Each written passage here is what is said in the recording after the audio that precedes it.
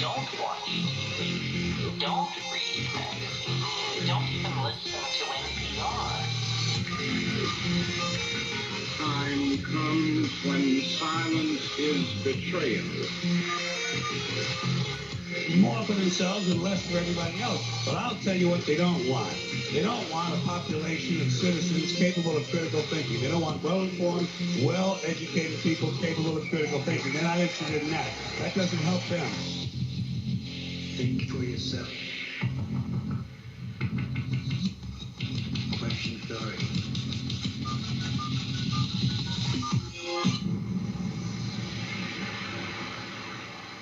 This code has been compromised.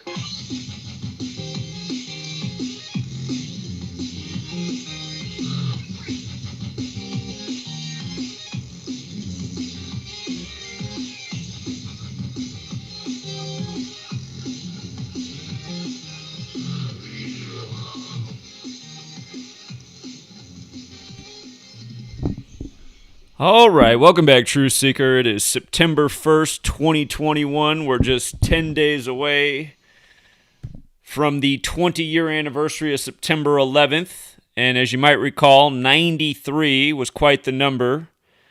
With that day, you had Flight 93 that crashed in the field. Years before September 11th, you had the 93 World Trade Center bombing blamed on the blind sheik.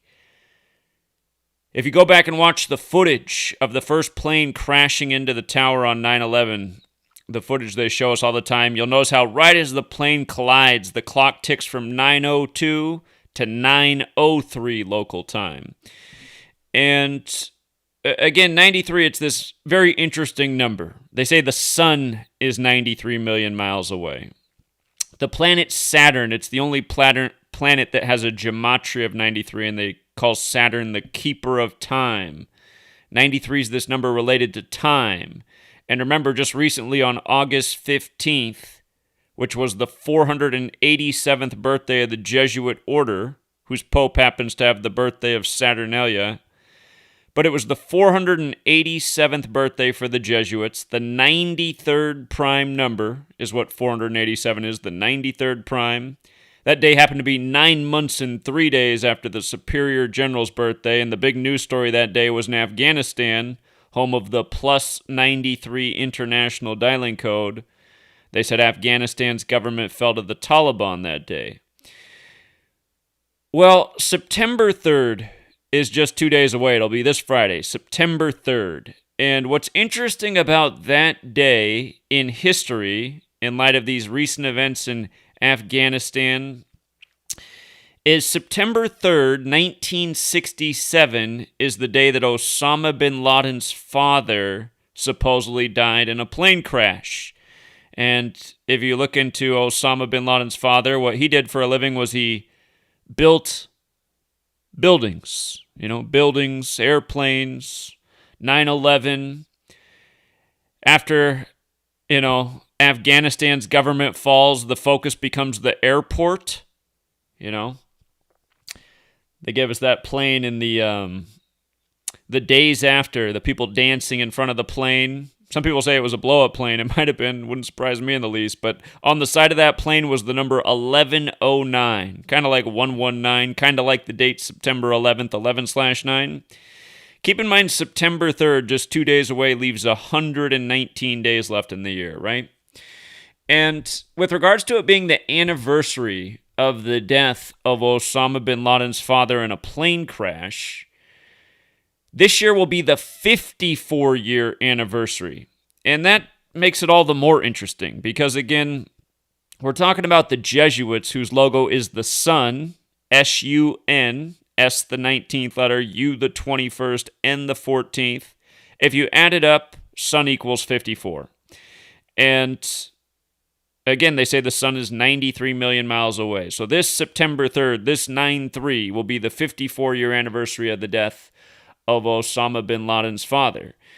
And, of course, in Gematria, Jesuit order equals 54, as does terrorism. What makes this September 3rd all the more interesting is the fact that it will also be an anniversary of the end of the Revolutionary War. The Revolutionary War ended September 3rd, 1783. That means that this year, September 3rd, 2021, will be the 238-year anniversary of the Revolutionary War ending. And if you saw the work I did on the airport attack August 26th, that was the 238th day of the year. And K-ISIS has gematria of 238. They made a name for themselves on the 238th day of the year again with the airport attack. That was August 26th. If you rewind 3 days before that, August 23rd, a date that can be written 23/8, that was the day the White House did a press briefing with the redhead, what's her name, Jen Psaki? I believe that's her name. But she said on August 23rd that the White House is expecting an imminent attack by K-ISIS on the Kabul airport. And then it ended up coming on the 238th day of the year. So now we're coming up on the 238th anniversary of, the end of another war, And it just makes me wonder, what kind of headline are we going to get September 3rd? I suspect they got a whopper for us in Afghanistan. They've been, saying the last few days they're expecting another big attack on the airport. And again, you guys, ultimately this is just more programming, right? More propaganda, more programming. And again, just keeping it on the same topics. Planes, airports, 9/11,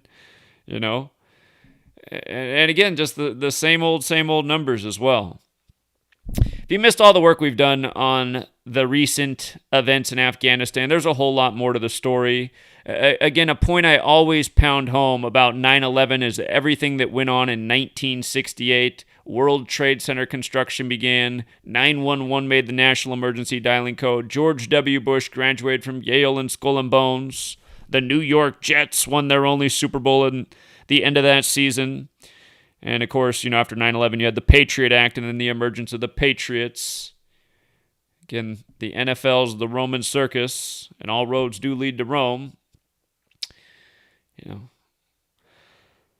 So, anyhow, what will happen September 3rd? That is my big question. What are they gonna cook up this time? I'm sure they won't let that day pass without some sort of incident. And I have a feeling that their next terror attack that they keep saying is imminent in Kabul. I have a feeling that'll be the day. And then shortly after that comes Yom Kippur. Yom Kippur, they always have whoppers on as well. That's September 15th and 16th. But I'm pretty sure they'll keep us busy this September. The month with the 20-year anniversary of 9/11. The day that gave terrorism a new name. And just on the subject of the 68 thing, remember, gematria, it's based on the alphabetic order forwards and backwards. When you run the alphabetic order in reverse, CIA equals 68, K-ISIS equals 68, terror equals 68. And the first soldier that supposedly died of the 13, again, they said 13 soldiers were killed. Of course, there's 13 stripes on the flag, and soldiers get sent home in caskets wrapped in the flag with the 13 stripes, the nation that came out of 13 colonies. Again, the 13 years of programming. A lot of people forget that in 1776, not only was this nation established out of the 13 colonies, but so was the Bavarian Illuminati with its 13 families. And with regards to 1776, that's also the year that Kabul, Afghanistan was established, 1776. And again, the same year that the Illuminati was established. And, most people recognize the Illuminati symbolism on the dollar bill that's full of 13s. We know all wars are bankers' wars. We know the CIA is a Jesuit creation, and the Bavarian Illuminati was created by the Jesuit Adam Weishaupt. Something I noticed today that I'd never documented before is that Osama bin Laden's father, actually there was two things I noticed about him today that I'd never noticed before. One is that his full name, Mohammed bin Awad bin Laden, has the same gematria as Society of Jesus, 187. And then the other thing I noticed reading about him is that he had 52 children. And I thought, man, is that even real? Did he have 52 children? They say he had 22 wives, if you're wondering how that's possible. 22 wives, 52 children. Remember, the word terrorist is 52, and Osama bin Laden was reportedly killed on May 2nd, 5/2. And the day that Osama was killed, May 2nd, 2011, that was exactly 119 weeks from Obama taking office. Osama, 119, September 11th. So again, this September 3rd, just days away, not only is it 9/3, but it's the day leaving 119 days left in the year. And knowing how they hoodwink us by the numbers day after day, I wouldn't be surprised if the latest chapter in this ongoing saga comes this Friday.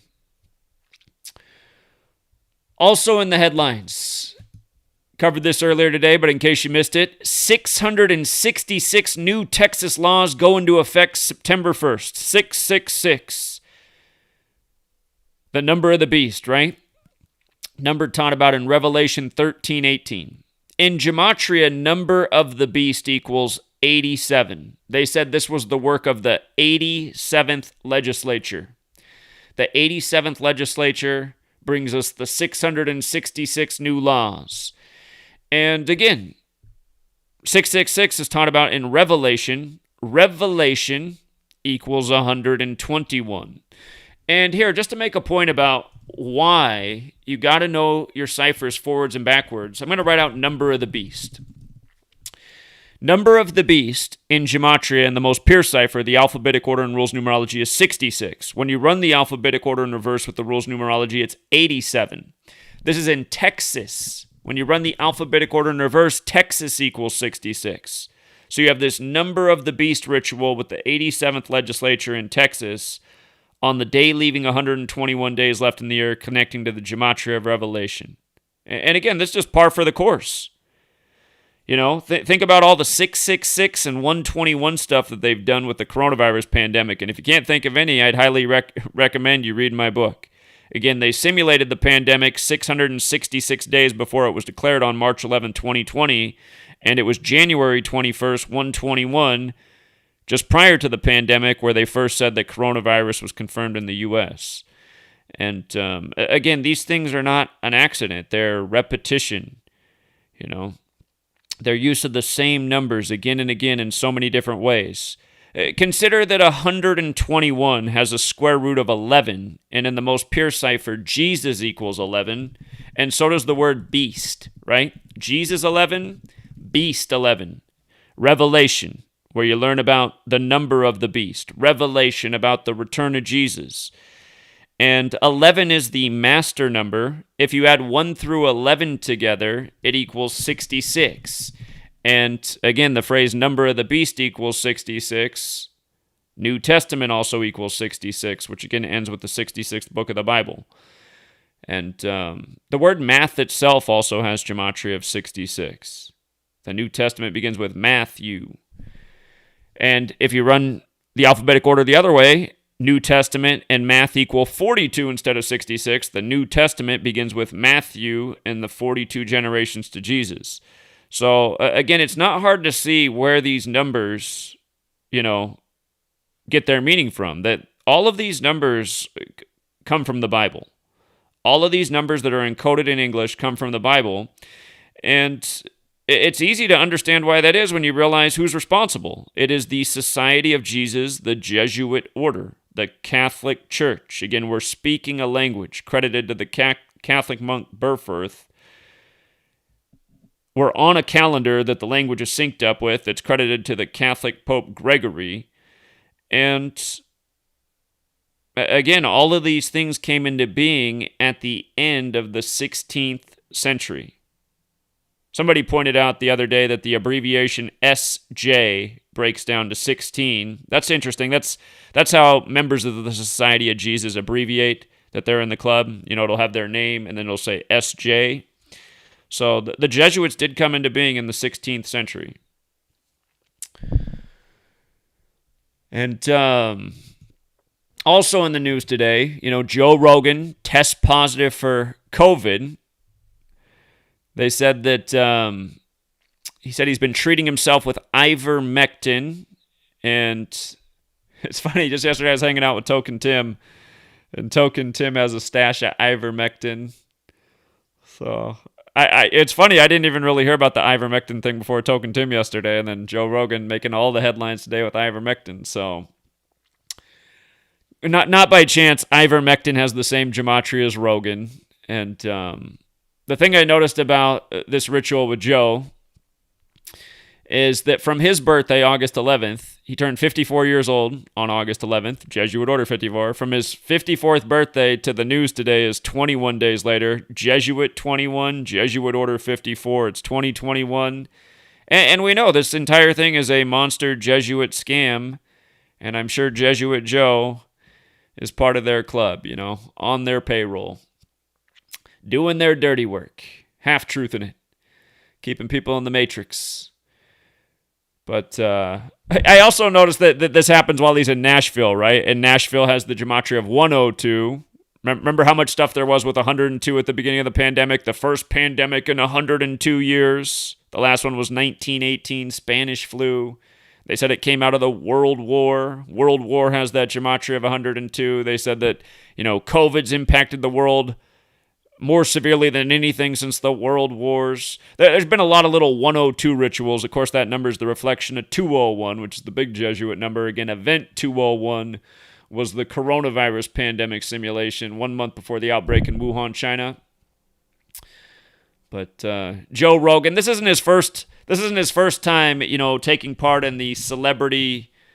We used to call this the celebrity virus, but it's not his first time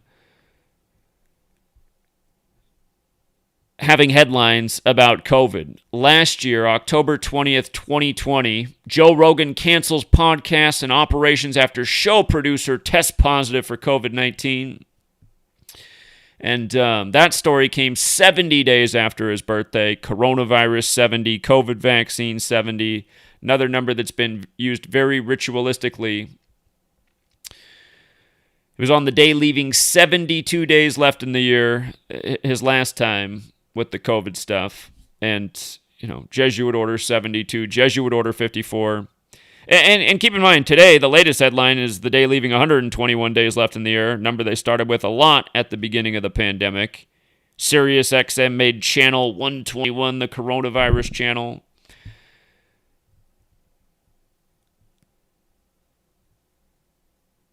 So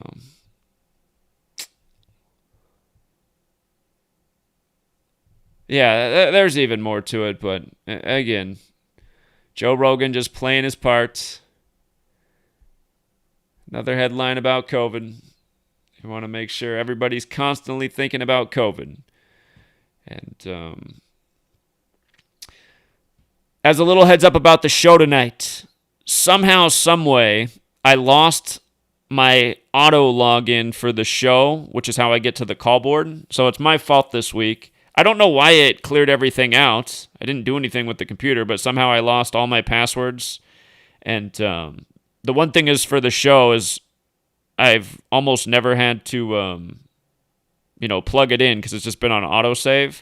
But it wasn't a password that I created. It was a password created by TFR. And since I haven't typed it in years, I can't remember what it is. So I do not have the call board tonight. So Rambo, if you're out there tonight after the break, if you want to do your segment, which I know you will, just give me a call on my phone number and we'll do it over the phone.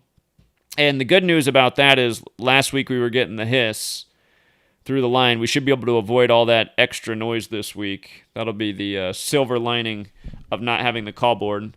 But if Chris Geo recognizes me, that's who runs Truth Frequency Radio, he'll be able to get me logged into the call board, and then we'll be able to take calls as usual. So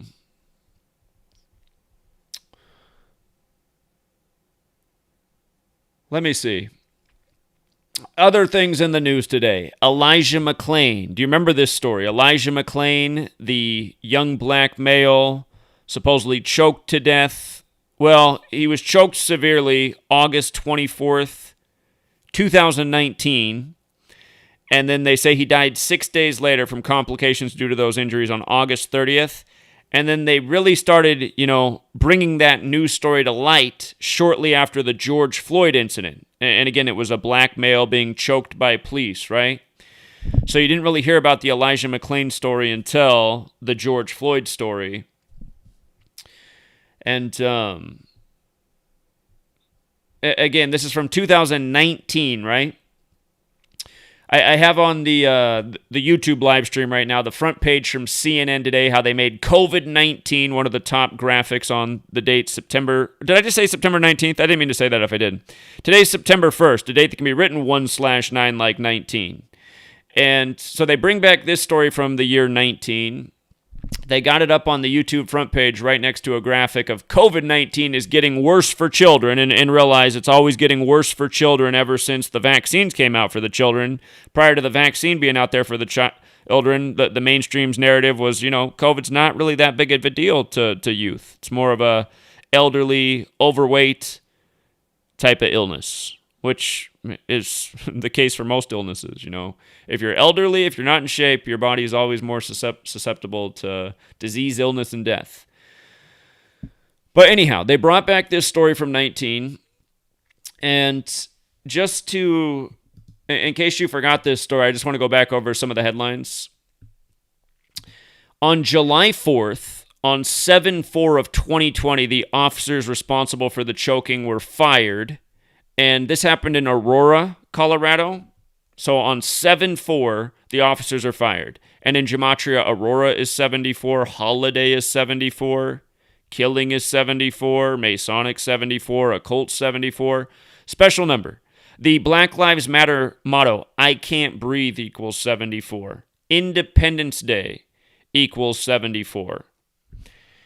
You remember last year on September 11th, they had a big I Can't Breathe Black Lives Matter ritual in Portland, Oregon, with the longest ongoing Black Lives Matter protest in the nation at the time. The phrase I can't breathe equals 106 when you run the alphabetic order forwards. It equals 74 when you run it in reverse. Oregon is the only state out of the 50 states that has the Gematria 74. On the 106th day of the Black Lives Matter protest in Portland, Oregon, I can't breathe, 106.74. On that day, massive fires started around Portland, and Portland made the international headlines for having the worst air quality in the world because of all the fires burning around the city. And again, I can't breathe, right? Terrible air quality, black smoke on the 106th day of the longest ongoing Black Lives Matter protest. And again, everybody should ask, why would Portland have the longest Black Lives Matter protest? Why would the news keep making a point about it? Again, it's because it's all a ritual, you guys. That's why they're letting you know along where they are and how many days it was. Because when they put out the day count, I said, well, wait a minute. If you keep counting, September 11th will be the 106th day of the protest. And we said, we know the George Floyd pretrial starts that day on September 11th. And plus, it's September 11th. So I said, watch, circle Portland. And just remember, September 11th, no doubt they'll have a ritual. And it ended up being the fires, But this is how they do it. Day after day, year after year. So anyhow, Elijah Mcclain, his killing was supposedly before George Floyd's, but the news, this story emerged after. And, this was July 4th, 2020, that the firing happened. And, just prior to that, when this broke, we looked at this story. And one of the other things that stood out is it happened in Colorado. Remember, Colorado's the 38th state. There's 5 of the 50 states. 5 of the 50 states have 38 gematria. They are Louisiana, Florida, Colorado, Minnesota, and Oregon. All 5 of those states also have gematria 38. George Floyd happened in Minnesota. This happened in Colorado. And remember, death, murder, killing, RIP, they all equal 38, plus Colorado's the 38th state. And so again, just the parallels in the rituals. They brought up at the time of the Elijah Mcclain story that, for whatever reason, they brought up that the New York police had banned chokeholds in the year 93. Go figure. Minneapolis, Minnesota equals 93, the city on the 93rd meridian. Remember, the Twin Towers were in New York.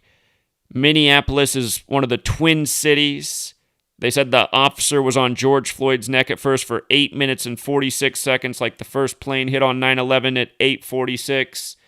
Elijah Mcclain after George Floyd parallels to New York. And don't forget, they said George Floyd was killed on Memorial Day, but you didn't hear about it at all on Memorial Day. You heard about it the day after when the video was released on May 26th. On Memorial Day, all you heard about all that day was Amy Cooper, the white woman in the park who choked her dog while calling the police on a black man who was bird watching. Remember, that was the big story all day on Memorial Day. Then the next day it was the park police in the Twin Cities. And again, I'm just making the point of how all of these stories are linked propaganda, rituals, and all meant to work up people and divide people and, keep their mind occupied with the subjects they want people's minds occupied with. And again, 19 was a big thing with George Floyd, and then today's news with Elijah Mcclain, which was, connected to that George Floyd story. It comes back on 1-9. Floyd has the gematria 19. Chaos has the gematria 19, and we all know how the chaos broke after the George Floyd ritual. Report relief from inflammation and chronic pain. We're on commercial. We'll be right back, everybody. Balance blood sugar and cardiovascular system. Relief from muscle tensions, tremors, migraines, headaches, anxiety, depression, and the list goes on. The big question is, where do you get it? iLife is a 99% pure CBD oil made with all organic ingredients, and it's available to TFR listeners worldwide. If you use coupon code TFR at checkout, you'll get $5 towards your order. Head on over to iLife.com now. That's AYA-life.com.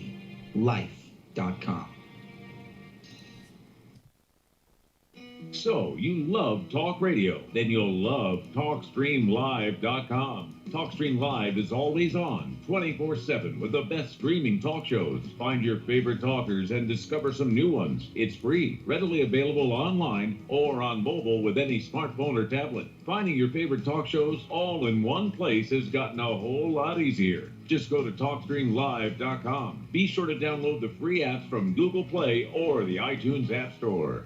If you have hard water, the Live Scale not only leaves white spots, it clogs pipes and breaks down appliances, costing you hundreds of dollars in energy and wear. Eliminate Lime Scale and other water issues like brown staining and bad odors with HydroCare water products, available from Wave Home Solutions. Wave's affordable water systems don't use salts or chemicals. You'll love the way your water tastes, smells, and looks. Satisfaction guaranteed. For more information, go to bestwater123.com. That's bestwater123.com. For 5,000 years, the world was ruled with wooden ships by one man. 242 years ago, a small group of free men crafted a new nation built on liberty and freedom. Global elites have been fighting to destroy this new nation called America ever since. Based on actual events, Charm of Favor tells a true story of how they corrupted the election system. They infiltrated federal agencies and murdered witnesses, judges, and even presidents to keep from being caught. Now, the largest and wealthiest crime syndicate the world has ever known has been drawn out of the shadows. They've killed hundreds of Americans and recently attempted to assassinate half our congressmen. Still, they escape arrest through an almost supernatural charm of favor. Read Charm of Favor and be prepared to open your eyes to what may lie just around the corner. Charm of Favor is available on Amazon and Barnes & Noble.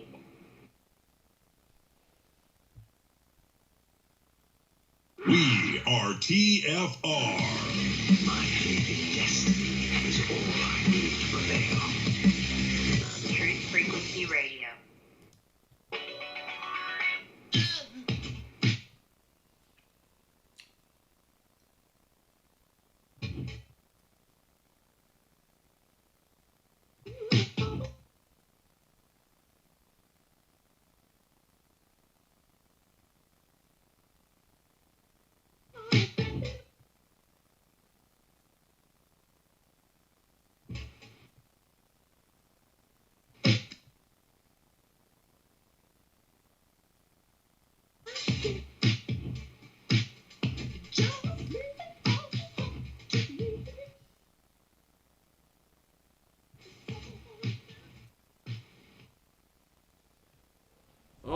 we're back, Truth Seeker. And if Rambo's out there, I am standing by for your call. If not, for some reason we're missing Rambo tonight, it could be something with the weather up in the Northeast. Hopefully Rambo's doing all right.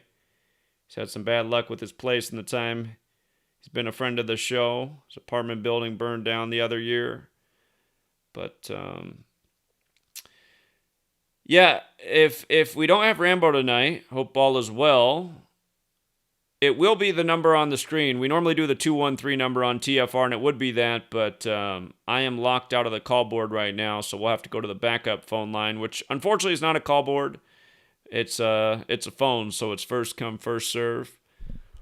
But I'm standing by for Rambo for the moment, and I'm worried that we might not have him because I don't see a post up here. Interesting. We have a call coming in from the 201 area code, Pharmaceutical Land in New Jersey. I'll take this call, and we'll see if we can connect with Rambo tonight. 201? Hi there, Mr. Hubbard. My dick hurts. Okay. Trolling from the 201. But you know who's calling in right now? Rambo. Perfect. What's up, Rambo? Hey, how's it going? Thanks for calling in. How you doing? I'm okay. I was listening like I normally do through the, TFR over the phone, and it seemed normal. I didn't realize that you weren't connected. Well, I'm able to connect that, but I can't get in to answer the calls without the password, and I have misplaced that password, so that's the trick. All right. Yeah, it seemed normal. I didn't realize it until you said it, but yeah, okay, well, hopefully, I know usually sometimes this connection's not that clear, I guess. It sounds great. It sounds great right now, Rambo. It's good. Okay, good. All right. Last week, I'm going to kind of continue what I talked about last week. The title of my post is the KH ritual theme. Kevin Hart, Kevin Hines, and the Pope. That's the title of my post this week. So last week I discussed a prevalent KH theme that manifested in the resignation of New York State Governor Andrew Cuomo, who was succeeded by the first female governor of New York, Kathy Hochul. Her initials are significant because Kathy Hochul is a female deputy replacing a male in a high office.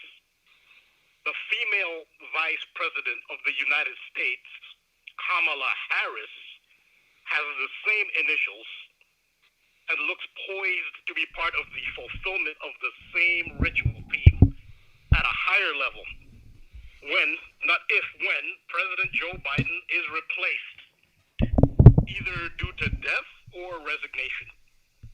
I also mentioned last week that the tarot card Wheel of Fortune was an esoteric key to this grand ritual.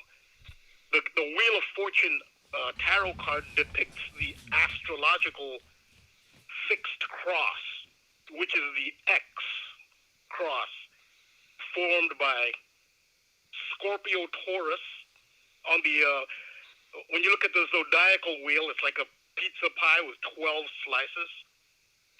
Well, one axis of the X is the two signs opposite each other, Scorpio and Taurus. Then the other axis is the Leo Aquarius axis. That's called the fixed cross because those are the fixed signs.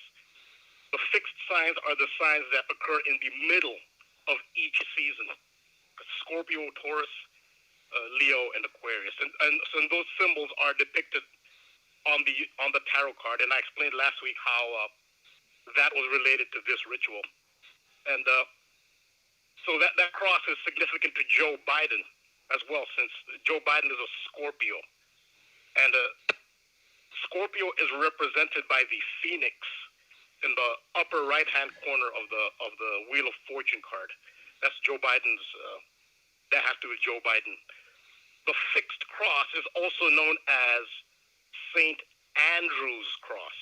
As I mentioned last week, St. Andrew's Day is November 30th.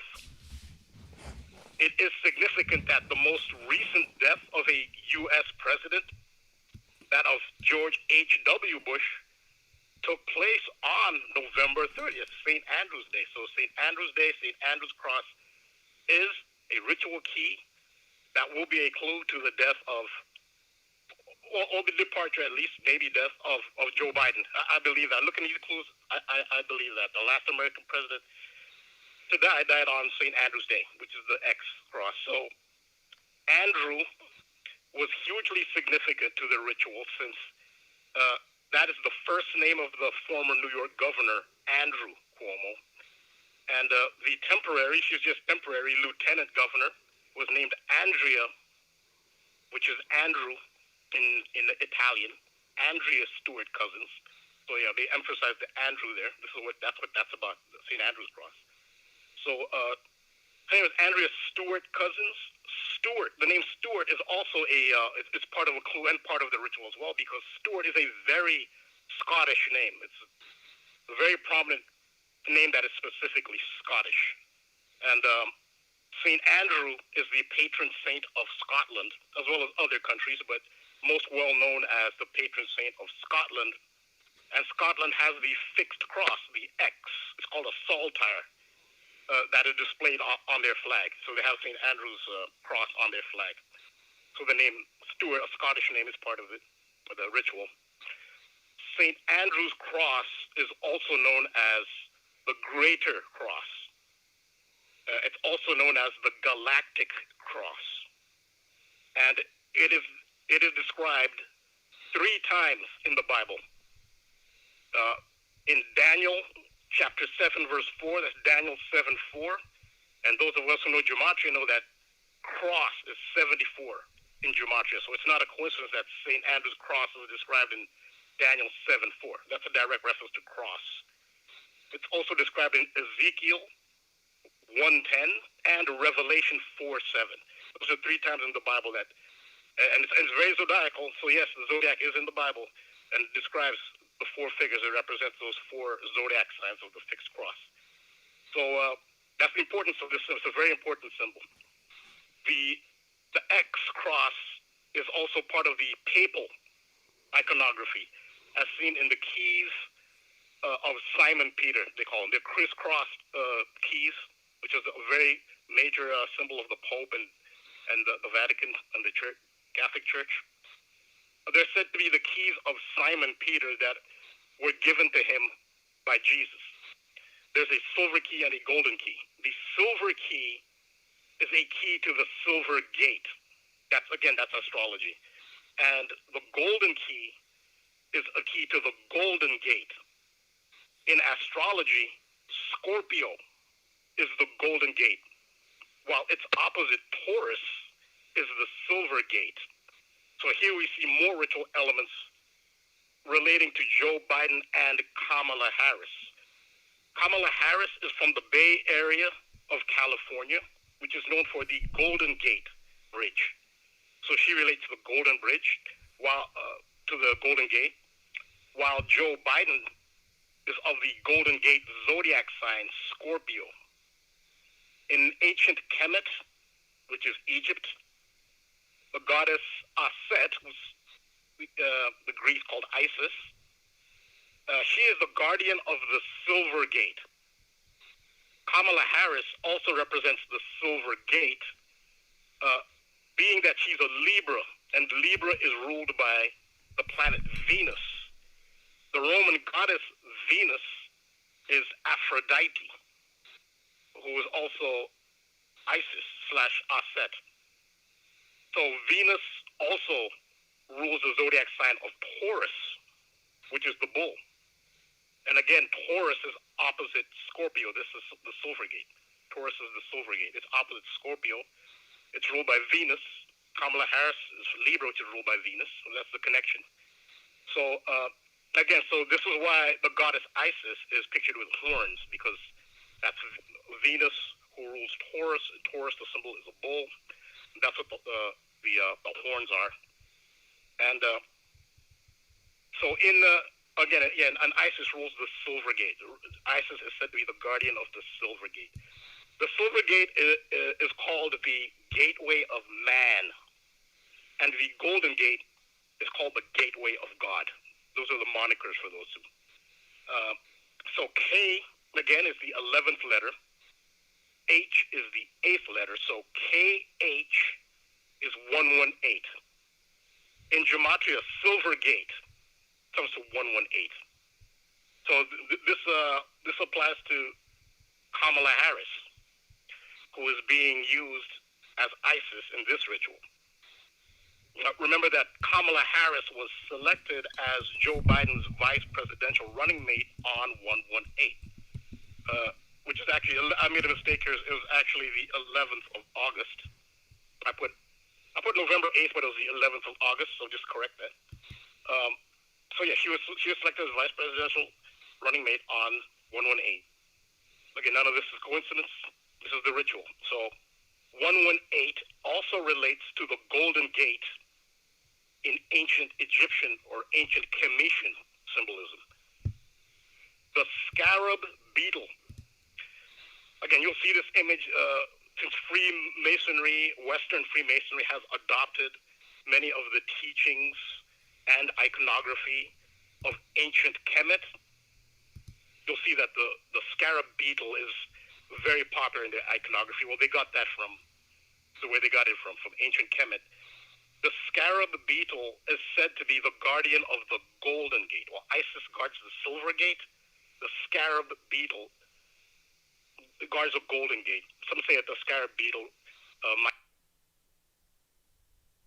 Rambo? Uh-oh. Something happened with his connection there. You heard it click.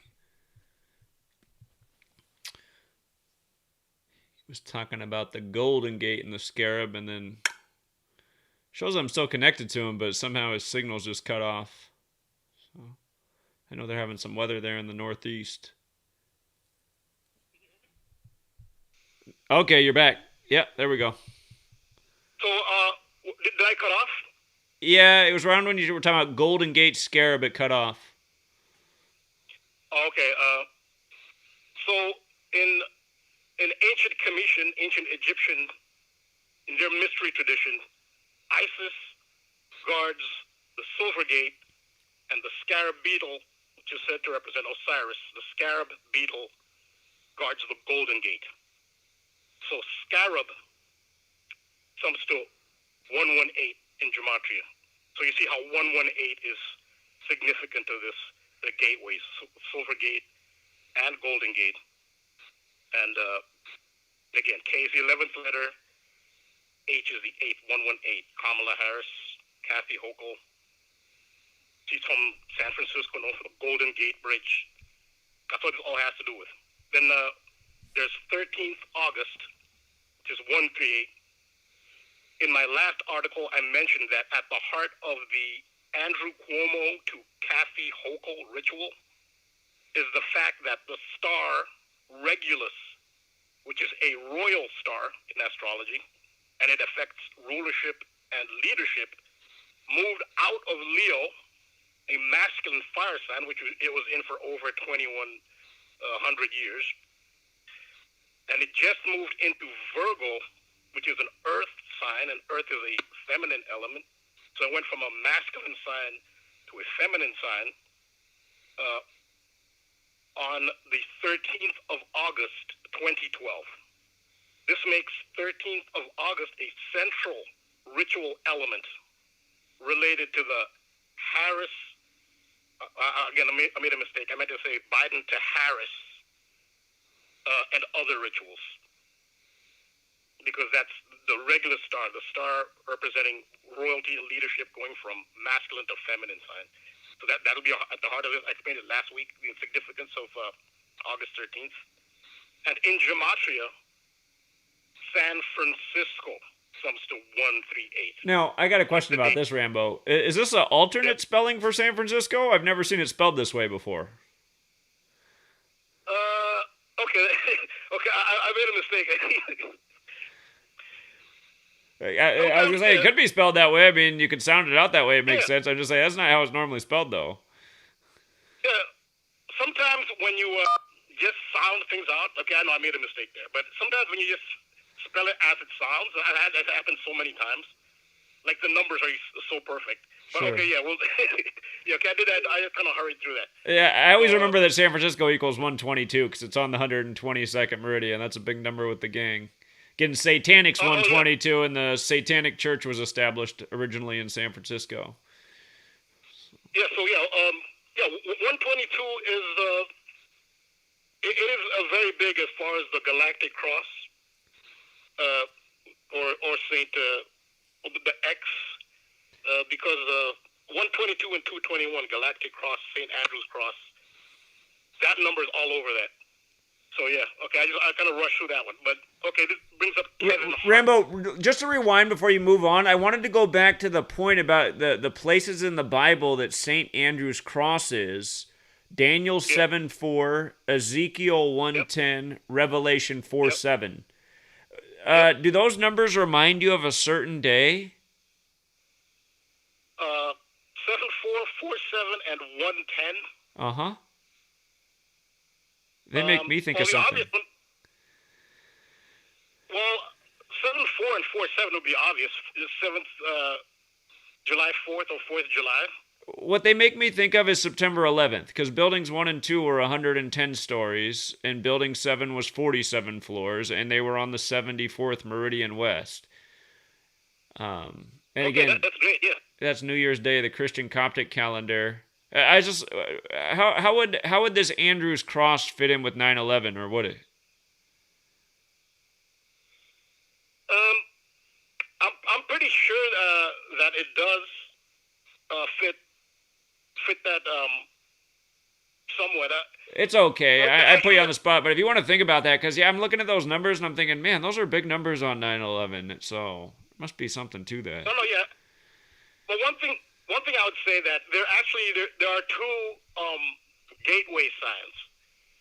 Taurus and Gemini are the silver gate.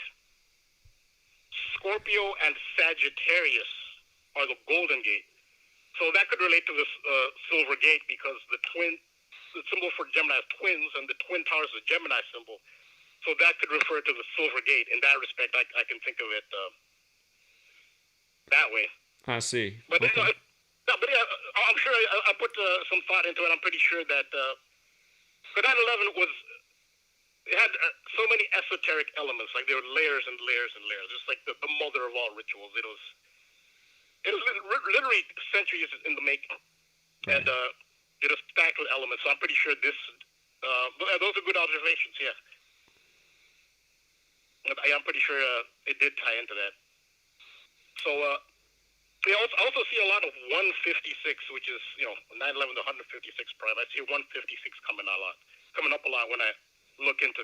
I have a lot more on this fixed cross or St. Andrew's Cross. There's a lot. It ties into a lot more. Okay. So another famous KH is the actor and comedian Kevin Hart. The Hart. We're talking about alternate spellings for things, but. Even if his name is spelled H-A-R-T and you're spelling out Hart, it actually is a reference to the heart, to the H-E-A-R-T. The heart is a reference, his name Hart is a reference to the heart, which is a symbol of Venus, who is the goddess of love, and the heart is a love symbol. So Venus, who is Isis, who guards the silver gate.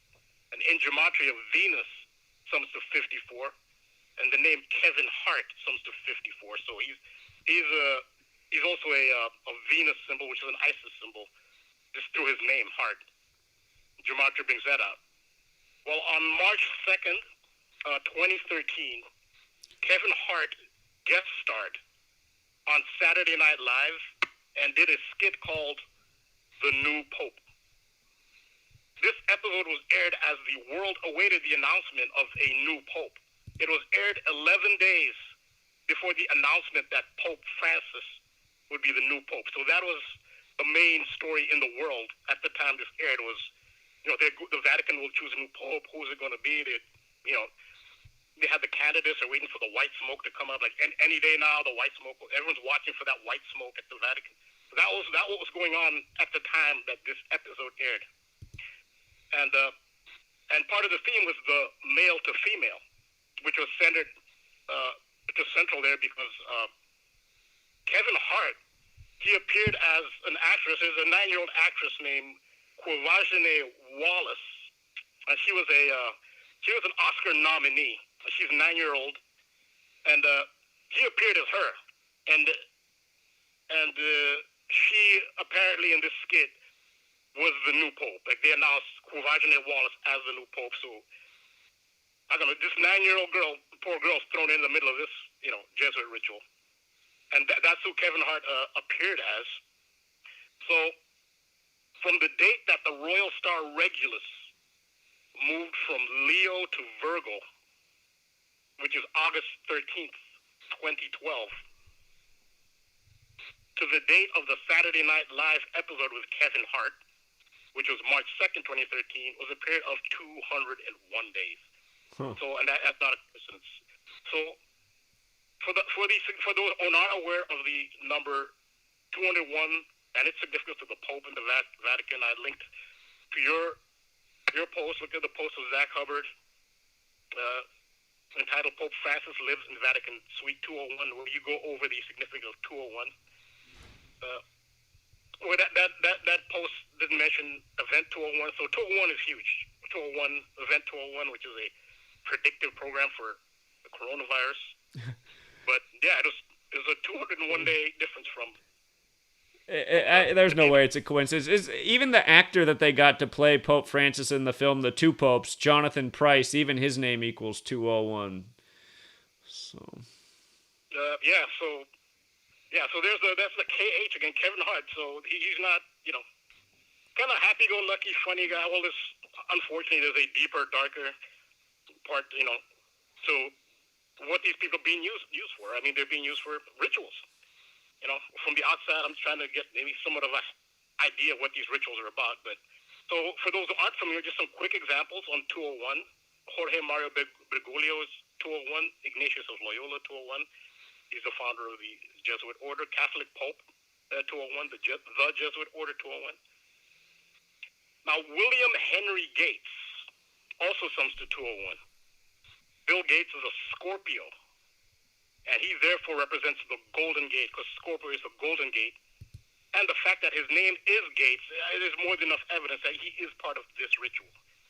And to make more significance to that, Bill Gates' father, Bill Gates Sr., was born on St. Andrew's Day, which is November 30th. And again, William Henry Gates, 201. So KH is not the only connection of Kevin Hart to Kamala Harris. On Saturday Night Live, he was portraying an inauguration of worldwide significance, an inauguration that Kamala Harris would be part of when she was sworn in as Vice President of the United States on January 20th, 2021. Harris famously wore a purple dress reminiscent of the purple dress that Kevin Hart wore on Saturday Night Live. Also, purple is the color of royalty. And remember that the royal star Regulus, which Regulus means king in Latin, moved from the masculine Leo to the feminine Virgo. And that's what purple and royalty is the theme here. And the replacement of males by females was also seen in Rome, the ancient Rome, when two of its top three deities, Jupiter is the chief deity of Rome, but it had the archaic triad, which was besides Jupiter, it was Mars and Quirinus, which is another name for Janus, which were male.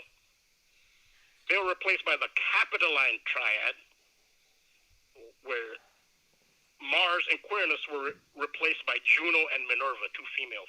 So that's part of the theme as well in Rome. Then there's Kevin Hines. He's another KH. He's further connected to Kamala Harris in that he's from San Francisco. And he is famous for reportedly surviving a suicide jump from the Golden Gate Bridge. It's a wild story. It's reported that on September 25th, 2000, Kevin Hines jumped off the Golden Gate Bridge in a suicide attempt, but miraculously survived. And he lives to this day without major physical disabilities. Not only did he survive, but he can walk fine, and he can, he's not disabled. He's not in a wheelchair. He doesn't have a limp. It's a miracle. And they say what saved him, partially what saved him was that a sea lion kept him afloat. Like he would have sunk, but a sea lion miraculously knew that here's a life in danger and kept him afloat until rescuers pulled him out of the water. That's the story about Kevin Hines. Rambo, quick commercial break. It just snuck up on us. All right, we'll be right back.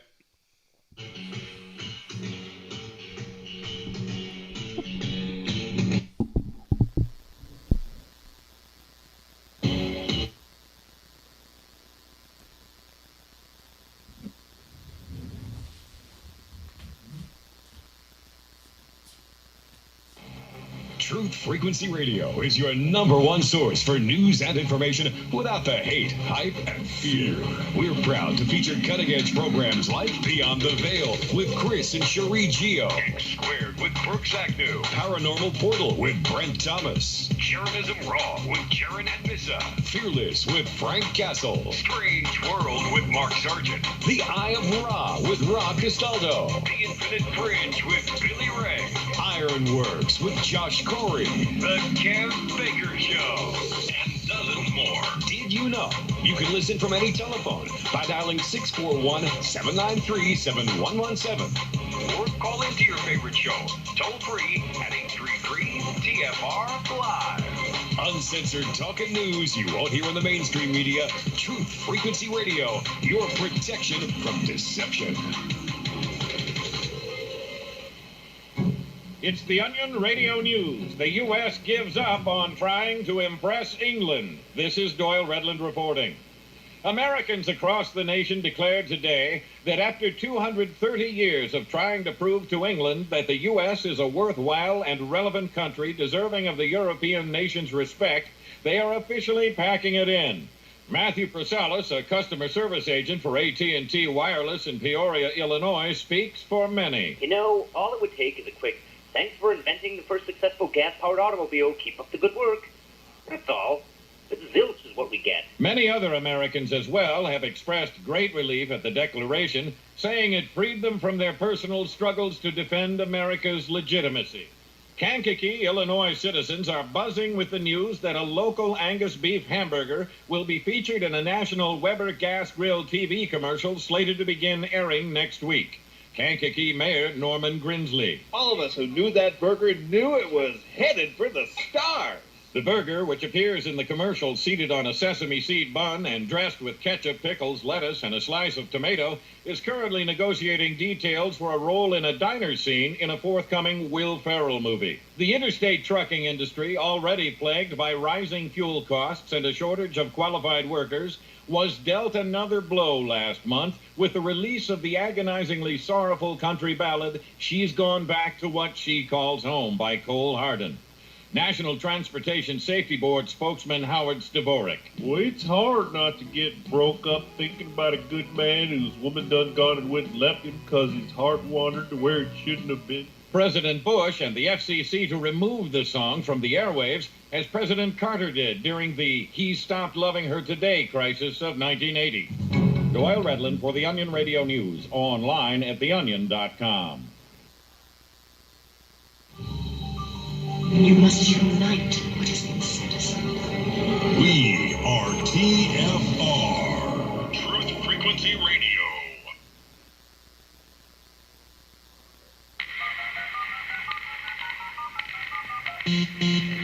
Condition orange. Condition orange. Situation Delta in effect.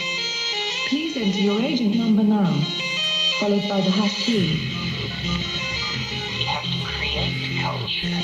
Don't watch TV. Don't read magazines. Don't even listen to NPR. Time comes when silence is betrayal. themselves and less for everybody else. But I'll tell you what they don't want. They don't want a population of citizens capable of critical thinking. They don't want well-informed, well-educated people capable of critical thinking. They're not interested in that. That doesn't help them. Think for yourself. Question authority.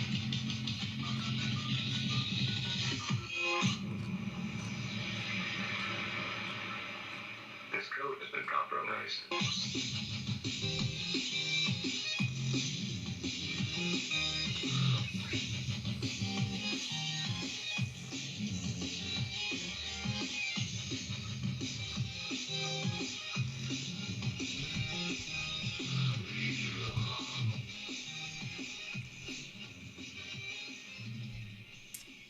All right, we're back, True Seeker. We got interrupted by the commercial. We got 2 hours to go, and we got the brilliant mind of Rambo on the line. We'll let him continue right where he was. Rambo, you still there? Yes, I'm still here. All right, perfect. You're on. Yeah, so the other cage, Kevin Hines, he's connected to Kamala Harris because he's from San Francisco. You know, besides the initials, Cage. And again, as I said, he's famous for reportedly surviving a suicide attempt from the Golden Gate Bridge. But, I mean, the story is out of this world. I mean... Rambo, we might want to remind people how big that 118 number is in San Francisco. There's a lot of big things on the date August 11th in San Francisco. The permit for the stretch of highway that's right by the Golden Gate Bridge... it was granted on August 11th. Alcatraz opened on August 11th. I don't have it all off the top of my head, but there's a lot of stuff with San Francisco and 118. We were covering that a good deal 2 years ago. So you're pointing out these people with the KH initials. K11H8 fits right in with this Bay Area 118 pattern. So I just want to remind people about 118 is a big number in that city. Yeah, well, I remember when you were doing that, and you talked about it was about the Temple Mount in Jerusalem. Mm-hmm. The date August 11th, which it turned out there actually was a big disturbance on that day. This huge disturbance, a big religious clash happened on that day. Right, at Al-Aqsa Mosque. Yeah, it was a big 118 ritual. Yeah. And to remind people, a Bay Area celebrity, Robin Williams, he died in history on August 11th. I think that was 2014. Okay, that's a good addition as well. Yeah, and I actually did bring up Kevin Hines back then. I know it was a couple years back, but I did bring up Kevin Hines and his initials. That's why, I remembered about him because I know it looked like there was a lot of coding with San Francisco, and it looked like something might happen in San Francisco. I mean, when there's a ritual, a ritual does not necessarily mean something dramatic.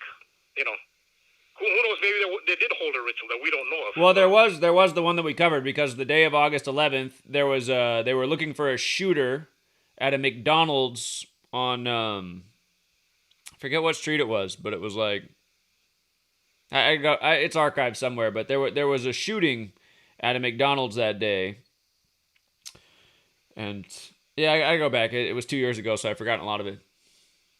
Yeah. So I had brought up Kevin Hines back then, as a while back, but yeah. So it's reported that it was on September 25th in 2000 that Kevin Hines attempted to commit suicide. And I said, I mean, this story is amazing. He's in perfect health physically. He's not in a wheelchair. He's not limping. I mean,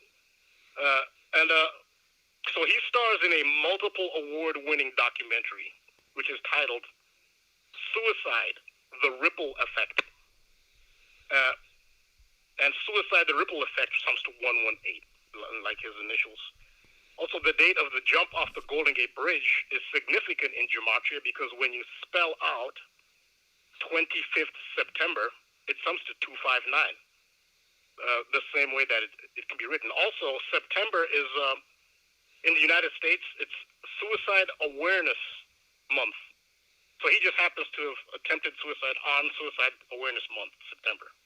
Well, anyway, so when you spell out September 25th September, either way, September 25th September, it sums to 259, like the way the date is written. Now, here again, we see a Kamala Harris connection because the former professional wrestler, James Kamala Harris, died 2 days before Kamala Harris was announced as the vice presidential running mate.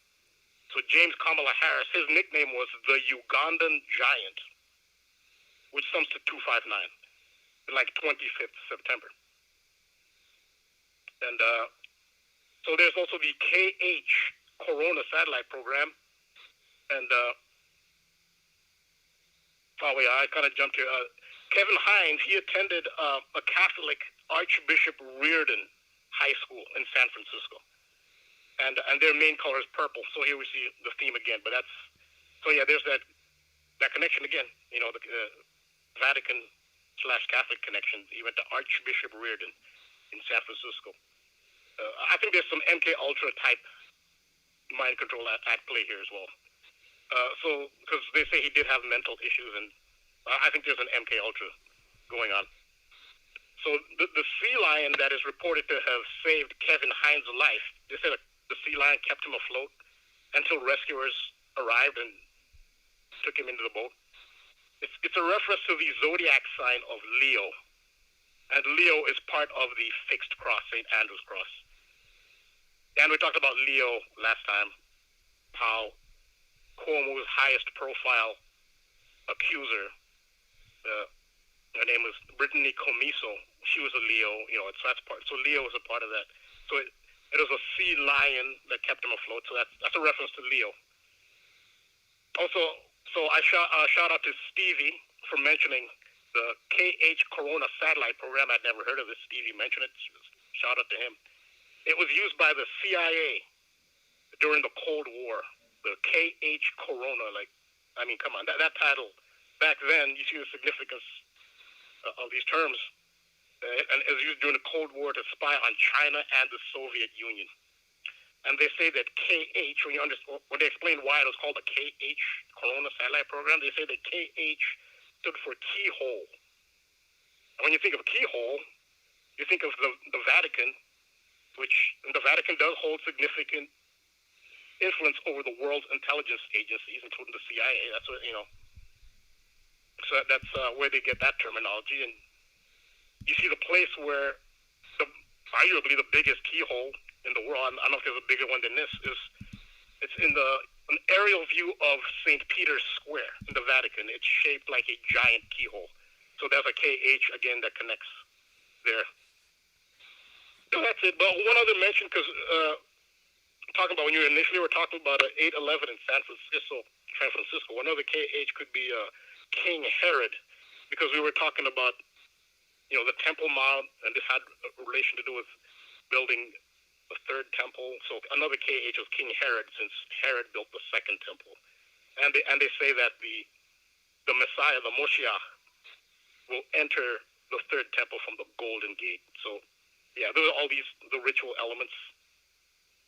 And, there's a lot more to this fixed cross I'll talk about in the future.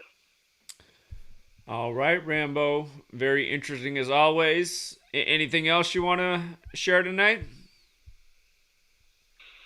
No, that's it for now. All right. Appreciate it. You have a good one. All right. Yeah, have a good rest of the show. All right. Take care, Rambo. Thank you. All right, so again, normally on TFR we do the 213 TFR number, but I screwed up tonight and I cannot log in. So what we're doing is we're going with the number on the screen, the backup number, 509-560-4982. Again, if you call in, try to keep your call to 1 to 2 minutes. And I guess topic of the night. So you can call in with your one additional thought. But what do you think the move is really right now in Afghanistan? What narrative are they setting up for us, understanding that we're living out a planned Jesuit script? This debacle in Afghanistan as we pull out all the troops. What is the meaning of this? What is the symbolism? Is it to leave a narrative of why we need to go back in there and intervene again? Is it some kind of sick joke that we're there for 20 years And then we pull out all these countries, Iraq, Afghanistan, and we leave them worse than they were before we got there. What's going on here? My intuition tells me that we'll be back in the region, bigger than we were before long. And I don't know if that's having to wait till the next administration or what, but I mean, just the symbolism of this. Remember, it was earlier this year on April 14th that Biden said he'd have all the troops out by September 11th, and then they ended up moving up the date to by August 31st, and they said every last troop was out August 30th. And again, just to remind people, every troop was out August 30th, a date with 79 numerology. Knights Templars 79, Society of Jesus is 79, the Jesuits who have the Templar cross in their logo. Again, we invaded Afghanistan on October 7th, the day leaving 85 days left in the year. Templar 85, Isus Hominum Salvator, what's in the Jesuit motto, or in the Jesuit logo, the IHS 85. So, what do you think's happening next in Afghanistan, in the Middle East, the ongoing war on terror? What's the meaning of this exit? Or is it simply for for narrative purposes, to keeping people believing in their side of the political aisle? Democrats won't care. They like that we're out. They wanted to end the wars. Republicans will look at it as more democratic incompetence. Is that all it boils to at the end of the day? Boils down to keeping people believing in their side of the political aisle? So that's the quick question. And then if you have another thought, you can hit that too. But sadly, because we don't have a call board, it's going to be first come, first serve. The phone line is open. And the first caller is 865 Tennessee. 865. Hey, Zach, how you doing? Doing well. Are you going in person to Ground Zero for the 20th anniversary for 9/11? Well, that would be a great place to be on 9/11. Well, you got the Twin Towers on your book, and plus you're the CEO of Gematria, so I think you do great, That really would be the place to be on September 11th. I won't say no because I would like to be there. I'll see. I'll talk to the captain of the ship here and see what she thinks about that idea. Because there's no place I would rather be than New York on September 11th. So, any other thing on your mind? You can have sweet ladies at the first pitch in Queens. You call her a queen. You know what I mean? Yeah. And that guy who had 22 wives. Osama bin Laden's father? Yeah, that's 11/11. That's a football team, and you said he had 52 children. He should have had one more than 53, like a full-man roster, Truly. Yeah. Yeah. Almost. So. That would be kind of cool. Yeah, I'm pretty sure. I wonder if he even really had 52, but to me it just jumps out because, again, they said Osama was killed on May 2nd, and terrorist is 52, so. Yeah, I know. Yeah. All right. Alrighty. Appreciate the call and the thoughts. Thank you. All right, I hope I see you in New York, okay? Yeah. You're right. That needs to happen. All right, you have a good one. All right. Take care. You too. Bye-bye. Funny, next call's from the 254 area code, and September 11th is the 254th day of the year. What's up, 254? How you doing there, Zach? This is Elroy. How you doing, Elroy? Can you hear me? I hear you. I'm all right. I hail from Louisville, Kentucky, but I'm down here in Texas, and pardon if my accent's a little strong for you, but I had to borrow a phone from a family member because my wife's got the damn dementia and went to play Candy Crush and lost my damn phone. So I'm having to call you off a friend's phone. But I wanted to ask you this. I understand the topic of conversation, but I had a question for you. Do you really think that they are gunning to kill 13 out of 14 people? Well, again, I don't know the answer to that, but that's what's etched in stone in the Georgia Guidestones, and the way these people mistreat humanity, I wouldn't put it past them. Again, to me, that's a worst-case scenario type of thing that could happen. And so here's my question then. You think there can be a peaceful resolve to this situation? Well, again, we'd have to. Again, the people who run the world are killers. I mean, they use killing to get their way. That's as clear as day. So, how do you remove a killer peacefully? I mean, I well, suppose... exactly. And the reason I'm asking that is because I've seen a couple of your streams recently, and you was looking for a peaceful resolve. But fella, I don't think it's going to happen. Well, we're going to have to get out in the streets and do something there. I hear you about that. The one thing that I could see that we could do peacefully is with a lot of bodies. I've said this before. You probably heard me say it before. But I just imagine mass gatherings at news studios and people just filing into these news studios and just filling it up and saying, we're not getting out of here. We're not letting you broadcast your propaganda anymore. Put us on. We got demands and we want to get the word out today. And if people did that all over the world, like in an organized effort, I feel like that would have an impact. And we probably would get our way and get on TV and get out some kind of message. So, I mean, that takes a lot of organization and... Go ahead. My problem is that, well, they've had over 70% of the U.S. supposedly vaccinated, and I'm thinking we got a bunch of dumb turkeys running around here. I don't know where we're going to get these mass bodies from. Everybody's dumber than a doornail, you know what I mean? I completely hear you. That's why I've been so discouraged and frustrated and everything lately. I mean, these are all the things I'm thinking about. We're in a tough spot, man. We are in a tough spot. That's what I know. So. What do you think's going to happen here? Are we just going to keep doing the thing we're doing here with the gematria, or how do we get these people assembled? That's a real question I'd like to know, because I just don't see it happening. I think people they're too docile. They're too complacent doing the regular thing. You know what I mean? I have all the same questions and concerns you do, and I feel the same way. I totally get your sentiment. You know, I've been trying to do everything in my power to get people to organize and network and get out and make some noise in their community and see who's out there and who's awake. And I mean, from the example in my own community, and didn't look too good. I was out there for 60 straight days, and there's only a handful of people. I watch it every day. Yeah, there's only a handful of people. I watch it every day. So I've seen you out there and all those them idiots. I mean, you got some car honks and stuff, but it was, for what? For nothing. Yeah. Because people are stupid. Yeah. Right? And here's the thing, though. I'll leave you with this here.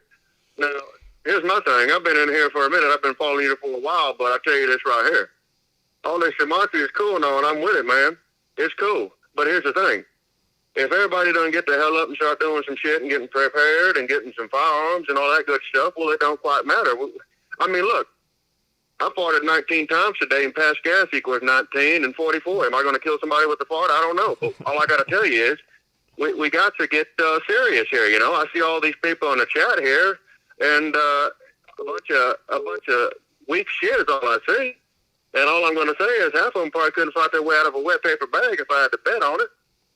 I mean, we can't just sit here all day long on the goddamn internet and fuck around all day long. You know what I mean?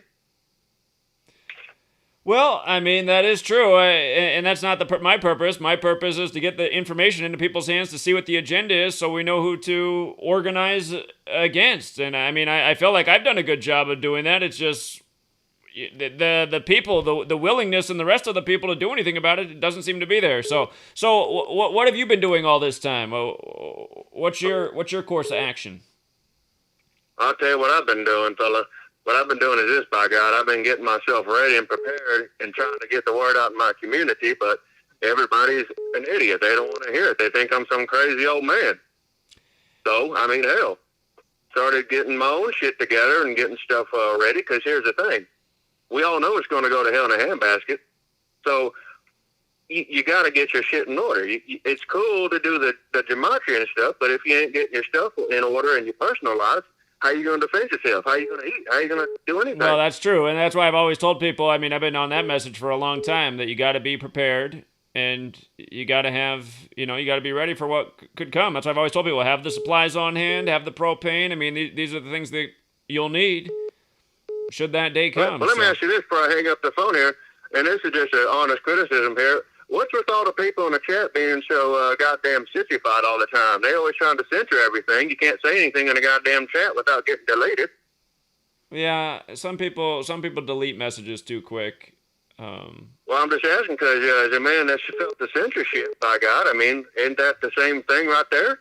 Well, they usually only get rid of comments if people are trolling, but maybe some things are misinterpreted.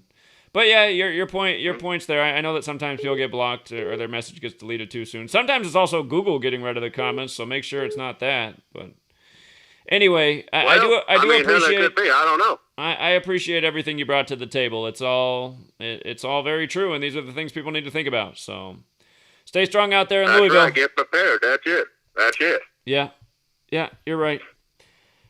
All right. Well, you have yourself a fine one then. You too. You have a good night. Take care. I like that accent. Reminds me of Mitch McConnell. Mitch McConnell. Let's see. I like that guy more than Mitch McConnell, though. I don't like Mitch McConnell at all. He's just from Louisville, Kentucky. 224. What's going on, 224? Yo, what is up, Zach? Is this the infamous Zachary K. Hubbard? It is. How you doing today, brother? I'm doing all right. How are you? I'm doing just fine. I just have a few questions before I already divulge into Afghanistan and that Talbanistan bullshit they got going on over there. But what do you think of Vanguard and BlackRock, those two companies? Private entities. Yeah, BlackRock's obviously one of the big forces behind buying up all the properties. And again, I just think, and same with Vanguard, I think it just fits into the Agenda 2030. They said you'll own nothing and be happy by 2030. A lot of properties are getting bought up, and I think they see a future where everyone rents from this central authority. The same World Economic Forum that said you'll own nothing by 2030 and be happy. And again, we have to pay attention to this World Economic Forum. They're the ones that were the main sponsor of the coronavirus pandemic simulation right before it happened. And a number of other things. They are perfectly synced with the Valentine's Day storm and power outages, which we saw coming before it happened. But, you know, World Economic Forum also said that going forward, we need greater and greater centralization. So it's just going to be a smaller group of people controlling the resources of the world, owning the assets of the world, and the rest of us at their mercy. I mean, that's my take on it. Interesting. That's a very interesting take, because I've done a little research on them. And if you just take a quick look on Yahoo Finance, you can see that goddamn Vanguard and BlackRock own everything. They own not only the retail properties, brother. I mean, food, cars, metals, like in every industry, those two companies are on the forefronts and own those companies. And the crazy thing to me that I find why it's all ran by, you know, the Jesuits and the Rothschilds and the Freemasons is because not only is Vanguard a private company, so that means you cannot look up who owns them, right? But you could look up BlackRock, and the number one stockholder of fucking BlackRock is Vanguard. Sorry for my language, but it just frustrates me being a 21-year-old, and my peers are legit brain dead. They are brain. Well, I'll tell you what, nothing's changed since I was 21. Nothing's changed since I was your age. I mean, it's been this way. Man, but it's like, I don't think you understand. I don't know how old you are, but like, we're in the age of like social media and whatnot. And me and my friend, we always try to show people gematria and your word and like all this other stuff and just strange coincidences that happen all the time. But people, you know, it just goes right over their head. And it's like, man, you're right. People don't like being told that they've been brainwashed their entire lives. So I'm just trying to find a way to make it easier for them to grasp this, because this is real. This is like the stuff you talk about every day is not, you're not doing it for no reason. You know, like this is real evidence that you are giving us to show other people every day. And that's what I try to do. And it's like, man. I'll tell you what, on a day like today, if we can't wake up the entire state of Texas to gematria, I just don't know if it's ever going to happen. I mean, come on, 666 new laws? Come on, man. It's crazy. It's right in front of our eyes. I just want to thank you so much for picking up the call. I've been watching you from, I think, 2018, man. Like, I was in your Patreon. I started fucking in sports bets and whatnot, but you actually give out great knowledge. I just wish my one word of advice for you would be like, just be nicer to people, man. 'Cause I feel like I know, sometimes you man. bring down the That's extra why lot. I keep You know what hoping. I'm saying? I do know what you're saying, but I'm probably never gonna change, man. It's like No, there's. I'm not asking you to change, man. I'm just saying if you want people to accept you and hear out what you're saying, just I totally hear it. I totally hear it. And I tell myself I need to do the same thing, but it's like I'm incapable, man, or it's going to take more years of maturity. I mean, the reality is, and I'm always transparent about this, there's like a part of me inside that really is just like rotten and bitter and angry and molten lava. And it's from living in this world and just like, well, like you're 21 right now and you can't believe how dumb people are. I've been saying the same thing over and over since I was... even before 9/11, but that happened when I was 18, and it's just like I'm just so burnt on humanity. It's just like my fuse, you know, I'm a firework that, you know, normally you have the thing to light, the wick.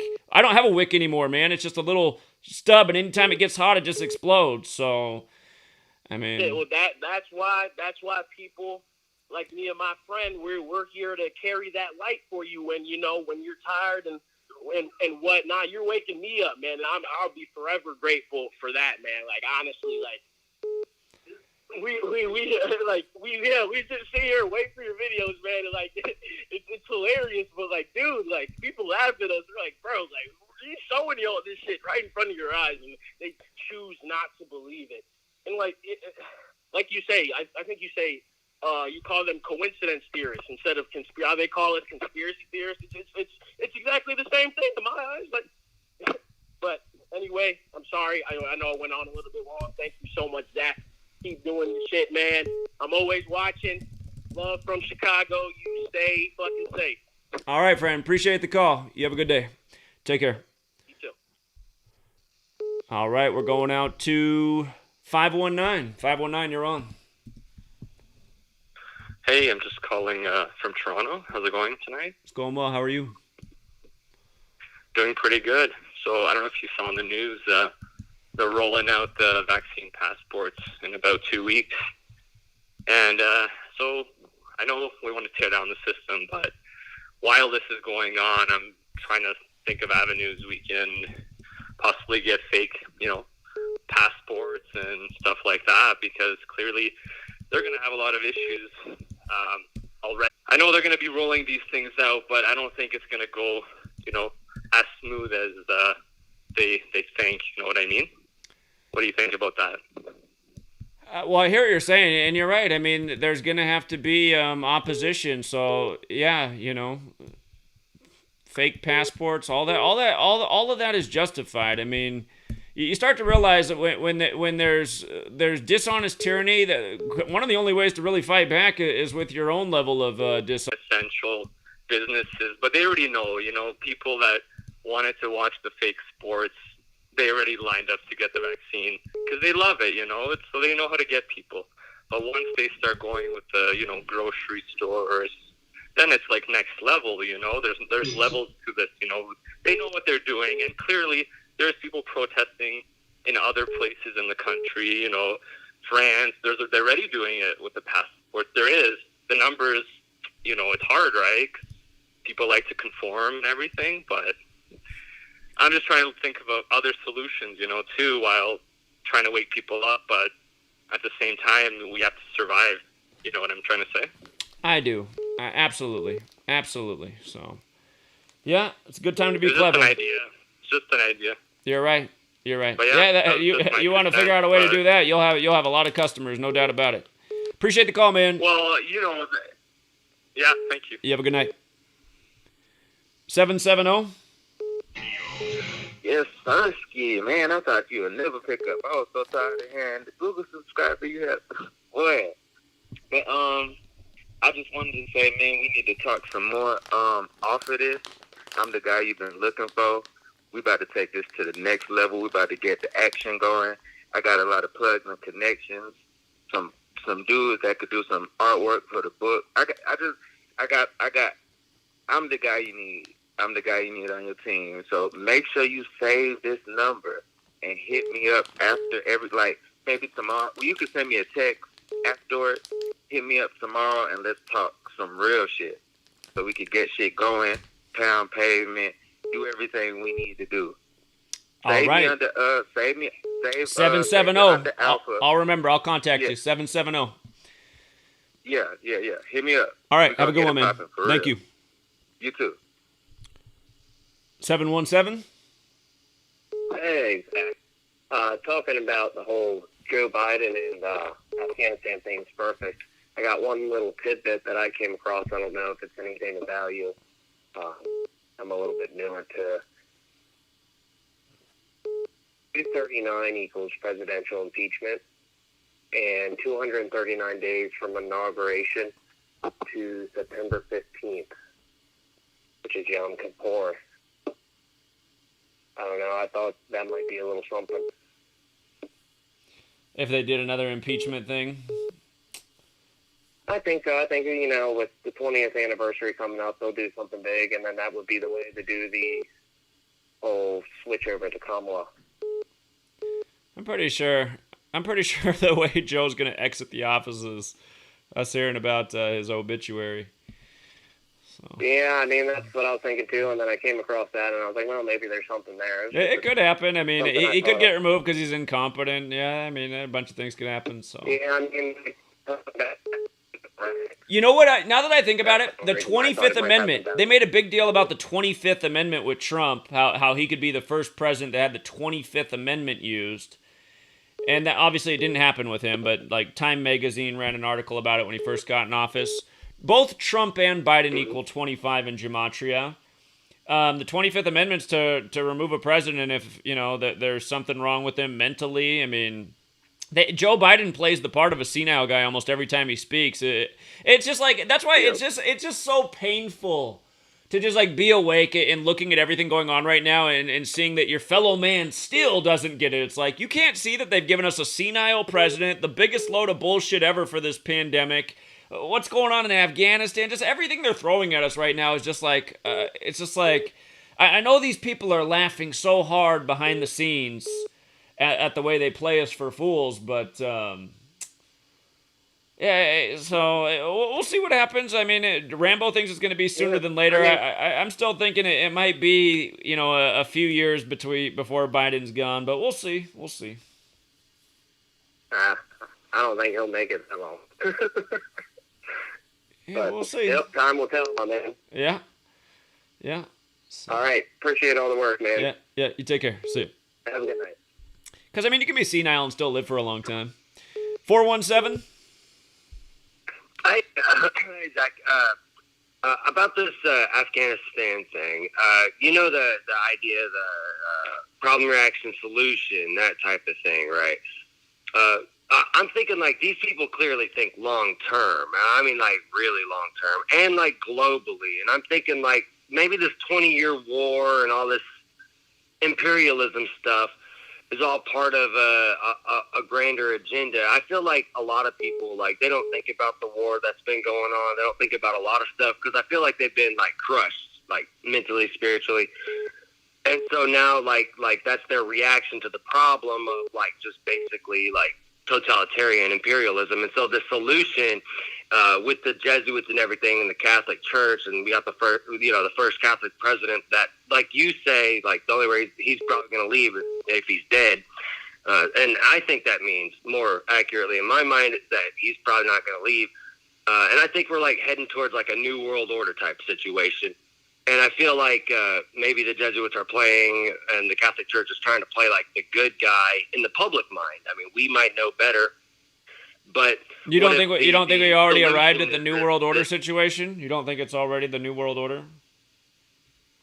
No, not necessarily. I mean, they've been making a lot of strides, and things are really changing rapidly. And I mean, you think about just a few, since even like 2000, you can think about it since 2000. I mean, we didn't have these phones. Like now, like pretty much everybody's got access to pretty much any kind of knowledge. And like, if we move towards a more autocratic type of New World Order and a more openly autocratic type of thing. And then, like, one of the primary things with Jesuit education is, like, global citizenship. You know what I'm saying? Something they teach, like, everybody in any Jesuit school is about global citizenship. And so I feel like that, like, if all these pieces fall into place in, like, a more positive direction and not, like, Like, and I'm not saying like they're necessarily positive, but I mean, we as a global species, we're facing a lot of problems in the world, you know, and I don't want to go down the list of those problems. I'm sure you're well aware, and it is beyond just the corruption at the government levels globally, but there's even more to it, you know, and I'm also thinking like Marxism and communism and stuff like that. Arturo Sosa seems to be pretty bent that way just a little bit, and like, you know, I think like if all this stuff falls into place properly in a positive direction, and I try to stay optimistic, you know, almost I have to, you know, because everybody's retarded, so. But I don't know what you think about that. Like maybe we're not going to go back into the war. Then there might be forces out there trying to say like, no, we need to stay there. We need to keep this war up and stuff like that. But maybe there's a different thing going on. You know what I mean? Like, yeah, we'll see. I'd say that, I mean, the New World Order feels like it's here. You got the whole world under the same agenda right now. You know, we're following pandemics declared from Switzerland, where all the banker types are. So, I mean, China owns the country. I'd say it's New World Order already, in my opinion, but it could get a lot worse. Yeah, and I definitely agree. I definitely agree. I feel it's like we, you know, Rambo was just talking about the gates, you know, and I feel like we're entering the gates of the New World Order. Like I don't really feel like it's fully manifest. I mean, I do think it is fully manifest in the sense that definitely, you know, people are playing these different positions. But I'm talking about, like, you talk to any American out there, they don't think they're in the New World Order. And they're super pro-America and stuff like that. And I feel like when the New World Order is fully manifest, or like another way of putting it, when Jerusalem finally comes down from heaven or whatever, you know, Well, I don't know what point you're making there, what Americans think. I mean, I don't even know if Americans know how to think. What are we always doing with our military? We're always fighting wars overseas, you know? I mean, we're doing the bidding of the Catholic Church and fighting wars that have nothing to do with our nation. This is my point about why I think the New World Order's been here for quite a while. I appreciate the call, though, and all the points you're making. I hear it all. So thanks a lot, friend. All right, man. You have a good night. Take care. All right, man. Appreciate it. Yeah, you 570. Hey, what's up, Zach? How you doing? Your phone's a little muffled. Hey, what's up, Zach? What's going on? That's better. Hey, just doing the show. Hey, what's going on? Can you hear me? I hear you. Hey, what's going on, man? Hey, first thing first, I want to say thanks, man. I appreciate, you know, for what you're doing for the people. I really appreciate that. You've been on the grind for a long time now, and some people gonna wake up and some people not. You know, but I want to say, I agree with the last caller a little bit, and I agree with you too. The New World Order, they prepping us. It's not here yet. It's almost here, because it's the first time in my whole life I've seen the whole globe, the whole world follow one agenda. So I also believe it's something that we don't know, something spiritual, or something that is something else going on that we don't know, that, you know, they're covering up. You know, that's why they're doing this virus, but they're trying to prep us. So I was just thinking about, like, I'm gonna just get off track real fast, but they say what is it? Art is the imitation of life, correct? If that's the saying? Art is the imitation of life? Yes. I know that phrase. I couldn't. You never heard that? No, I've heard that phrase, absolutely. Art is the imitation of life, absolutely.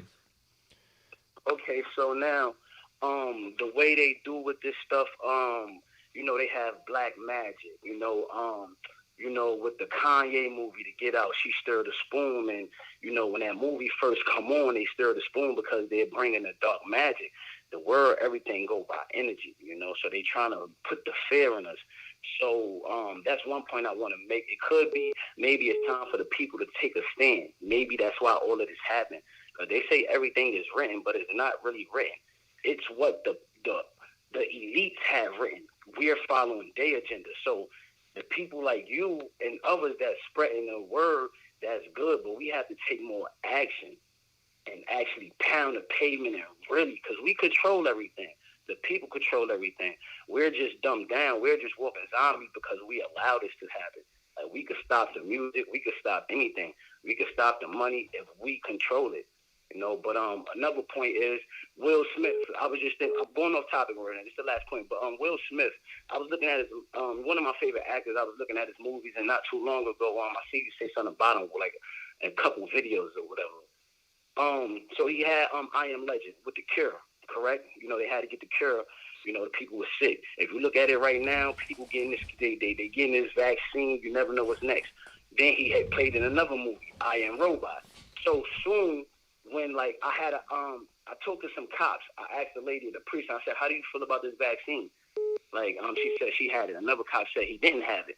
So I said, "What are you guys gonna do when they say you need your card to work?" So she was like, "I don't know." So I was just thinking, let's go back to Will Smith, I Am Robot. You got Elon Musk and all these Teslas, everybody with their robots. Soon, if you don't have your vaccine, they're not going to need police or nothing. They're not going to need nobody. They have these robots. They're prepping us. They're letting us know what's going on. We just have to be smart enough to catch on. We can't shoot these robots, you know, like they already have self-checkout. You know, so soon they give you unemployment. They're letting you know what's going on. It's unemployment. So when people stop working, you can't feed yourself, just like the Hunger Games. I think they're prepping us for the New World Order. So by the next couple of years, it's going to be real. So we just have to be ready now.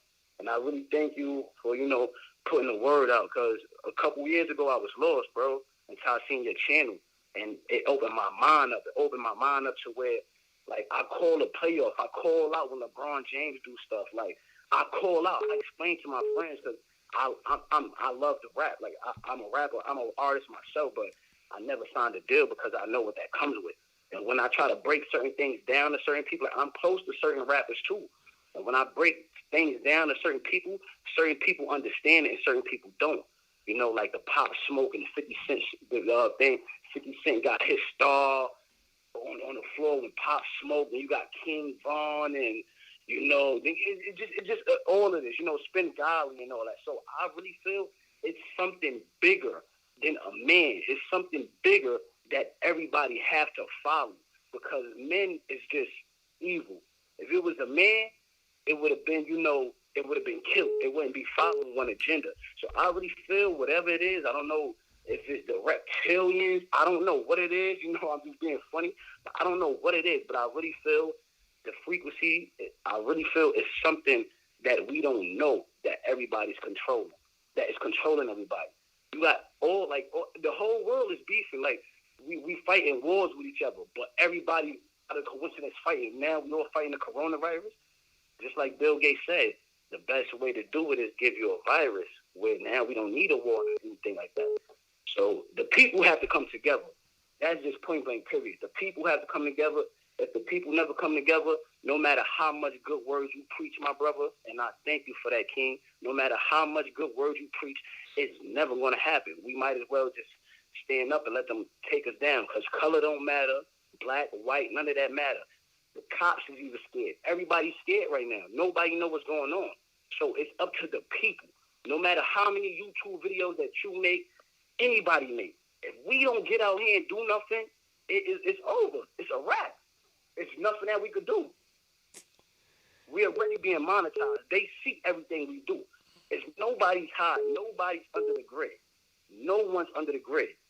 The game is rigged. So if the people don't come together, you know, we might as well just keep on watching the sports game and just keep on doing all this, because we know the sports is rigged. We know it's rigged. We know it. You tell us every time. It's repeated. You got even when Lil Durk said free shitty, he gave me the crip walk. I never heard a rapper say free shitty, he gave me the crip walk. Who's shooting it? Shitty, cuz they are playing with us. This shit is a game. This shit is like chess and Monopoly all together. Just like the Matrix. But you are a chosen one. Like LeBron say, the chosen one. He cracked the code. He understands you a chosen one. Certainly one of the chosen ones. Right now is the time. I really feel like I'm from the streets. Like, I done seen it all. Drugs being so. I'm really from the streets. But I know spiritually, mentally, physically, right now is the time. Everything going to be exposed, that. So keep doing what you're doing. If the sheep is going, you're going to lead them to the water, you can't make them drink. No matter if your mama, like, it could be your brother, somebody that you love, but if they're so blind, there's nothing that you can do. We have to fight this battle together and go. It's to the point where we gonna have we might have to get burn our phones just to send certain people because they're gonna send infiltrators, like the spook who sat by the door. They're gonna send people. Hey Zach, I love you, bro. I want to be around you. How can I help? And that's gonna be sometimes we gotta watch those people because those might be the people that blend in, just like with the riot. Dumb people, my own people of color. We going out there. Why are we throwing shit at these stores? Why are we, excuse my language, why are we doing stuff to these stores? No, because they put somebody out here to start that. So it's now follow the leader. You don't even know why you out here. You think you're getting free Gucci. You not even knowing it's a bigger plan. Your money don't mean nothing right now. They are showing you. We have Cash App. I can send you right now. Money right now, Zach. I don't need cash. So now what they doing is the ID, the vaccine is bigger than your social security number. Nothing is bigger than your social. Nothing is bigger than your social or cash. That vaccine is bigger than everything. If you don't understand that, then you're lost. I don't even have to watch. Yo, Zach, I watch you. I'm about to get off the phone. I watch you for a while, Zach. I watch you for a while, bro. And I thank you, bro, because, like, you open my mind up. I don't even, it get to a point I got locked up with the jail. I'm putting people in jail onto it. They looking at me like I'm crazy. The CEOs is looking at me like, yo, what are you doing? I'm like, yo, I'm sneaking asking CEOs, can they look at your channel in there when I was locked up? The CEOs is looking like, yo, how you find this? I'm like, I'm putting people on. So that's how we gotta spread the word. But everybody, people are so lost. They so lost. They gonna think that, we're bugging. But too many coincidences don't put together. If you can show people the King Von situation, the Pop Smoke situation, the Kanye, all of this, it's like if you don't want to understand this now, then I don't know what to tell you. You know what I mean? So yo, Zach, keep doing your thing, man. I really appreciate you, bro. I really appreciate you, my boy. Really appreciate you. Now I'm not calling from prison. I'm calling from my house. All right, Zach, I'm gonna holler, man. I'll get with you later, man. All right, appreciate the call. You have a good night, man. Thank you. For the record, my day in jail, I had more success teaching people about gematria than I do outside of jail. People in a bad spot are more willing to listen, man. That's what I know. Poorer people in a bad spot, they're better at listening about what's going on in the world than most people. Well, what's up, 870? Hey, Zach, can you hear me? I can hear you. How you doing? I was going to call and say that I think in Afghanistan they're going to take all the stuff that we've left over there, and I think they're going to sell it back to China, or sell it to China, I should say, and just use that stuff to backtrack it and back technology it and use it against us. Well, that's possible. I mean, they've been showing us all the photo ops of all the new dressed up Taliban soldiers in the U.S. gear. It's just like, okay, what is this about, man? No, I've been, me and all my buddies think that it's got a lot to do with China. They think we think that they're just going to give it all to China, and then China can come in and get the lithium out of the mountains. It does kind of feel like it's a trade. Yeah, that could be what's going on. Russia was there before us, then we're there, and maybe now it's China's turn. So, yep, yeah, could be. No, that's all. I just wanted to put China on the radar, I guess. Yeah, it's a good thought. Appreciate it, man. Thank you. All right, man. Thank you. Yeah, have a good one. 917. Hey, Zach. Hello. Hey, can you hear me? I hear you. It's Tiana, your favorite crazy. Really quick.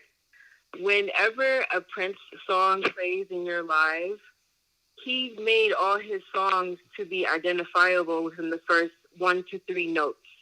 So that's why a lot of your videos get strikes when you play those Prince notes. I don't know if you knew that. Oh, I don't think they've ever put a copyright on the video, though, for any of the Prince stuff. They'll do it for some of the other songs, but I don't know if I ever got a copyright for the Prince. They'll probably do it tonight just to spite me, but your observation's still really interesting, so... I've noticed on 3 of your videos that got taken down after the live, they all had Prince songs on them. And I know that for a fact because I know his music very well. Oh, for sure. For sure. I'm just saying that the copyright that they'll give for those isn't for that song. They'll do it for one of the other songs on the break. Like, it seems like anytime, like, the Portishead music gets in there, if you know that song, because there's the Portishead song they play sometimes. What's the other? Yeah. Fleetwood Mac. I'll always get copyrights if there's too much of those songs in there. So I always got to be sure to mute right away when those ones are on. Gotcha. And I'll keep this quick because I know everyone in the chat is like excited to talk to you. If you ever do a live on Prince and decoding all of his like messaging, he put a lot of information in his music to open people's mind. Mm-hmm. And I know that there's a forum on Free to Find about encoded music. You know, you have the Slipknot song with Murder by Numbers, right? Right.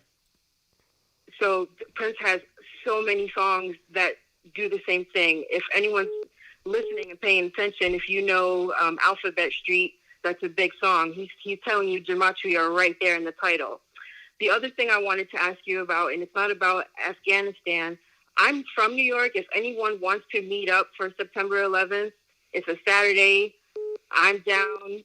You know, if any other women are willing and interested to organize at least, maybe get some signage, something, it's worth considering. The other thing I wanted to ask was about Space Force. I think yesterday you talked about Trump's whatever plans he implemented during his term. Did you ever do a decode on the Space Force? I covered a little bit about Space Force at the time when that was news. I haven't done a lot of work on it, but yeah, I covered it a little bit. Okay, I was just curious. The iPhone 13 is coming out, and it's supposedly going to be on what they're calling LEO technology, which is low Earth orbit satellite technology, which is just sounds strange. But what that does is put more of the world on the grid, and it gives, you know, more control to all these other entities. But thank you for your amazing work. As always, the content is just superior in the past few weeks. So do your thing, Zach. All right. Appreciate the call. Thank you so much. You have a good night. Thank you. Right. Bye-bye. Yep, You take too. care. You know, another thing if you guys want to call in about, if you guys want to tell me what you think the new world order is and going to be, I'm curious of that. Like, I feel like we're already there. I mean, we have world leaders gather and make policies, and they become the policies for the nations, including ours. Agenda 21, Agenda 2030, all this stuff is global. It's worldwide. 352. Zach. Hello. Zach, what's up, brother? Just doing the show. What's up? Yeah, I know you're doing the show, man. I just wanted to say what's up and check this out, man. I put in August news stories in the Gematrinator. You come up with 66 and 105. 66 and 105 match Taliban takeover. You know, all the other 66 stories that have been going on over the last month. It's just kind of funny how August news stories matches up so accurate. And also about what they're doing over there, you know, just like you said, they're just setting us up for the next boogeyman, the next thing to be scared of, the next event. And I believe that, you know, they got to have a war going somewhere. And we were really, I believe that the people were losing interest in Afghanistan. It wasn't that big of a story anymore. The war over there was, you know, dead, old, 20 years. So they started back up and got out of there so they can start something new. And they had to go out of there in a memorable way, this tragic way, the 13 soldiers, the fall of the government. I mean, on the Jesuit birthday, we know that this story's not over. It's just, where are they going from here? What's the next move? So, Right. And the ritual continues, like you said, with the 13. I mean, that was just the icing on the cake. But also today, September 1st, Florida lottery was 1968. I follow the pick 4 and pick 5 every day. Man, they use the numbers ritualistically in the lottery. They pick them, and today just happened to be 1968. Perfect. Yeah. Perfect. Yep. But anyways, man, love the show, and have a good one, brother. All right. Yeah. Have a good night. Thank you. Okay. The one thing I got to say about tonight is callers are doing a good job for the most part, keeping it nice and efficient. We're getting a lot of new voices tonight. I like that. Let me see here. 954. What's going on, man? How you doing tonight? Doing well. How are you? You know, you remember that plane that took off a couple weeks ago? Supposedly some people were hanging off of it in Afghanistan. Well, when you look at that video, what do you see when you see that plane? Well, I mean, the one thing I can't remember, was that the same plane that the 1109 was on, or is that a different plane? Yes, same plane. Well, that was the biggest thing that stood out, just that 1109 on there. What'd you see? So basically what I'm seeing when I look at it, I'm seeing an inflatable plane. Like, it doesn't even look like it's metal. Yeah, that's entirely possible. People pointed that out too. I mean, that's entirely possible. So if you look at the windows on it, they're pitch black. They don't even look like real windows. Right. Yeah. I was looking at that thing and I was thinking, yeah, it wouldn't surprise me. Somebody showed me the website where there's a manufacturer that makes those kind of things to simulate the battlefield, essentially. So, yeah, I mean, that's why all those people around the plane were laughing, because they knew they were mocking us. So they were just there cracking up. Another thing, all those people are wearing sheets. If the plane was really on, their robes would be flying everywhere. It is all a joke, man. I mean, I bet we've all been watching the coverage. You know, I've seen reporters on there, you know, with their earpiece. I can hear a crowd over here chanting "Death to America." Just like, God, they're just the same crap, man. It's exactly all they told us after 9/11, that everywhere they went in the world, everyone was chanting "Death to America." And by the way, you know, it's just like, people should think about, well, if this is going on, if all over the world they're chanting "Death to America," why would that really be?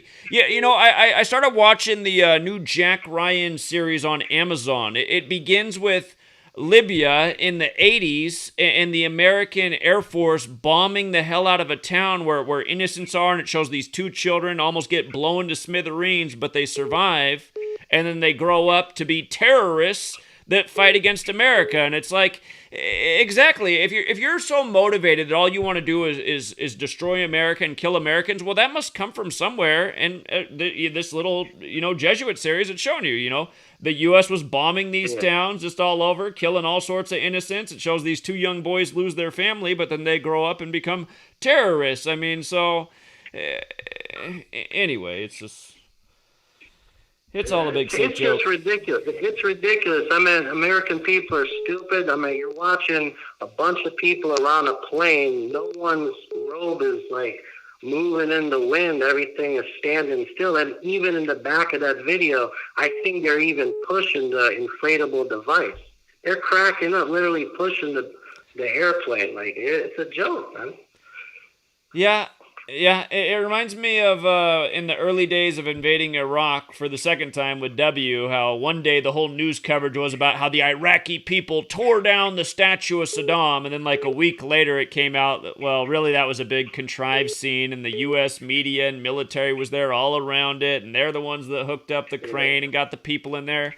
I don't know if they just throw these people some scraps so that they'll get in there and be part of the made-for-TV scene, but yeah, I mean, the world is a stage, and they're creating scenes for us all the time in the news. Not much different than the way they create scenes in movies.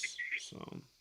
Yeah, it's ridiculous. But that's all I got for you tonight, man. I'll let you get the next caller. All right. You have a good night.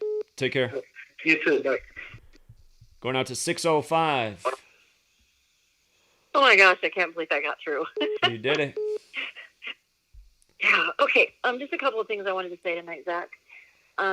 You actually did a decode on this a few months ago about the South Dakota Attorney General who actually got in trouble. He actually ran someone over.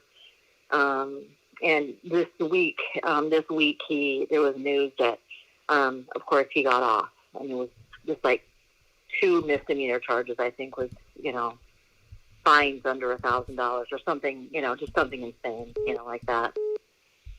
And then it was actually reported in the news 2 days later that he was actually caught breaking the law again by going 57 miles an hour in a 35 zone.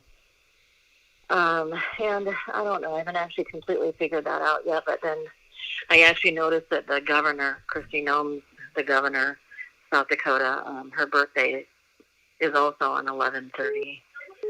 And then, Rambo mentioned 11/30 so many times on, tonight that just triggered my memory again. It kind of makes me weird actually even calling and saying this because it kind of just puts fear in me that, to even be speaking out on stuff like this. But I can't actually help but just, noticing the numbers. And anything that you had mentioned, and forgive me if I've got the word wrong, but isn't deceit or the 113? Is it deceit? That's No, 113. it's the number that's connected to dishonesty. It comes from the Talmud, Bava Kama 113a. Yeah. Yeah, so I just thought it was interesting that, Rambo brought the birthday of 11/30 up so much, 113 or 1130.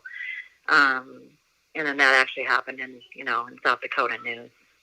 And so I just can't actually help but thinking, that, of course, then people are outraged and all that, which of course they should be, but I can't actually help but thinking that it's just, utter mockery of, it's got to be just utter mockery that they've got to be sitting back and saying that these idiots, citizens, being us, are not, not seeing it or not willing to go.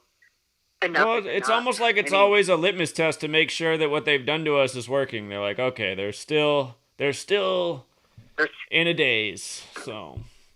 Right.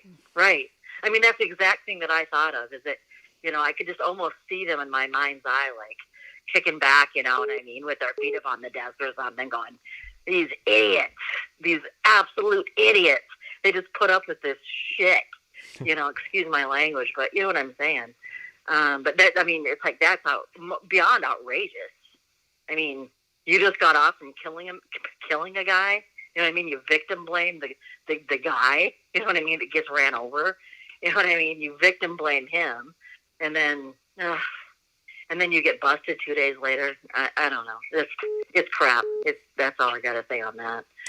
But anyway, I just wanted to put that out there since it's the 113 number, and then also I'll just say really quick.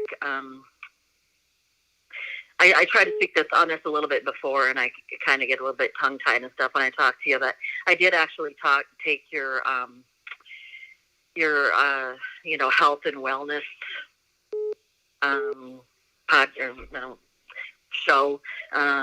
It was I don't know, maybe a month or 6 weeks ago or so. I did take that to heart. Maybe it was 2 months ago, because today is my 2-month mark of being sugar and flour free. And so it's like, I just want you to know that you impact more people than what you can possibly imagine, and you've helped me so much, and I just feel the need to actually call and thank you, and maybe even call and work through my own fear of just everything that we're facing and everything that's going on. So anyway, I just wanted to mention those couple of things tonight. There are some other things that I could mention, but I don't want to. I don't want to take up the time. There's a lot of people trying to call, and it is a lot harder to get in tonight since we're not on the call board. So Truly.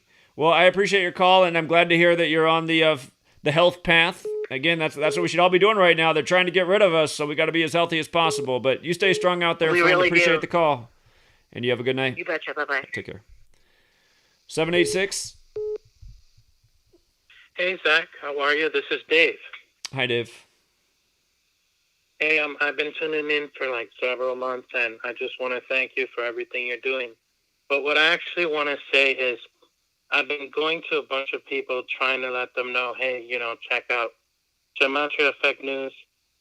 And I get the usual, oh, you're a conspiracy theorist. But then I pointed out that the Pfizer phone number for the vaccine is 1-800-666-7248. Is it really? And now it is. And now I'm getting people literally interested in checking your workout, just because when I told them that, they said, no, this is not true. You're making that up. It is. I just So when looked you it go up. It's check it- totally true. See, that's the beauty. You can just look it up. And this is a totally deal breaker when it comes to people actually, hold on a minute. Is that true? So that little phone number is actually getting people to listen. Isn't that amazing? This is crazy. This is insane how they mock us, how they throw the numbers right in our face. Yeah. They mock us every single day.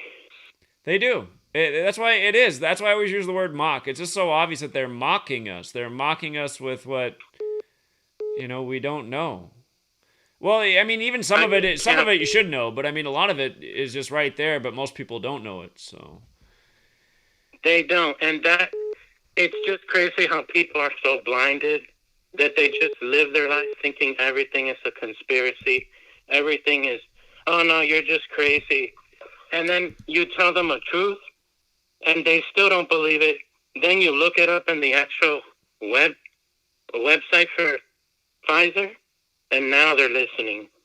Yeah, that you're and again, though, I mean, it's got to be really simple stuff to reach people. It usually is the most simple stuff. Sometimes they can't see it, but yeah, the phone number you'll be like, why would they make 666 the first 3 digits in the number? Yeah, exactly. That's just because everything they do is like they do for a game. Like I read your book, Number Games, and literally that book just changed my whole. I mean, I was on the path already, but that just opened my eyes up even more. Yeah, well, you've made a great addition. So I want to say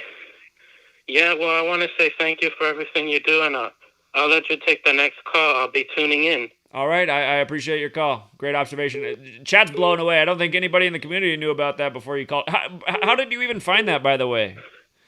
Hey, listen, I actually found that just by doing a little bit of research, because I knew things are going on weird, and when I saw that, I said, oh, no, you have to know about this. So I've been trying to call in for a while in this show. Yeah. All right. Anyways, thank you for everything you do. Take care. Yeah, you too, man. Have a good night. 203?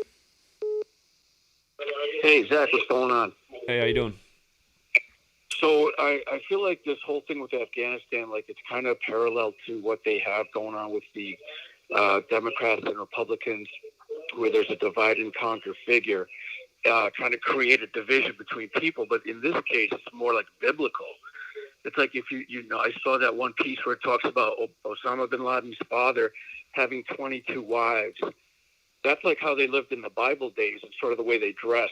Right. And so it makes me think like it's almost like turning us against the same Bible that they want us to cherish. You know what I mean? Truly. So it just seems like another divide and conquer. The other thing I wanted to talk to you about is, I don't know how close you are with Derek these days, but as far as the whole eclipse thing that's supposed to be coming, you were talking about the Georgia Guidestones recently and how it's going to be in the year of 2024, which is 44, right, which aligns with death and everything. So the eclipse is coming on I think it's April 8th, 2024, which has a numerology of 56. And I just feel like there's something there because I remember when they were doing the COVID, people leaving the hospitals for the first time, they were playing the song, Here Comes the Sun. And I really haven't looked in this too deeply, but Here Comes the Sun to me sounds like a reference to the fact that maybe the eclipse is coming and it's coming on that date, everything with COVID being 56, that being on a 56-date numerology. And then I remember that I saw an article, they had the band Ghost, which is basically known for being like a satanic worshiping band, performed that song at a big outdoor concert, I believe it was, Here Comes the Sun. And it just kind of felt like a major tie-in. So I just wanted to mention those points. And then I wanted to ask you if you have handy a calculator, because I wanted to show you something. Because obviously it seems like there's a relationship between the numbers 9 and 11. I think we can all agree on that. And so I was looking at, how the number 11, like if you do 666 divided by 11, are you able to do that real quick? Yeah. Wouldn't that be 60? Yeah, but look at the numbers after the decimal point. I see 60.545454. Yeah. Now do 555 divided by 11. Okay. Let's see. Okay, so 50 and then 0.454545. I see. Now do 444 divided by 11.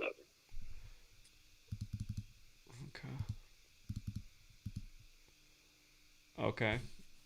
Okay. And 333 by 11. And so on. Yeah, I see what you're saying with the repeating digits. So that's interesting. Yeah, so it seems like there's definitely a relationship between those two numbers that may or probably does not exist between any other number relations.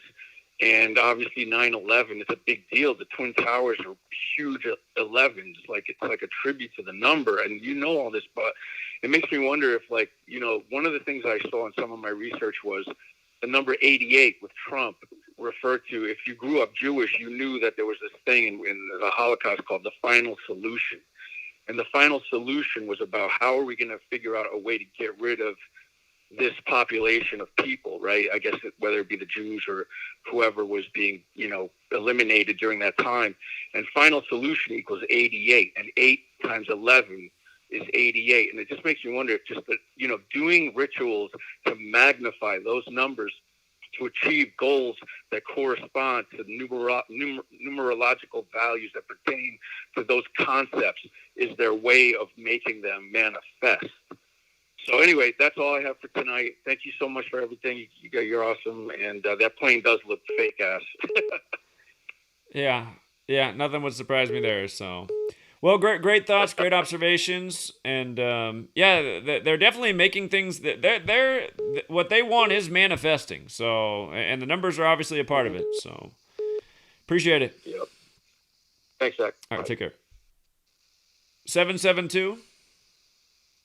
Hey man, what's up? Hey, how you doing? Yeah, so yeah, the only person calling in so far with the question that you asked. So why are they trying to take over Afghanistan? I mean, you know, obviously other people had good reasons, but something that I noticed back when this whole Taliban thing first started was, they're taking it over because they need resources again. They want to get microchips, especially for the robots that we saw, the whole thing with the iRobot and the Tesla bot and all that stuff. And also, if you look up on YouTube, it's on like a 30-second video. It's called Samsung Bot Handy, and Samsung's releasing a robot butler that like can do your dishes and laundry and the table and stuff like that.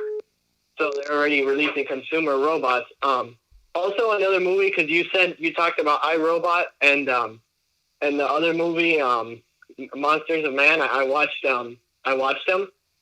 So there's another movie that's recent, that's from early this year, before any of these headlines. It's called The Mitchells versus the Machines. It's on Netflix, and it's actually about consumer robots being put in everybody's home, AI consumer robots.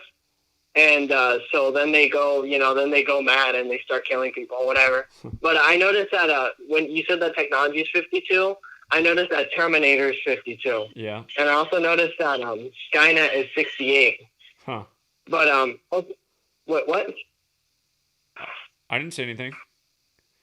Oh, so anyway, so there is this whole chip shortage in the news. So anyway, so there is a CNN headline. I couldn't believe that they put this in the headline. It said the Taliban are sitting on $1 trillion worth of minerals the world desperately needs. And I was thinking, well, they're gonna get silicon. The first thing I thought was silicon for microchips. That way they can start making these robots. And of course, they were talking about all these metals that they need, lithium, which they need for batteries, copper, gold, iron, which they all use for wires. So it's pretty funny that they're doing that. That's like just the perfect thing. Also, my dad's gonna say something after I'm done. But I had so something else I didn't get to say for a while because I haven't called in a while was Hurricane Henry. I know I'm a little bit late on this. But something that I noticed is that the article said that it's going to hit in 36 hours, and then it said that it was going to be 3 to 6 inches of rain, and then it said I noticed that Hurricane Henry, spelled with an I, is 151, and 151 is a 36 prime, and then Henry's 36. So then the whole IHS 36, we know how that number seems to be really important to them. Right. Yeah. Indeed. Yeah, those are great observations. And here's my dad. He wanted to say some stuff. Okay. Hey, Zach, how you doing? Doing well. I've been waiting to hear your voice for a while because I knew you guys were the father-son tandem. I think it's cool you guys both watch videos.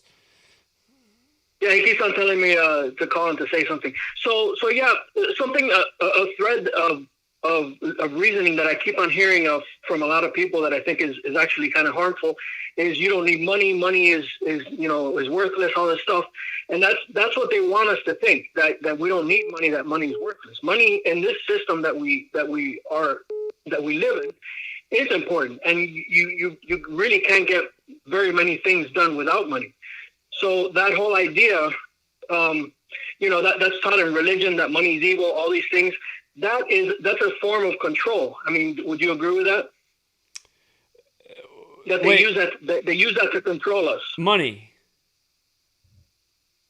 That they use the idea of it's okay to be poor and don't worry about money. That idea that they use that to control us, so that people are poor and they have basically no power and they can't do anything. Like you were talking about, gathering together however much money to do different things that you wanted to accomplish as a community, and as a community and as individuals, money is important, because without money you can't write a book, you can't get a book out, you can't. Right, it takes so money things to accomplish most things in this world. Absolutely, money makes things possible. Yeah. I was gonna say though, money is the ultimate thing though. It's their ultimate tool to control. At the same time, exactly. So my thing is, well, you know what? If we have ways of creating wealth for ourselves to further what we want to achieve, that's what we should. That's a positive thing, not a negative thing. Because saying that money is useless or you don't need it, it's like sticking your head in the sand just as much as any of the other ideas. It's just the same as saying, oh, Jesus is going to take care of everything, and that's not how things work. You have to do things yourself. You have to, first you have to achieve something as an individual and then as a community, because if you're no good as an individual, then what do you bring to the community? So, the whole idea of being low and being humble, I guess, is something that's taught to us in society, really, and even like socialism, things like that. It's taught to us because then we depend on somebody else, and there's nothing worse than depending on somebody else, because ultimately depending on somebody else means depending on the rulers of this system. I hear everything you're saying. Yes. So. Another thing I had been talking about was they keep on mentioning the Spanish flu, and that people were wearing masks and all this stuff, and that they were sick. Well, that happened right after the World War, where they started using chemical warfare. So a lot of times you'll see, exactly, like for instance, polio. Exactly. Yeah. For people who aren't getting, again, World War I is what Spanish flu came out of, and then this is the first pandemic, since Spanish flu, really, here in the U.S. But go ahead, continue with your point. Yeah, and even polio, I don't remember where it was now, but on Facebook somebody was mentioning, or I mentioned it, I don't remember now, but polio was really the result of the extended use of, I believe it was DDT. If it wasn't DDT, it was another chemical, and it was paralyzing a bunch of kids and a bunch of people, and they called it polio. Well, it's not polio. It was never polio. It was actually them basically, again, using chemical warfare. And it's called Paris Green. It was Paris Green. It was like lead and arsenic and stuff like that. That's what it was made of. They used it to paint walls, and I think it was plant pesticide too. Yeah. Yeah, and I honestly I wouldn't be surprised if they use chemicals now.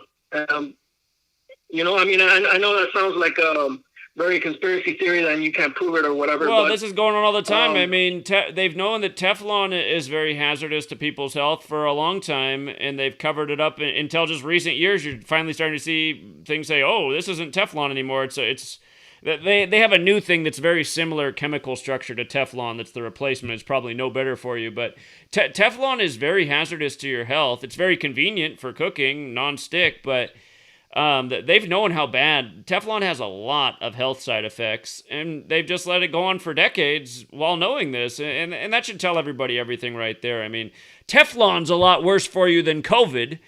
Teflon's a certain killer over time, and again, our government knew about it for decades and allowed it to be in products. So, didn't your bird die of COVID? A lot of people's birds have died from Teflon. Yeah, a lot of people's birds have died from Teflon. Yeah, mine included. Yeah. So. Yeah. So ultimately, my message really is, don't fall for this whole socialism is here to save us kind of thing, because the socialism that they talk about is not people helping other people or helping needy people. It has nothing to do with that. It has to do with control. That the supply, the money, the food, everything comes from the government. I mean, what we have now in capitalism is already very similar to that, because everything comes from these big conglomerates, except for a few things that there are smaller businesses involved and individuals, right? But in socialism, then everything comes from one source, and that source is never going to be good or for your benefit. And I see a lot of brainwashing with this whole like pro-socialism type mentality. And honestly, I think that's just like sticking your head in the sand. Yeah, I hear what you're saying. Great points. Oh, and just one thing with the numbers. By the way, so Dogecoin, which has to do with Sirius the dog. So Dogecoin is coming out with it's going to be Dogecoin 1.21. That's going to be the next update. Okay. So they're planning something with that. Old Revelation number, yeah. Hey Zach, so nice talking to you. I'll talk to you again. All right, you're raising a champion over there. Good job. All right, thanks. All right, okay. have a good one. See you. Yeah, you guys have a good night. Take care. Okay, bye. Okay, 347. Yes, can you hear me? I can hear you. Okay, yeah. This is New York. They have a program coming out called 9/11 The Blackout. I know. Well, 9/11 The Blackout. I can hear that your video's in the background, so it might be catching you off guard because it's on delay. But just talk to me through the phone and mute that, and it won't distract you. But 9/11 The Blackout. Okay, let me cut it down. You can hear me now, right? That's better, yeah. All right. Yeah, as far as the Afghanistan thing is concerned, they taught them how to make the road bombs. They taught them how to make the bombs. Suicide. They gave them the guns. They don't have gun factories over there. They gave them the blueprint on how to cause destruction and to keep fighting and live over there and stuff like that. So that's going on all over the world, right? We arm these nations, we arm these rebels, then we say there's a problem there, then we intervene. It's like we stir up the problem and then we go and solve it. That's the game. Exactly. So, the forest fires are concerned, and in America, they're trying to make sure that we don't have any options or any alternatives in case we have to go into a guerrilla warfare and live in the trees and live in the forest and live off the forest, or to heal ourselves with the herbs in the forest, or to feed ourselves with the secondary source of food, such as deer, salmon, and stuff like that. So that's the strategy that they isolate us and block us off on that. Right. And this month I went into the hospital because I have Parkinson's disease. So I caught a Parkinson's disease symptom as my medication was wearing off time, and I went to the hospital and I had an asthma attack with it. And they sedated me and put me under. They sedated me very heavily, and as soon as what woke me up, what took me out of that trance was the COVID testing, the test kit. They put that thing right up my left nostril, and I woke right up as soon as it like spider tingles and everything, and that just woke me up and everything. And until this day, I still have to scratch or go up like my nose, my nostril, my left nostril, and scratch because it tickles, it itches. Until this day, and this happened August 7th. So they're going to get us either way with the vaccines and stuff like that. No. There's just so many things that are going on. I'm suspicious about the smoke that we have out here every day. I'm starting to wonder if this is all just smoke or if it's something else besides just smoke that we're living in right now. And it just reminds me, man, that they look at us like something that they can control and manage and experiment with. And I'm sure the day they're ready to exterminate, they'll do it at the snap of fingers. So. Yeah, well, I mean, they should have the decency to give you gas masks or something like that. As they're dropping red sand over the forest, mixing in with the chemtrails and the smoke and stuff like that. Who knows what type of deadly combination, is that create, what it can create, right. From that stuff like that. They said so, and on top of that, they're inoculating tomato plants. Huh. They're inoculating, meaning that I believe that they're giving vaccines to tomato plants. I saw the video. Huh. Bizarre. Huh. I'll look that up. So, and for all the guys that like to give you problems about the Jesuits and stuff like that, I was like kind of one of them and stuff like that. I was aware of them, but not only to a certain degree. I saw a video, a YouTube video clip last week, and it's confirmed. They say the same thing that you said. It's about the Jesuits, the formation of the Jesuits, the origin of the Jesuits, and how they do things and stuff like that. What they're responsible for in world events. The video said it. It sounds just like you. They said the same thing, just as you said. So, did they have evidence to prove their points? Yeah. I mean, they said everything, the same thing that you preach to just about every other live stream that you do. They said the same thing. Adam, they just what they're Jews.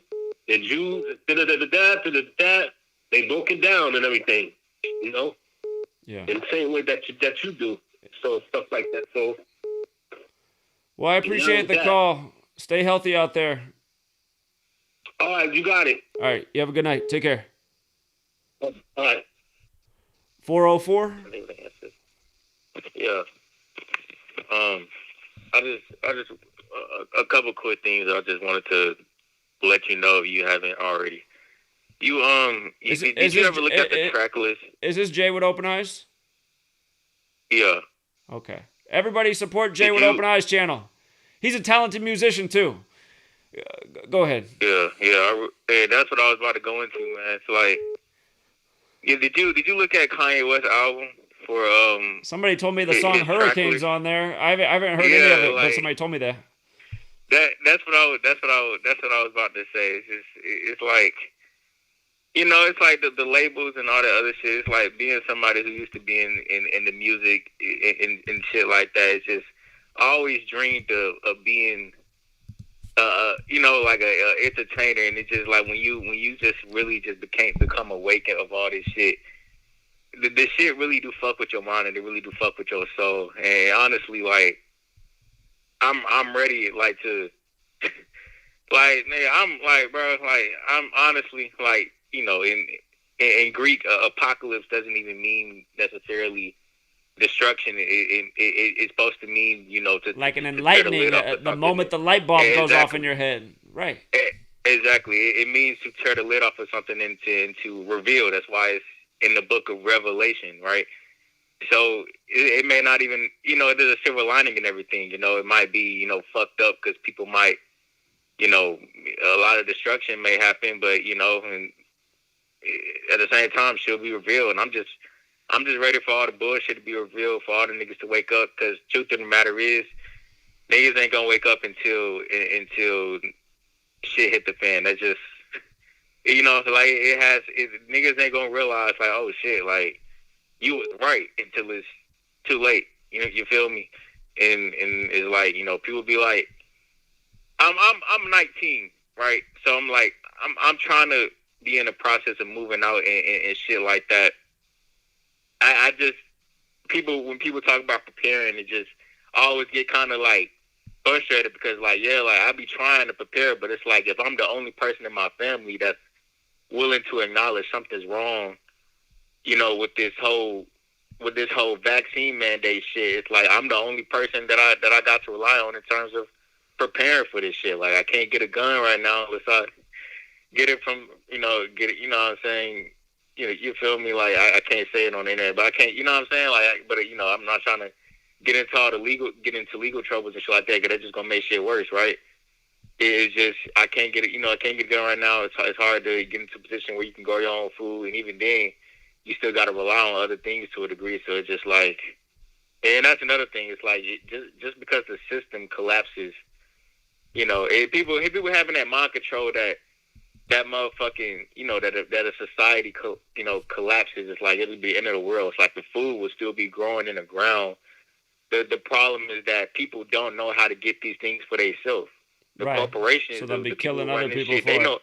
Exactly. They know how to get the shit for themselves. That's what they did to humanity. They took us away from having skills and like knowing about the land and the world around us instead, and then they put us in a classroom and made us learn everything in a book, and now we have mostly all this useless trivia knowledge. Christopher Columbus and all that bullshit. Yeah, that's what they did to us. It's so obvious. Like, you know, and that's why I said before a revolution, we need an evolution, because we can revolt, but if we don't know. You know what I'm saying? We don't, because I talk about revolution, but I'm like, we can revolt, but if nobody knows how to live without this system, it's not going to be for anything. We need to understand how to live without this system. That's exactly what I was saying in 2015, Jay. That's why my plan in 2015, I had a video at the beginning of 2015 called The Message 2015. Is about how we pretty much got 5 years to get our shit together. And I was saying we should all go buy it, because at the time Detroit was so cheap. Everything in Detroit was so cheap. I was saying we should all put our resources together and just like buy up all these abandoned neighborhoods in Detroit. Just start growing food right in the yard. Just have a community. We got our own food, and we're showing people how to build up a community and live outside of this system and have everything we need. We got our shelter, our neighbors, our food. We don't really need anything else. And you know, I mean, I wish that had happened, 5 years ago. It could still happen now, but it's later in the game. But yeah, you have to model like the right way to do it too. Because I realize that if you do have the revolution, well, now you have this society of people that have low skills. But at the end of the day, I mean, almost everybody can grow food. It's not that complicated as long as you're in a place that's fertile and in the right season. Exactly. But and we need to get the idea of a rulership out of our heads, because if we never had that idea that somebody needs us to be in charge, we wouldn't even be in this fucking situation to begin with. And you know what I'm saying? And people would be going on about their way. They wouldn't be buying into the fear and all that other shit. It's just like my family. I love my family, but at the same time, it's like I really am like alone. Like, you know what I'm saying? That's why I feel the same way you do. Like I wake up and I can't feel happy no more. I'm frustrated. There's this dark energy within me. I feel like I be wanting to just see all this shit burn to the fucking ground. Just, you know what I'm saying? Like I be wanting to, like, you feel me? Just satisfaction. Like sometimes I let that negative energy consume me, because sometimes I just be too fucking frustrated. It's like niggas can make a crate. I even made a video about this too. Niggas can make a crate challenge go viral. They can all do that shit, but every time I try to post my clip of my videos on Instagram, no shares, nothing, no support, nothing. Niggas don't even. I've seen you complain about that. It reminds me when I started this work. When I started this work, everyone was making fun of me for sharing this information that I knew. But then this ice bucket challenge became the thing, and then they were all doing the ice bucket challenge and bragging about how much money they donate. I was like, man, they think I'm crazy. And then people notice how I was on my first channel. I was a lot more calm and collective. I wasn't as aggressive. I wasn't even cursing as much. Well, I probably was cursing, but that's just in me. But I wasn't like wasn't aggressive. Like I wasn't like, you know what I'm saying? Like I was more on some like teacher type shit. You feel me? Like, but it's like after getting my channel deleted 3 times, after not getting no support. Before I was getting made fun of for putting this out, I was getting called delusional. I still am to a degree, but it wasn't as bad as it was when it first started. I was getting a lot of hate. Now they just don't say shit to me. They're like, they can't say shit, so they just don't even acknowledge this shit.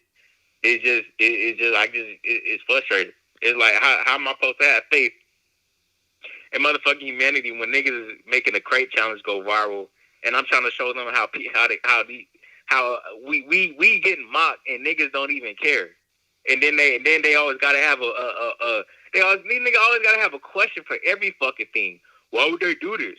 Why would they do that? Why would they do that? Why would they do that? It's like, why does it even fucking matter why they would do this if they're proof that they're doing it anyway, nigga? Well, what's funny about what you're pointing out, why somebody would rape kids. These people in the mainstream, they will not question anything that comes from the authorities. They'll just go right along with it. But that's what I'm saying. They'll ask a million questions to try and disprove that's us. Not even programmed to be. Exactly. That's not even programmed to be. They'll ask a million questions, and like you just apply that same logic to the media, we wouldn't even be in this fucking situation.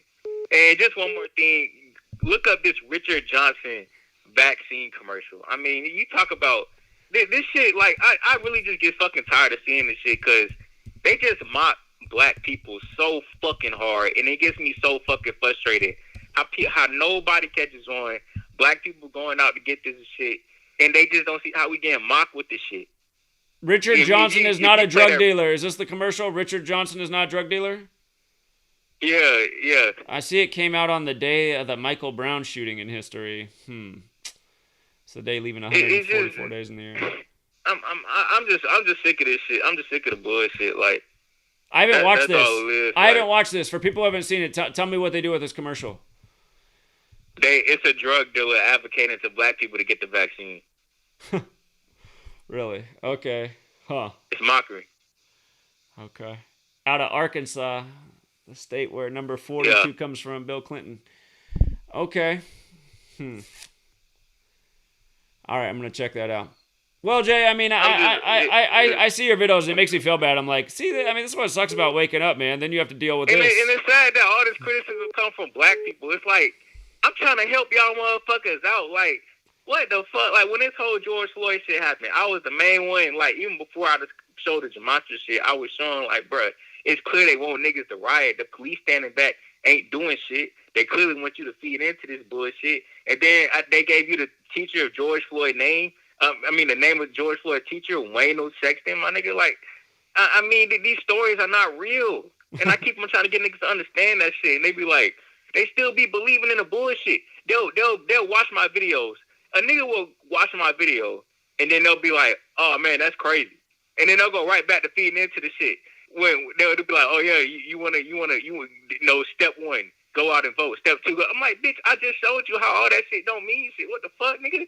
Like, this, I'm just sick of this shit. Like, I decoded the election before it happened. I said Joe Biden would be announced on November 7th because that was the 48th anniversary of him getting called as a senator-elect, his first election, and Donald Trump's name equals 48 in Gematria, and who he running against. I said all that. I told all that shit, and then it happened. They was like, oh yeah, I told them all that shit, and then niggas still went out and voted. I'm like, these people are just a lost cause. And then they tell you that there were 2 twin bombers in Kabul at the airport. Right. 2 twin bombers. Well, what was funny, that's what they did. And then later, like it was hours later in the day, they said, oh, reports of a 3rd explosion. And I was like, come on, it's just like 9/11. And the 3rd building fell later in the day. And then the next day, can't get it. Then the next day, though, they said it was all a mistake. They said it was all a mistake. There was only 1 bomb. It's like, wait a minute. How are you going to report twin bombs and then a 3rd bomb, and now we're back to 1 bomb? Niggas is laughing. I'm like, it doesn't matter if you give them the entire thing. It doesn't matter if you tie every fucking shoelace for them. That's why I'm like, I feel people when they say, yeah, like, people just have to be willing to stand up and do shit. You can make 1 million YouTube videos. You can have all the knowledge to give to a nigga, but you can only put a plate in front of a nigga, but you can't make him eat the food that's on the plate. He has to do that himself. These niggas just don't care about the not. They just helpless. That's why that's honestly, I'm for depopulation. Like, honestly. Natural selection. Just pick out the right ones. Yeah. That's the problem, though, is that they you know, they ain't Yeah. picking out the right one. Because people just fucking useless. They're fucking useless. Like, it's just... I know, man. Again, I watch your videos and I feel bad because I'm like, God, it's almost like I wish I never. It's just like, I was the same way when I was your age, and it's like, man, I wish I was asleep like everybody else sometimes just to fit in. But then I don't want to be that way because it's like, look how pathetic they are. It's painful. Like, the shit painful. I'm not even gonna lie. It's painful. Like, fuck. Like, But the world needs you, Jay. You know what? Make music, man, because you're good at that, and that is going to be. You're going to get better at making your music because you keep practicing at that too, and then you're going to connect more dots. You're going to have a big impact that way. My microphone broke. My fucking microphone broke at the same time, so it's like, now what the fuck I'm supposed to do? It's just a whole bunch of bullshit. Then I got to work at fucking FedEx, a corporation, even though I know what this shit about, but at the same time I need money. I'm trying to move out. It just. We got to make something happen, man. So, send me an email at numbergamesbook@gmail.com and tell me how much these mics cost. Send me an email about the mic. Show me what kind of mic we need. Honestly, I don't even know. I just know the one I was using, bro. I was using my headphones. I'm gonna get the mic for you as long as it doesn't cost $1 million. We need you making your music and getting the word out. It's gonna be helpful for the movement. So yeah, send me an email. Just let me know what we're looking at and where it needs to be sent to. Yeah, man. All right, Jay. Keep your chin up, man. We need you. All right. Yeah, you have a good night. All right, 907. Oh, hello. How you doing? What's up, Zach? Can I do a decode? Sure. I'm kind of nervous because it's my first time. It's about a unvaxxed father dies of COVID. Okay. I don't know if you've seen that story. I didn't, but I'm listening. His name is Josh Tidmore. He died at 36. Is it Josh Tidmore? Tidmore. And English ordinal is 136. Okay. And the day... Alright, I'm kind of nervous, but it was in the day that he got it, July 20th, was the 201st day of the year. And then August 11th, when he died, I think. I see the story here. I see the story, yeah. August 11th was the day. Death 118. Yeah. Though they say though young and healthy and full reduction is 106. Yeah, he died in a North Alabama hospital. North Alabama is 106. He got it on the 201st day of the year. And they said he has no pulse. No pulse is 102. Josh was completely healthy, is 102 too. And his wife or whatever is Christina Tidmore, which has 86 in full reduction, and then 247 in reverse ordinal. So getting rid of 24/7. Also, his name, Josh, comes from Jesus, and his wife's name is Christina, which comes from follower of Christ. So I'm trying to look at my thing if I have anything else. But yeah, they're doing all these news stories. The new big news story thing is the unvaxxed people. And they're laying in the bed. It's like, oh, I wish I got it. I wish I would have that thing. Hold on, just to rewind. I looked up this story. Did you catch the detail about July 20th with this story? Yeah. You caught that part? That he got sick on July 20th, the 201st day of the year? Yeah. Yeah, and then August 9th is the day leaving 144 days left in the year. The Jesuit orders 201, Jesuit orders 144. So, I mean, yeah, I see the story about a couple that was split on the virus, and then the father ends up dying. Okay.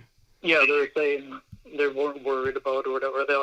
They couldn't decide because of the social media and stuff. Yeah. So, yeah, that's the new thing. All the news stories is going to be to get in everyone. You know what I'm saying? Mm-hmm. Yeah. Well, I appreciate the observation and the decode. Great work. Thank you. Yeah, thanks. All right. Yeah, you have a good night. 440. Hey, how we doing, man? Doing all right. How are you? Amazing. So I have a story that a news story that I want to share with you.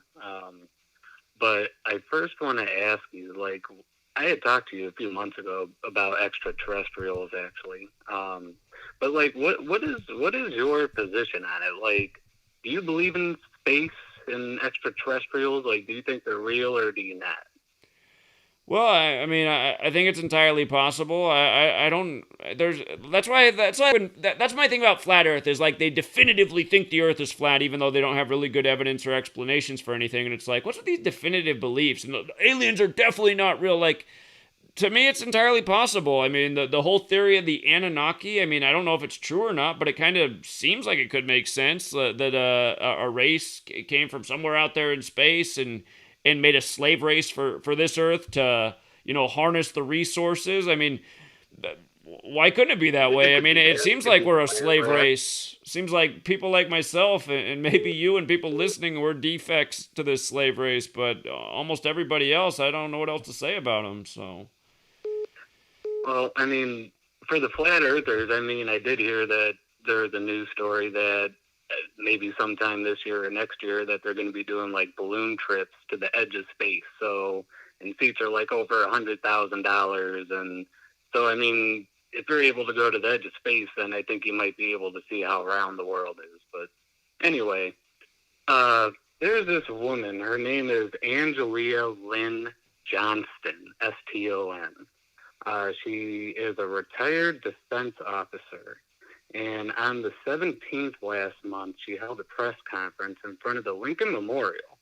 And, she had claimed that she met two separate alien races, like, in this underground tunnel.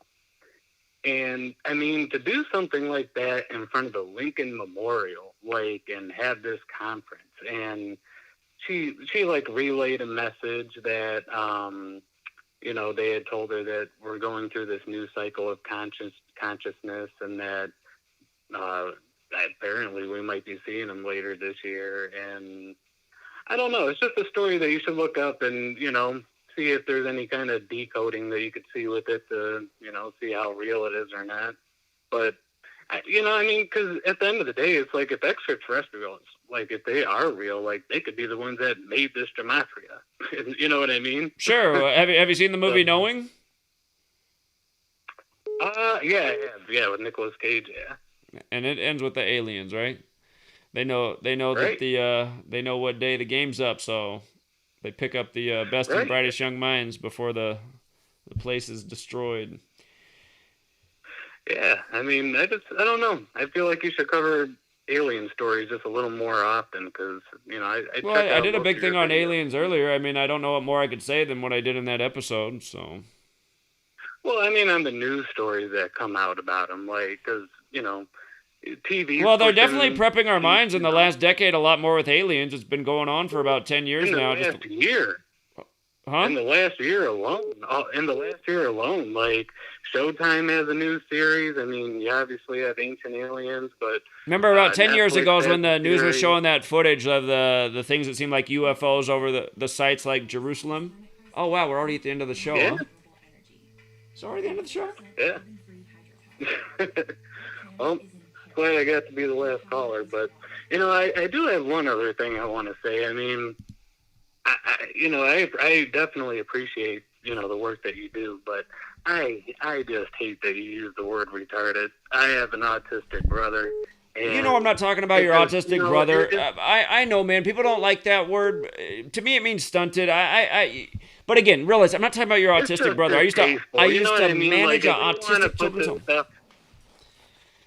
It's like when you want to put these videos out there and stuff, it's like the average person, they just don't want to hear stuff like that. I mean, I know, but the average person is not who I'm after, man. The average person is not who I'm after. The average person's never going to help out with anything. So. No, I understand that. I mean, I get what you're saying, but I don't know. It just makes it distasteful. And when I try to show like my parents any of these videos, they're like, "Why is the guy to use that word?" I'm like, "I know." And but, so here's my whole take on that, though. Like, I don't care, because the type of person that's gonna just glance over the video and ignore everything because, oh my God, he used retard. That's a programmed. I almost want to use the word right there, man. I mean, that's just a programmed robot. Right, And that's what's wrong with America. I only listen to people that talk nice and in suits and don't swear. I mean, they like people to just lie to them in a nice tone. That's who America is.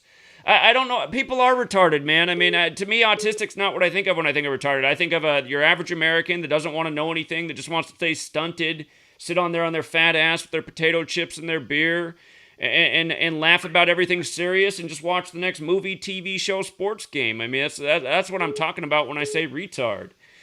So I get it, but a lot of people wouldn't know. You know what I mean? I know. They're the same people that still don't know about Building 7 and just like caught up and have all the wrong values. And I hear you, man. I mean, it could be a lot nicer. I could be like Mr. Rogers, but then I wouldn't be me. So I used to get scolded for using that word in school too. But yeah, I've always liked that word. I think it's an important word. I think it defines America. America, a nation of retards, and not autistic types. Again, I'm not talking about special needs, disabilities, short school bus. I'm not talking about that. I'm talking about, people know what people I'm talking about when I'm mouthing off about who I don't like. So, what word would you use? If I had to change the word, what word do I use? Any other word, like you could call them losers. The like willfully ignorant. The willfully ignorant and apathetic. Yeah, anything. I don't know. It's just when I hear it's just when you say it over and over and over again. It's like if you spit it out once in a while, it's like whatever. But But anyway, no, I appreciate you picking up the call. Appreciate all the work. All right. Did a good job. All right. Thanks for the advice. You have a good night, man. Take care. 213. Oh, nice. I got on. I'll keep it short and sweet. It's Brandon D from chat. What's up, Brandon?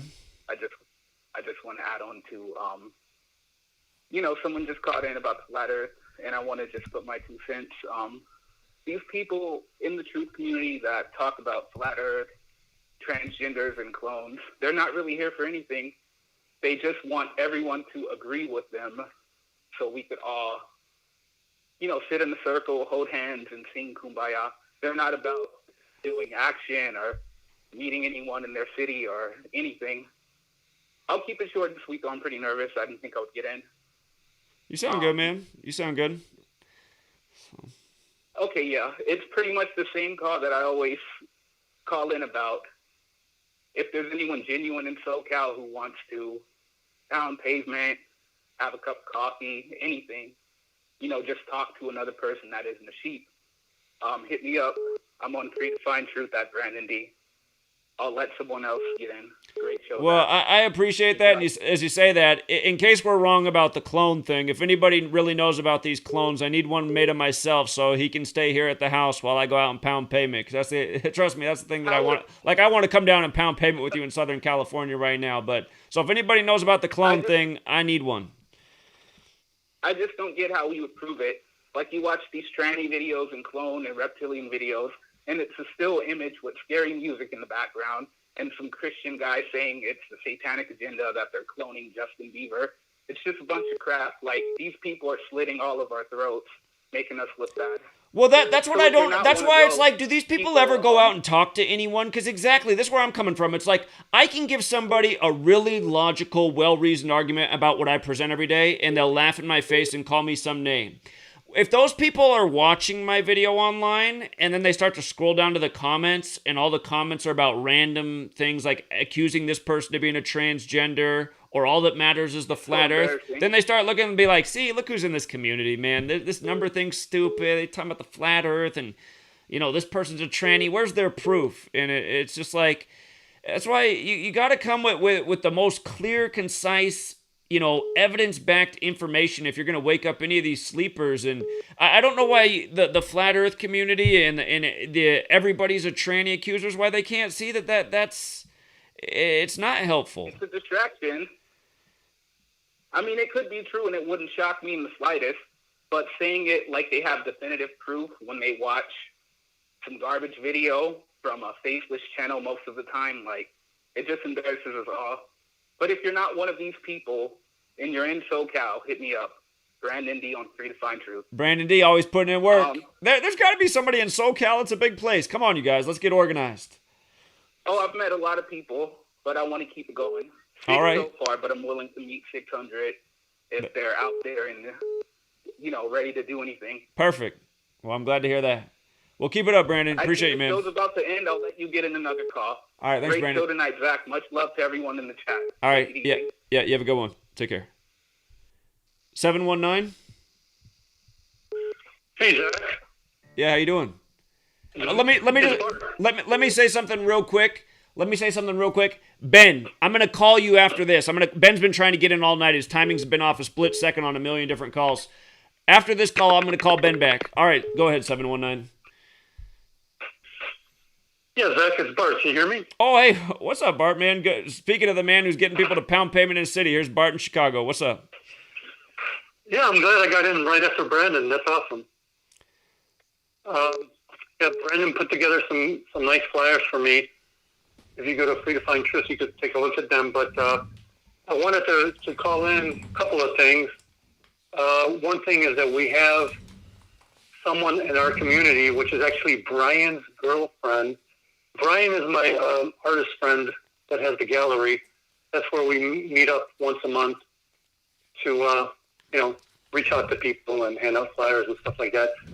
But her name is Rebecca. If you go to Free to Find Truth, I posted her information there. What happened is that she got her parental rights taken away because she refuses to take the vaccine. Wow. And the judge took her parental rights away. Yeah. And she ended up being on Fox News, and that pretty much started a movement in Chicago. The next day there was a parental rights rally in the southwest suburb of Chicago, and then she was asked to speak at that rally. And then there's going to be more rallies here in Chicago. And the reason why I wanted to call in is because a friend of hers started a GoFundMe page, because even though the judge lifted that order and that she's supposed to get her child back, the attorney and her ex don't want to give her son back to her, and they're taking her to trial. So it's a very serious matter, and in that post, I posted in the comments the GoFundMe page. If you guys want to donate, if not, that's fine. But I figured I'd reach out to this community because she is Brian's girlfriend. I was at Brian's gallery when she got the call to come to speak at the rally. And it's pretty big. It's huge. Well, that's good. Go ahead. Go ahead. No, go ahead. No, I was going to say they mocked her on Fox News with gematria. The clip itself, when you go on YouTube, the clip itself is 201. And there's a long title on the video in the blue banner that says, "Mother says judge took away parental rights over vaccine. That equals 269 in reverse full reduction," which is the 57th prime. Vaccine's 57.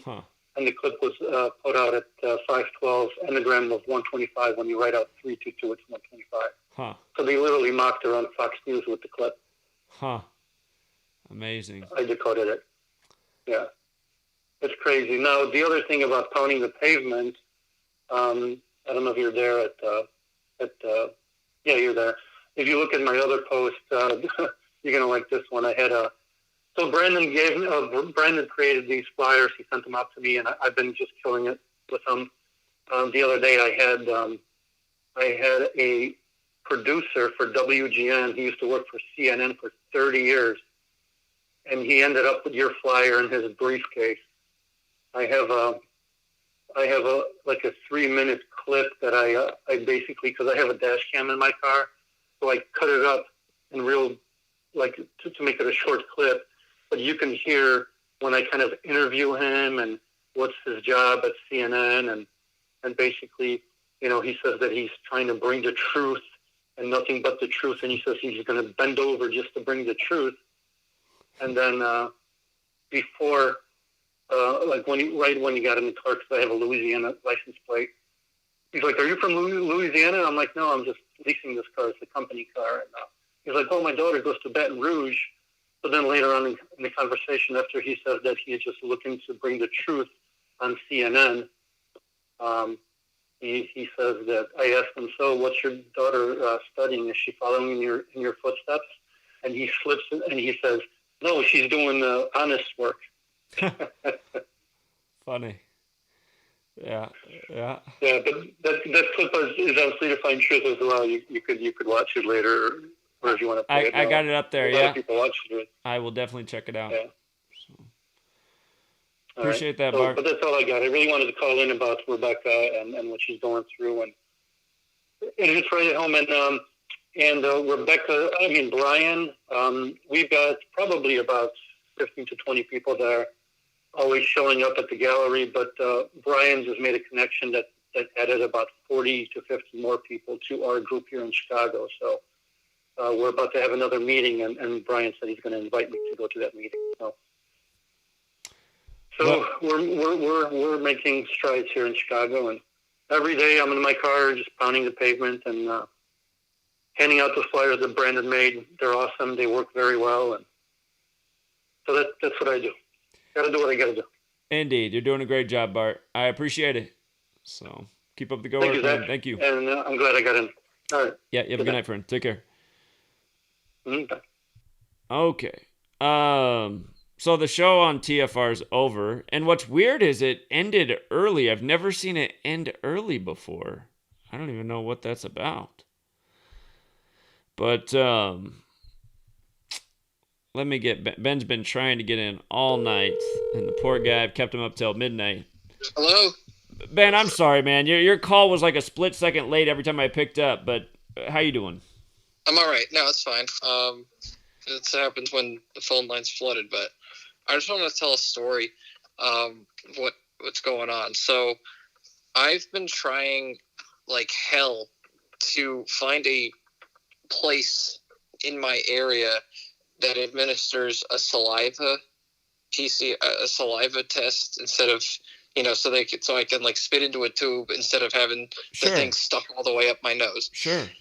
And they're impossible to find. Like I scoured the internet, and some other people in the community helped me, and it looked for hours, and then I finally found a place an hour away from my house, which is like, it's weird because I have to drive like northeast an hour 15 minutes to get to school, and this place is like an hour, and it's like by Philadelphia. It's like a little over an hour south of my house. So it's way. like Right. It's like in like a triangular type thing. Right.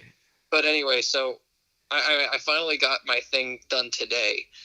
But here's the creepy part. Originally, I thought there was this place in the town over from me in Bethlehem, Pennsylvania, which is right next to Allentown, and I went there, and they have like 3 different facilities, and I thought, okay, I'm going to go to one of them, and if they send me to another one, I'll go to the other one, because it wasn't very clear to me like which one did what. But I was like, I looked up saliva tests near me, and this company came up, and there was this article from last October that's saying that it's called OraSure Technologies. Like OraSure Technologies finds or creates new saliva PCR tests. They use the PCR swab on your saliva instead of sticking it up your nose. So I went there. By the way, I called them like a bunch of times like last week, and it was like, hey, can you connect me with someone who's involved with testing? And they said, okay.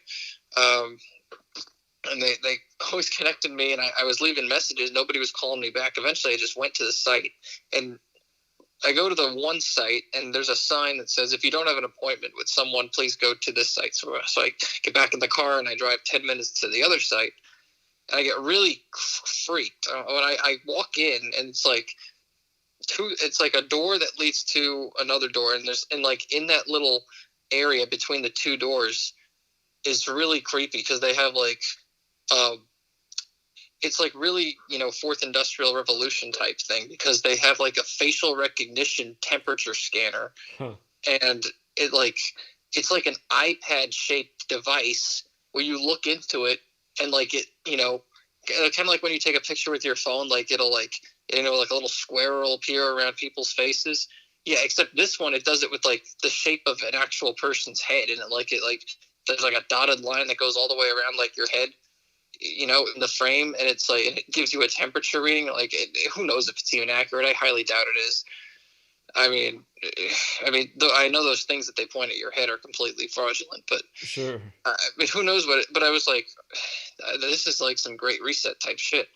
So I walk in and I ask, where's the, I've been calling for the last week and I wanted to get a saliva test done, and then they said, oh, okay, and like. Apparently she misunderstood me. So you had me sit down. She's like, I'm going to get one of the scientists out here to help you. And I thought that was weird. Scientist. Okay. Not a medical professional or anything. And then, one of the scientists comes out and she says, we have this young man here off the street, which I thought was a weird way to characterize me, off the street, who wants to participate in the experiment. And I just kind of looked at them and I said, did you say experiment? Right. What experiment? And they're like, oh, you're not participating in the experiment? I was like, what experiment? And I looked, so like they were explaining to me they were doing an experiment. They couldn't tell me what it was about. It's like, yeah, I mean, we can't really give you too much details or anything. And I was like, oh, meanwhile, I have this stupid mask on because they won't open the door for you if you don't have one.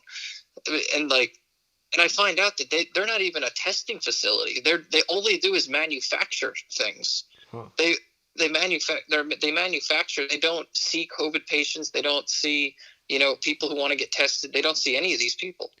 They're strictly a manufacturing facility. And I looked in the windows and I'm like, yeah, these look like devices. These look like high tech devices and shit. I'm like, where the hell am I? Meanwhile, this isn't even a COVID environment like a hospital or anything. And like my mask is like, because I purposely have a bullshit mask, so it doesn't, because I don't like covering my nose and mouth. So, and meanwhile, it's just falling down, and I'm like playing with it, whatever, doing the thing, and the woman behind the desk is like, sir, you should really put on this medical mask here because this covers your nose and mouth. And I'm like, I'm just gonna keep this one on, but thank you. And I'm talking to them, and I said, I read this article from the local paper from last October that says you guys make a saliva test. And she's like, and the scientist's like, yeah, if you read it in the paper, it's probably true.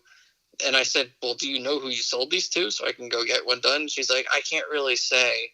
And I'm like, at this point, I'm just like, I'm starting to get a little, at this point, I realized I completely misunderstood what this company was. And, they don't actually do what right. I You went there because you thought you'd get your test this way, the saliva test, but they manufacture it. I see. But here's the thing. So, but they had this really like futuristic way to get in here, and I'm like, well, if they're not actually seeing, meanwhile, I could go to a bar and be around like hundreds of people with no mask on, and then they want me to, they're really strict about me muzzling myself for just this conversation, but one of them sitting behind plexiglass anyway. And I'm just like, okay, what the hell is this? So, I thought, did I just walk into a government lab? Like, because it looked really sketch. And so I just did some research on it's called Orashore Technologies in Bethlehem, Pennsylvania. And it turns out that this company, which has been around since the 80s, is the creator of the first at-home rapid HIV test. And we know what a big joke that was. So it's like, it says they recently developed it. They recently developed something called the OraQuick testing kit, the first over-the-counter home HIV test. And I'm like, okay, this company's making HIV tests. They were supposedly making COVID tests, but they can't say where they're sending them off to. It's like, where the hell? Where the hell is this? What the hell is this place? And I looked into the CEO and the CEO used to work for the Department of Commerce, the U.S. Department of Commerce, and he's the co-chairman with the governor in PA, Tom Wolf. There's this thing called Team Pennsylvania, which it supports innovative programs for the competitiveness and economic prosperity, but it's like a public-private thing. So when I see that, I think fascism, and it's because it's the governor and someone in the private sector. It's always been that way, and the CEO of this company is who co-chairs this thing with. And Annie used to work for the Department of Commerce, and I'm like, I'm really sketched about this place now, but yeah, I just wanted to tell you about my experience, because there are places like this where they have this technology, this thing is progressing, and I'm starting to wonder if that's really just a ground to see, where they can go with this in public.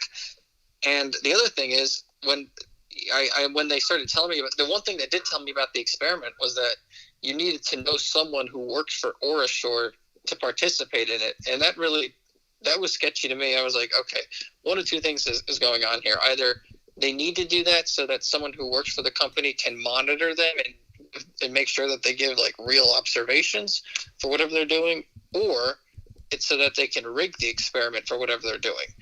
And I'm part of, and given the fact that they've made a test for HIV, which again, it's like which was a completely ridiculous lie and agenda, just like what's happening now, just for a different purpose. I tend to think it's the latter, and given just what these people are up to, I'm just like, yeah. So these places are there, and they're in your communities, and people work for them, and the people who work there, obviously, if they really knew everything what was going on, I don't think they'd be wearing masks, but they do seem to be working for some sinister purpose, whether they realize it or not. Yeah, very true. Very true. I thought there was like something you could order online for a COVID test that they send to your house. There's not a spit one? Yeah, they can do that. The problem is, like, you can order one off the FDA's website. The problem is it's like $160 plus $50 shipping. What a money racket. Exactly. And like, so it's like, or you can go get the PCR one for free that the school provides, or that CVS provides, or Walgreens or whatever. But it's like, this is where they get people, because first of all, if you're not insured, you would probably have to pay for that too.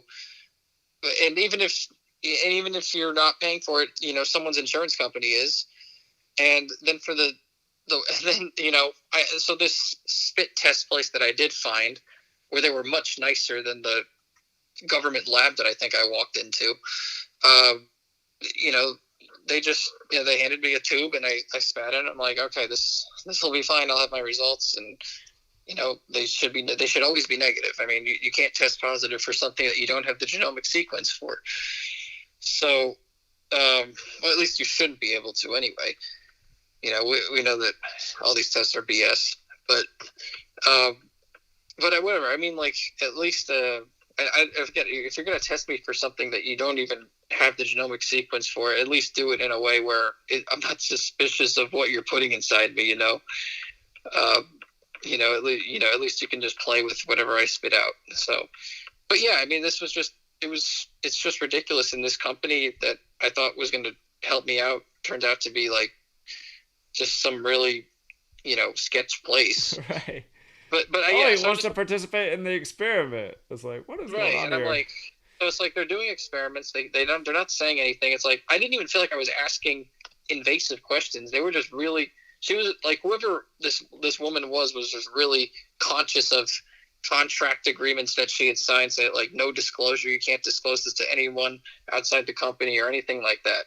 And I'm like, it's like, it must have been really strict about it, because she would not say anything. Even question. It looked like she was unsure if she could disclose it, which means, it was really top down. And just given, the fourth industrial revolution type way of entering the place, it's like, it's just like, this shit, they're building this shit all around us. That's what I learned from that experience. I just wanted to share that experience because, I just thought people should know. Indeed. And Ben, I appreciate that you're fighting it every inch of the way, because if everybody was doing that, they'd give up, man. If it was so hard to move people around, if everybody fought back, it wouldn't work. But most people, they just bend right over. So the world needs people like you, Ben. Appreciate it, man. Yeah, no problem. And by the way, I wanted to call into your book stream yesterday, but obviously, or was it 2 days ago? Whatever it was. I just wanted to make sure you put Chadwick Boseman's death in there.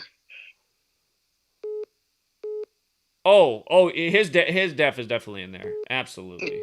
Yeah, because Neo the Hacker wrote it in like the live chat. I'm like, yeah, that's like the most important one since the last book came out, or at least the most important, most obvious. Anyway, there's been a lot of good things, but yeah, that was one of the bigger rituals for yeah, sure. and the Gaza thing back in May. Absolutely, that's definitely important.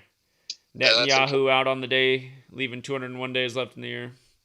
Oh yeah, that thing where was it Yahoo and Reddit, whatever the name of whatever that thing, GameStop, that company. What's it called? Are you talking about the stock thing? Oh no, I was thinking of some like organization that Reddit was a part of that had a cyber attack right after JBS and Colonial. I don't know. I might have missed that one. I don't remember that. It was something. It ended in LY, I think. I just don't remember exactly what it was. I think I missed that story. I got to go back and look at that. No, I don't think you did. No, I think you covered it. That's how I know it.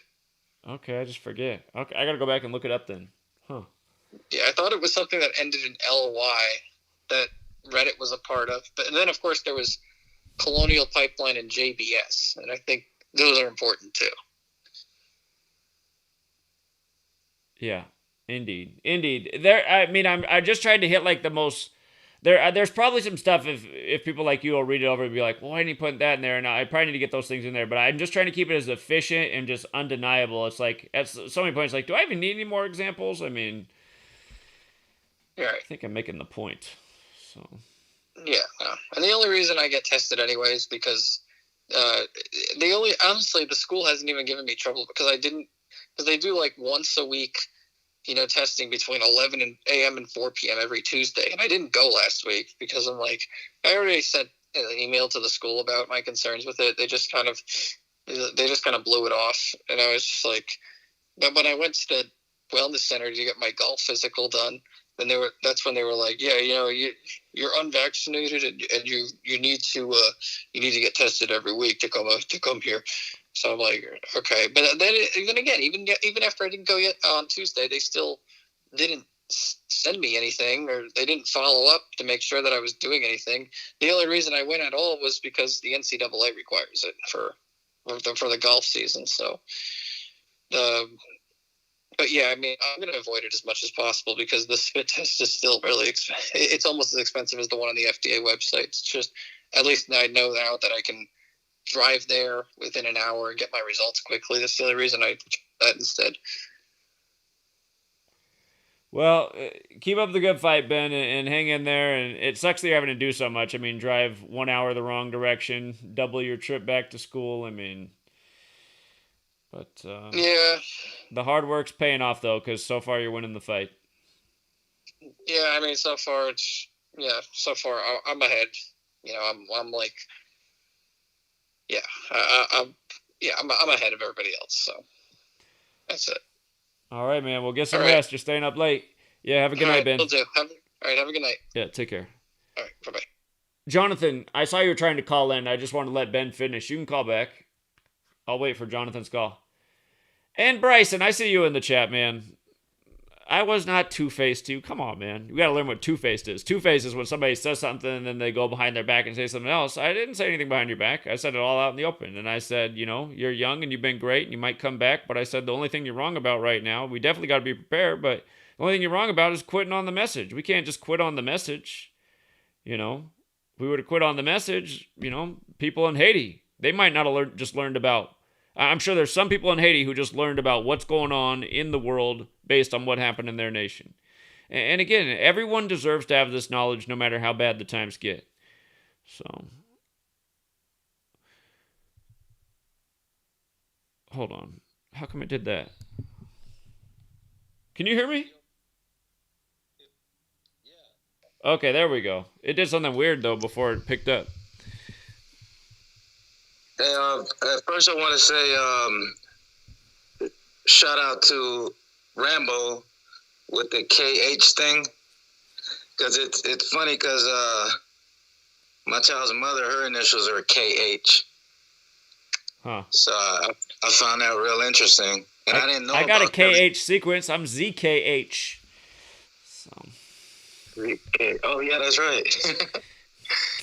And I didn't know anything about Kevin Hines, so I learned something new. But I think that's a bullshit story. Like, how do you, like, I've driven on that bridge a lot and walked on that bridge, and I don't see how you could survive that kind of a fall from the Golden Gate Bridge onto that water. Yeah. I mean, perfect landing, I guess. Yeah, I mean, like, how far-fetched is that? And then he said the whale saved him? Well, I think he said sea lion. You got all sea lions out in San Francisco that hang out on the dock. So. Yeah, that's a stretch for me. Yeah, I mean, the way these people put out propaganda, that might have been like a piece they put out to try and curb cleaning up so many bodies from beneath the bridge. It's just like Seattle. In the time I lived in Seattle, they had to put up a huge fence on the Aurora Bridge because they said there was, on average, one suicide a day from it. And people live on houseboats down there. So I'm sure you go talk to those people. They've seen a lot of dead bodies in their lifetime. But yeah, so I wanted to point something out. West Side Gun, he came out with this album last Friday. And I've talked about West Side Gun a lot. He's the founder of Griselda Records, and they're the kids from Buffalo. Right. And so the name of the album is called Hitler Wears Hermes, Hermes. Hitler Wears Hermes 8. So this is his 8th installment of the series, right? But if you type in Hitler Wears Hermes, it equals 206. And if you drop the 0, that's like 26, just like the God number. You know, God is 26. Right. And so his nickname is Fly God, and Fly God happens to equal 33, but he calls himself the Fly God. And he dropped this album called Hitler Wears Hermes, which equals 206, and God equals 26. And so on Kanye's new album, right, Kanye's got the whole album is, like, a lot of the songs are based on God, right? For example, song number 3 is called God Breathed It. Song number 6 is called Praise God.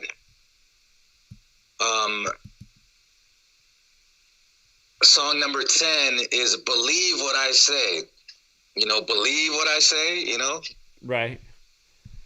Song 14 is called Heaven and Hell. Song number 17 is called Jesus Lord. Song number 21 is called Pure Souls. Song number 20 is called Lord, I Need You.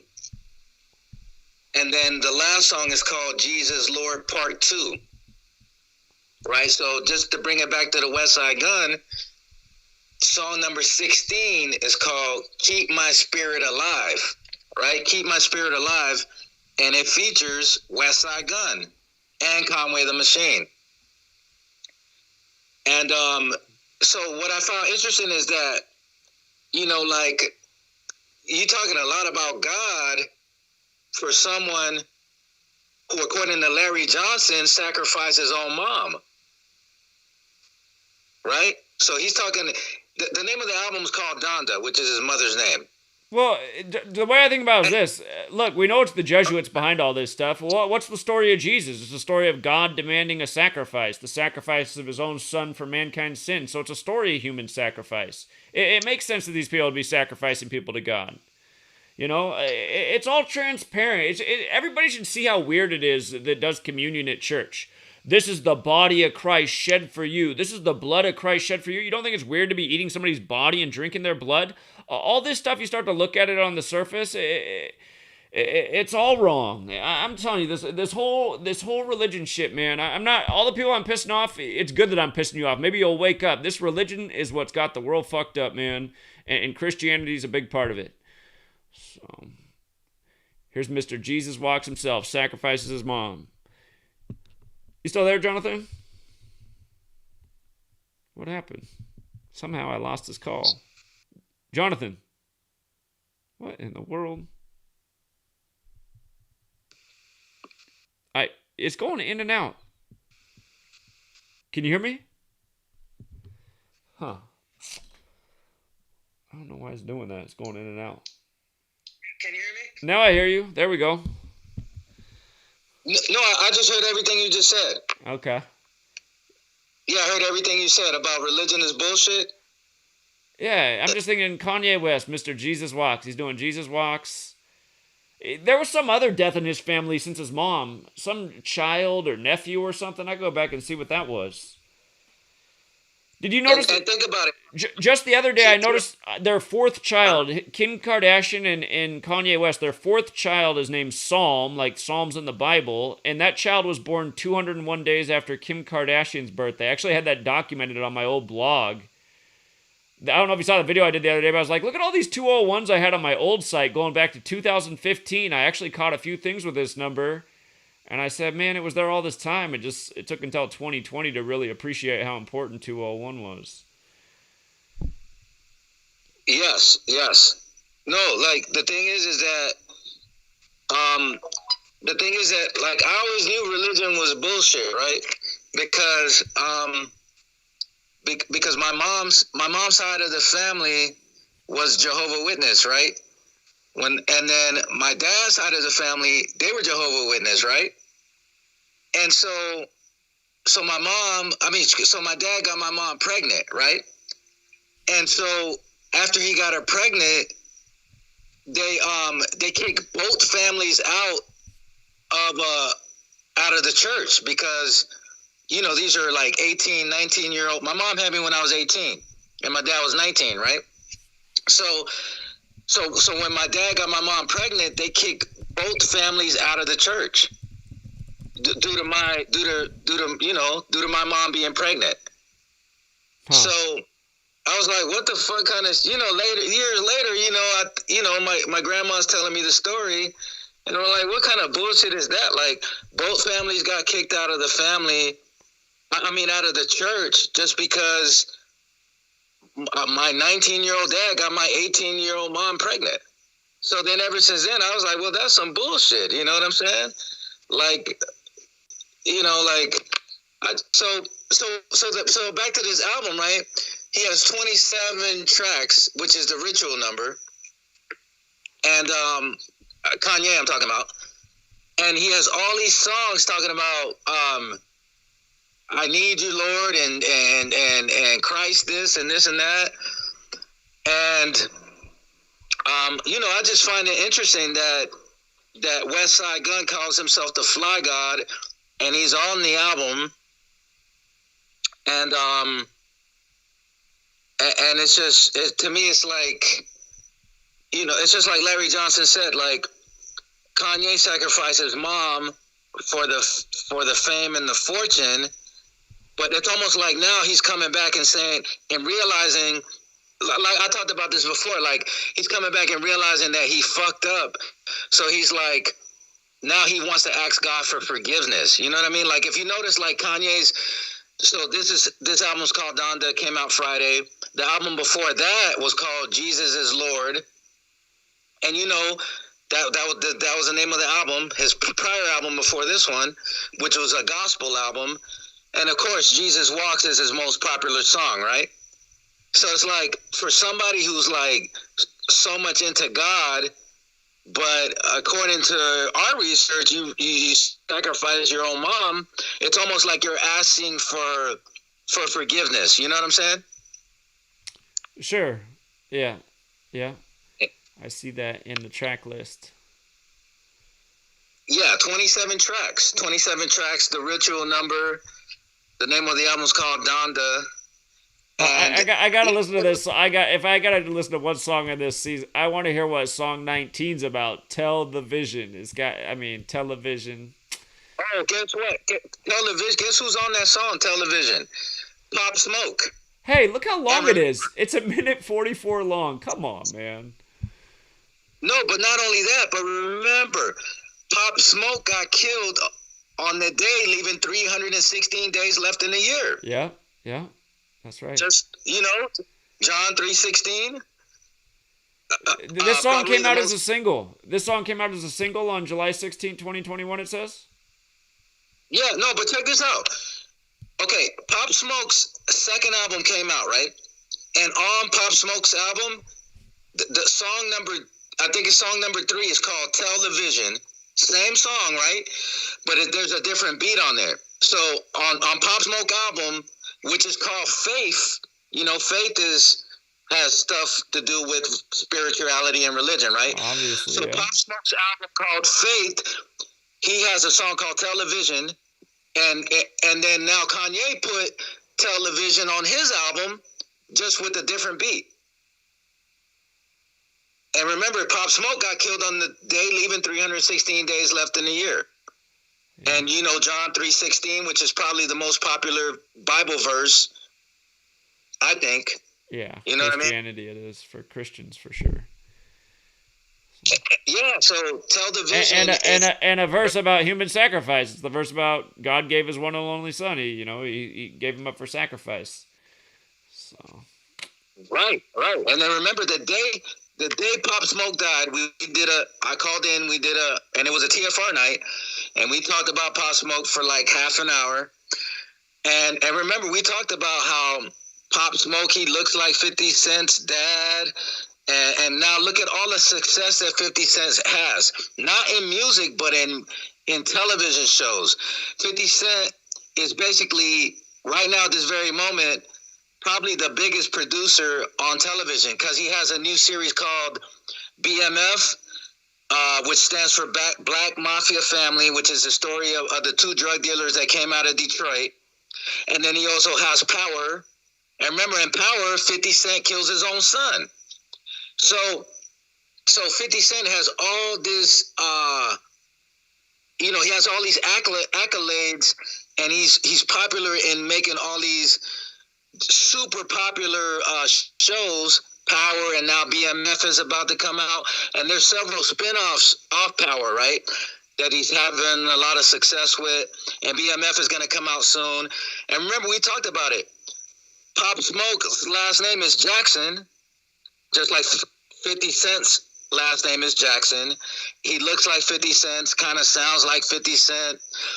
The subject matter is kind of similar, right? Right. So it's back to your point, is God sacrificed his only son, which to me doesn't even make a lot of sense, but well, remember all the things of that time. You had 50 Cent's Power show ending, and he kills his son in that show. And then it was the 50th day of the year, and 50 Cent. And then we made that point right away, and people thought it was stupid. And then next thing you know, 50 Cent's finishing his album. So it's like, okay. Right. He gets to executive produce the album, and he had the biggest, and he's featured on the biggest single on the album. Yeah. So it's like Jay. It's like I think it was Jay was saying. I think Jay was saying something about Pop Smoke and King Von.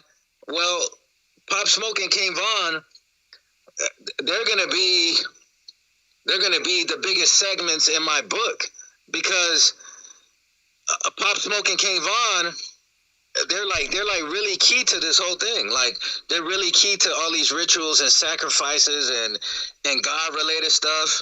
You know what I'm saying? And of course, we predicted King Von's death, which I have the proof of it. But you know, I just thought that it was interesting how Kanye has like 6 or 7 songs on a 27-track album that all he's rapping about is God this and God that, God this. But like, what really happened to his mom?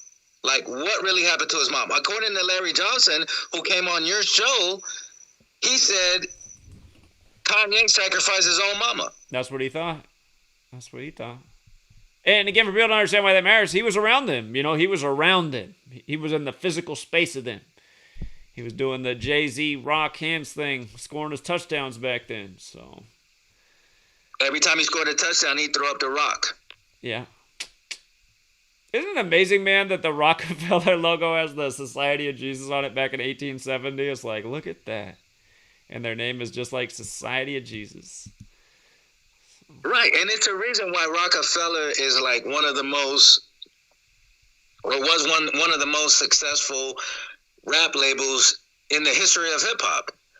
You know, just that name, just the symbolism. You know, Jay-Z calls himself Jehovah, the God MC. Didn't he put out an album on September 11, 2001? Didn't he put out the Blueprint? Absolutely. No, see, the thing about the Blueprint is that it's debatable, right? It's considered Jay-Z's best work. It's debatable between that or his first album, which is called Reasonable Doubt, which came out in 96. But it's debatable on which one is his greatest work. But people argue that the Blueprint is Jay-Z's greatest work, which came out on September 11th. And again, just the Rockefeller family are the chief financiers of the World Trade Center project. The Rockefellers financed the World Trade Centers. Then you got the Blueprint coming out on 9/11. I mean, this stuff, man, that they've been doing to us is sick. So the Blueprint, right? And the Freemasons are builders. And Jay-Z's first album, which is critically acclaimed as well, came out in 96. And Freemason equals 96. When you put the word Freemason in the calculator, it equals 96, and that's the year Jay-Z's first album came out. Yeah. Here it is right here. If you have a clear copy of this magazine and you look in at his hands, the hands of the watch, people say, are on the 9 and the 11. I want this magazine for myself to see that. But I think it came out on April 3rd, that cover, if I remember right. April 3rd, 67, which is the 93rd day of the year. Another 93 to go with the World Trade Centers. Newsweek. You mean the cover of the Blueprint? No, the Rockefeller Newsweek cover. David Rockefeller in front of the new World Trade Centers getting built. So. Okay. Yeah. But yeah, they were the family that financed the building. They were the spark for that project, because a lot of people did not want the World Trade Centers. They didn't need more office space in New York at the time they were built. And we know why they were really built. They were built for the ritual. So. Right, build and destroy. But yeah, just to remind how Jay-Z fits in with all this, and there's symbolism everywhere. And I mean, again, for people that doubt that we're saying it's the Jesuits, I mean, the Rockefeller family literally had Society of Jesus on their company logo for Standard Oil in 1870. I mean, come on. It's obvious then. Yeah, it was April 3rd, the 93rd day of the year.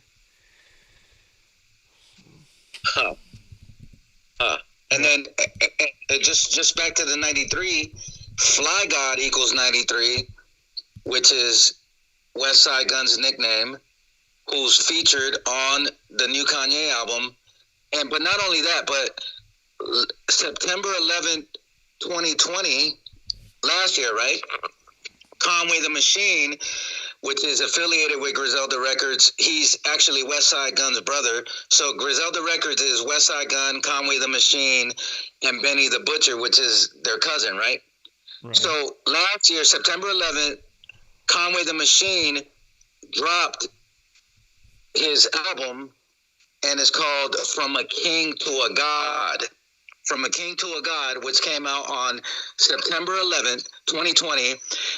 And on the album, he shouts out Jay-Z. He gives Jay-Z more than one shout out, but he gives him a shout out rapping, right? But the reason the album came out was because it was also Griselda has a deal with Rockefeller, with Roc Nation, right? They have a deal with Roc Nation. I think it's a management deal or a publishing deal. And so they got that deal, right? And then the album comes out on 9/11, From a King to a God, which is a tribute to Jay-Z, because now Jay-Z is considered a god in hip hop. You know, he started as, so it's almost like another it's another tribute to Jay-Z.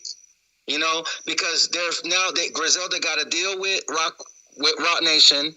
They also got a deal with Eminem, Shady Records.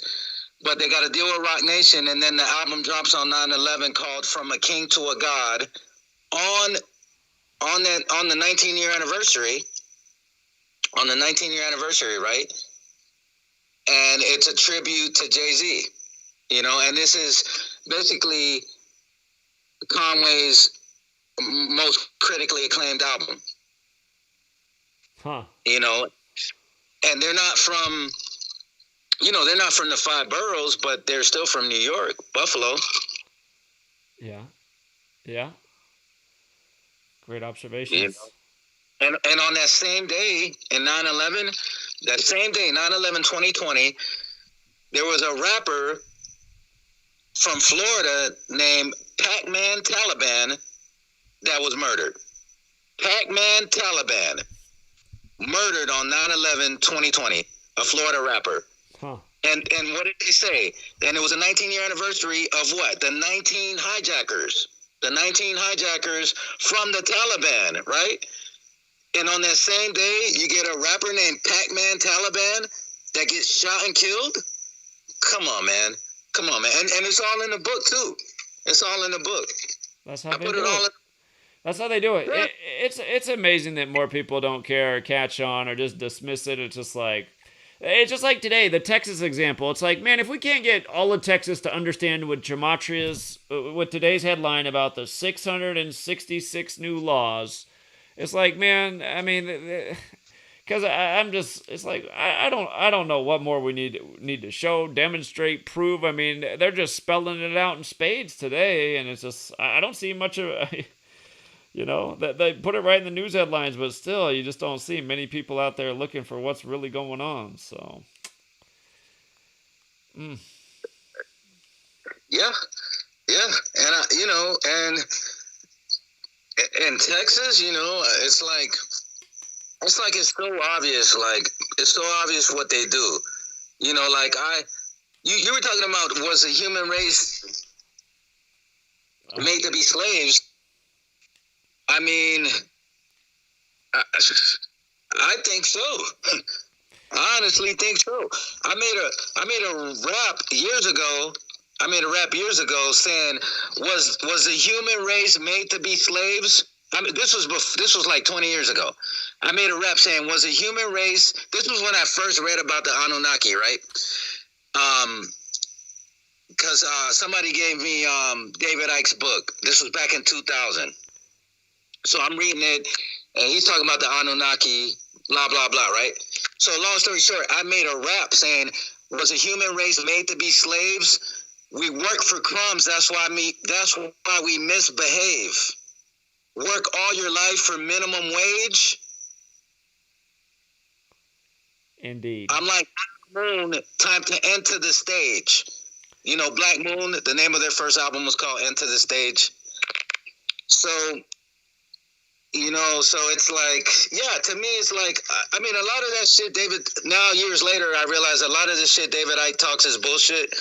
But that, back in 2000, it made me think about it, like, you know, and that's why I wrote that rhyme, you know, because it's like, you know, I've been reading about the Anunnaki for over 20 years now, you know, so to me, it's not that far-fetched. You know, and to me, and back then, see, I used to talk about this shit back then, right? And they're like, oh, well, here's John with the conspiracy theory bullshit. But then when I found you, right, all these years later, I found you in 2016. So I found you like 15, 16 years later, right? So now I have the actual proof, right, with the numbers that can prove what I've been saying for years, and people still don't believe it, and people still don't understand it. With the proof, with the numbers that can prove everything. It's just like all year we've been showing how they use 666 with these things that in gematria equal number of the beast, and we often show 87 and 66. Now you literally have an example today of the 87th legislature passing 666 new laws, plus Texas equals 66, and number of the beast is 66 and 87. We just showed both these rituals with Bill Gates getting the vaccine on his 87th day of his age, and then it being approved by Pfizer 66 days from his birthday, and he's Mr. Number of the Beast. So, I mean, like, if you were on the fence and like, oh, that's interesting, but I don't know. I mean, how are you going to ignore it now after today with Texas, with the 6687666 example, plus the day leaving 121 days left in the year, and Revelations 121. I mean, it's just so obvious this is exactly what they're doing. I mean, the only reason we figured out that these are the 4 ciphers that the news is encoded with every day is from looking at it every damn day for so many days. I mean, you do it for thousands of days straight, you're like, wait a minute. I see what's going on here. So. Yeah, exactly. Yeah, exactly. People don't understand how much work we put into it. Because people are like, oh, it was so hard. Then you wouldn't be able to figure it out. It's just like, what are you even saying, moron? Do you know how much time we put in to figure this out? Shit, it didn't happen overnight. It's just people. We know what it is, man. It's just like people. All these people that don't think for themselves at all. The only time they do is when they're hearing something from like a peer that's not in their programming. Then they'll question the hell out of it and dismiss it. So that's why when you look at people, you realize it's like, okay, they're stupid for the authority, but then they try to act all super smart to try and disprove you, even though you're like showing something that's real and concrete. It's mind-boggling, man. Yeah, no, listen, the other day I was in Tallahassee, Florida. I was in Tallahassee, right?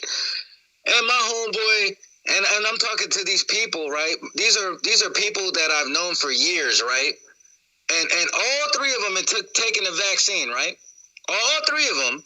And then I'm telling my homeboy, he just took the booster vaccine, right? So it's like, you're not listening to a single word I'm saying. So I had to go off on him, right?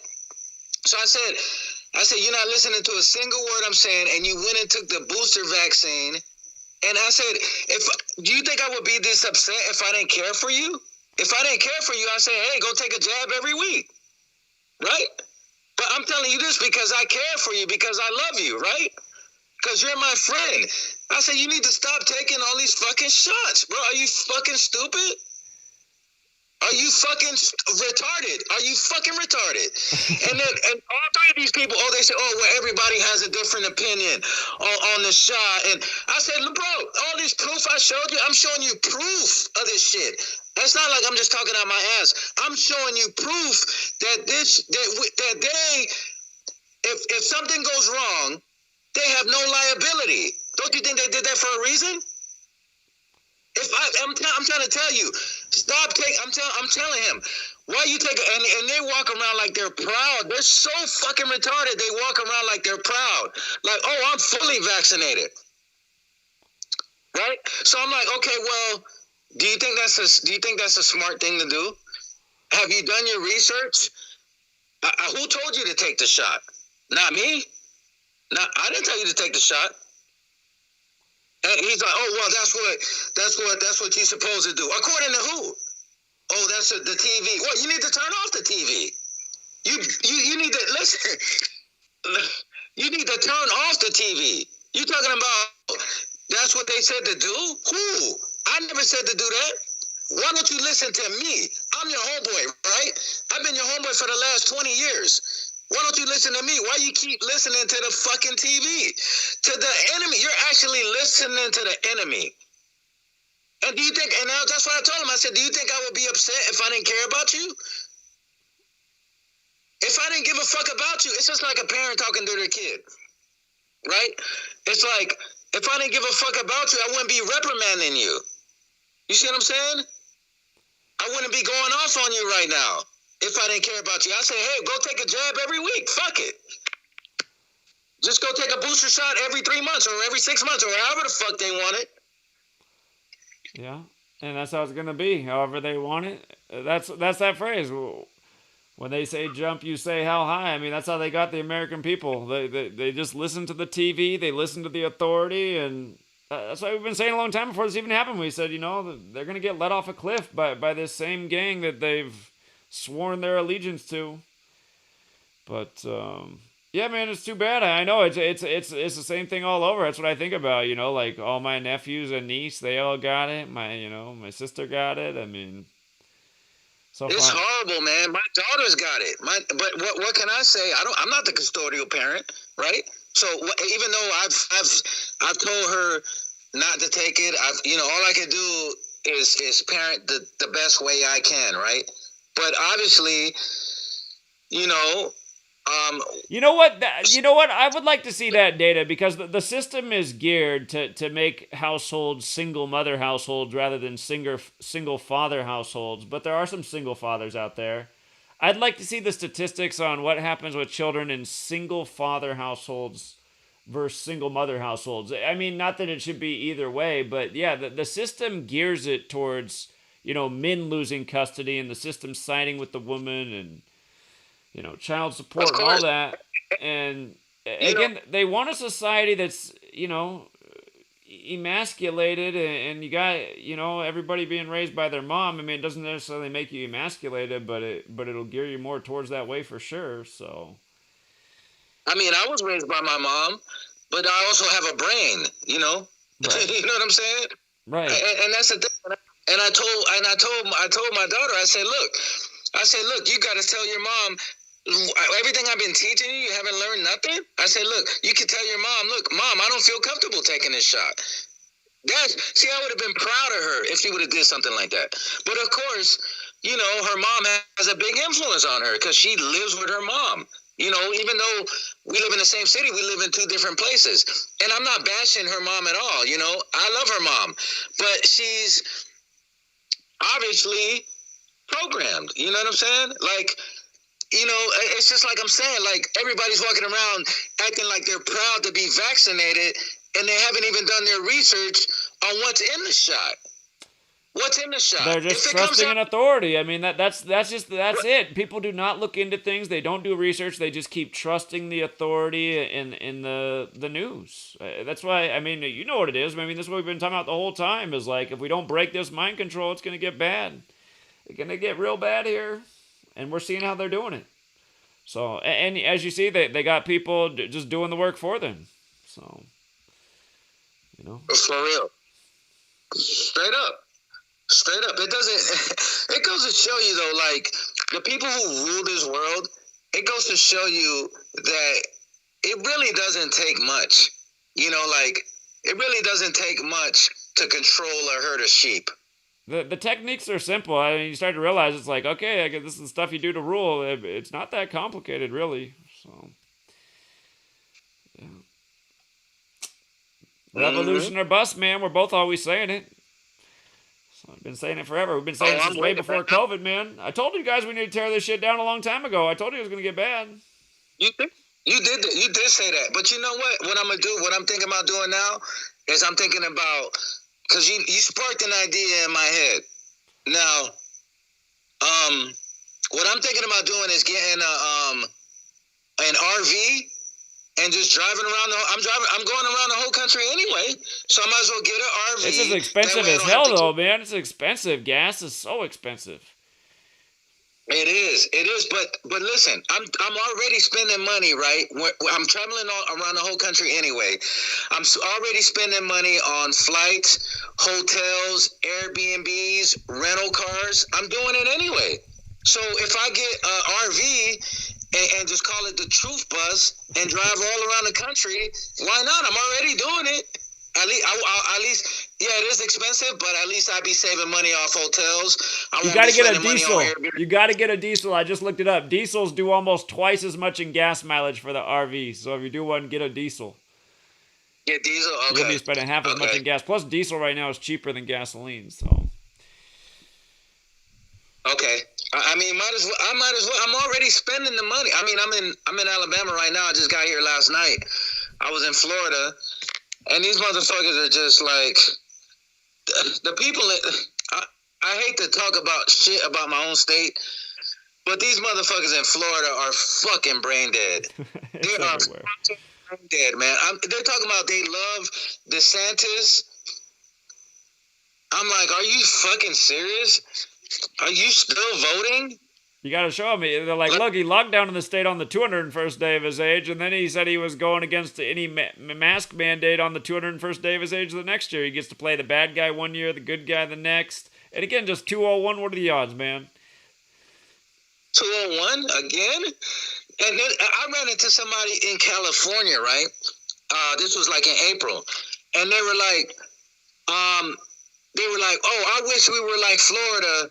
This was at the time when he wasn't like, everything was open. Clubs were open, you know, in Florida, right? But I was in California and the whole state was shut down.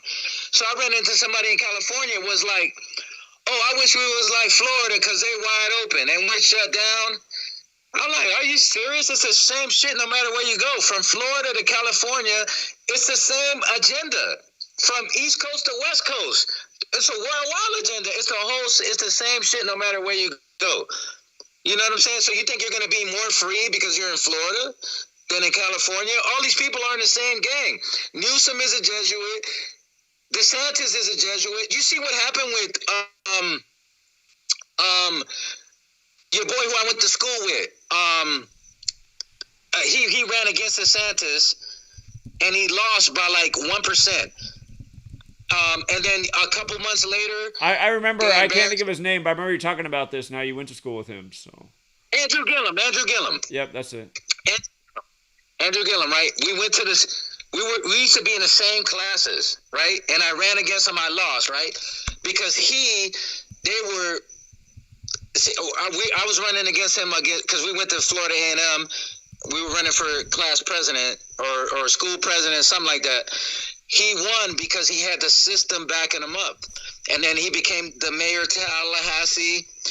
And then Tallahassee is the capital of Florida. And then he ran against DeSantis and he lost by like 2% or something, right? So DeSantis wins. And then a couple months later, they totally embarrass him by saying that he was caught with some gay dude in Miami. And the gay dude died. And so then, long story short, you know, he's supposed to be a married man, but he's caught in a hotel with a faggot. So they like totally embarrassed him, ruined his whole reputation, and let DeSantis win. You see what I'm saying? So it's like I see him work, but he was also like one of those people that were like designed to be there too, you know, like they were grooming him all along. Just so he could lose by like 1 or 2%, and then 6 months later they embarrass the shit out of him. Caught with a faggot in a hotel, the faggot dies, right? Because they were in there doing dope and shit, and I guess the faggot OD'd off Molly or whatever, right? So, but it just makes him look bad, like you know what I mean? You're supposed to be a married man, setting a good example, and you get caught with a faggot. You see what I'm saying? So it's like even when you work like as hard as he did, you still get screwed over in the end. It's the same shit what they do with all black men. Bill Cosby, on down the line, you know what I mean? But, you know, it's just sickening the way they do shit. Like, and how can people not wake up? This is what I don't understand. Like, we've been in this shit for a long time, man. We've been in this shit for a long time now. Like, how can people not know what's up by now? How about this? Like, right now, early Thursday, on the 52 date numerology, New York declares a state of emergency for the flooding that's beginning right now on the 52 date. So, what do you know? Right, and all of a sudden we're getting storms in New York. And listen, now, this is the thing, like with Haiti, right? Now, you know, I like to talk about Haiti a lot because half of my family's from Haiti on my dad's side. And so, like what I was saying with the Mac Hami album, pray for Haiti. Talk about predictive programming and cultural conditioning. Like, okay, when the album came out, I was like, pray for Haiti. Okay, we already know Haiti always been fucked up. But I was like, well, pray for Haiti for what? We ain't really heard nothing too bad about Haiti lately, right? And then guess what happens? The Pray for Haiti comes out. Then 47 days later, the president drops dead. 38 days after the president drops dead, you get this major earthquake. 2 days later, you get this major Hurricane Grace, which equals 34. So it's like, oh, now I see what we're praying for Haiti for now. Now I see what we're praying for Haiti for now. You see what I'm saying? And it's just sickening how they do this shit. Like, because I was thinking, okay, you know, you always hear a bad story about Haiti, right? You never hear really a good story about Haiti. So I can see, okay, pray for Haiti. You know, Haiti's always been fucked up with earthquakes, political turmoil. The COVID-19 has been ravaging the whole island. But this is one island, and the other half of the island is Dominican Republic. It's one island called Hispaniola, but you only always get the bad side on Haiti. You don't never hear shit about Dominican Republic. How come the hurricanes, the earthquakes, the political turmoil, the COVID doesn't affect the Dominican Republic? And we're talking about the same land. The only thing that separates it is an imaginary line. Yeah. So that's why I seen like, okay, Mac Hami's album is decent, right? But the way they praised it, they're like, oh, this is the album of the year. This is the album of the year. It's decent, but it's not the album of the year. You see what I'm saying? But they praised the shit out of this album. You know what I'm saying? And now I know why. Because this is what you call predictive programming in hip hop. Yeah. Predictive programming in hip hop. Haiti equals 47. 47 days later, the president drops dead after he drops the album. 38 days later, the earthquake hits the death and murder number. You know, come on, it's like, and then 2 days later or a day later after the earthquake hits, then it gets hit with a hurricane? Like, what are the odds of this? What are the odds of this? A dead president, an earthquake, a hurricane, all this shit happening to one side of a landmass. Nothing happens to the other side. You know what I mean? Nothing happens to the other side, just to one side.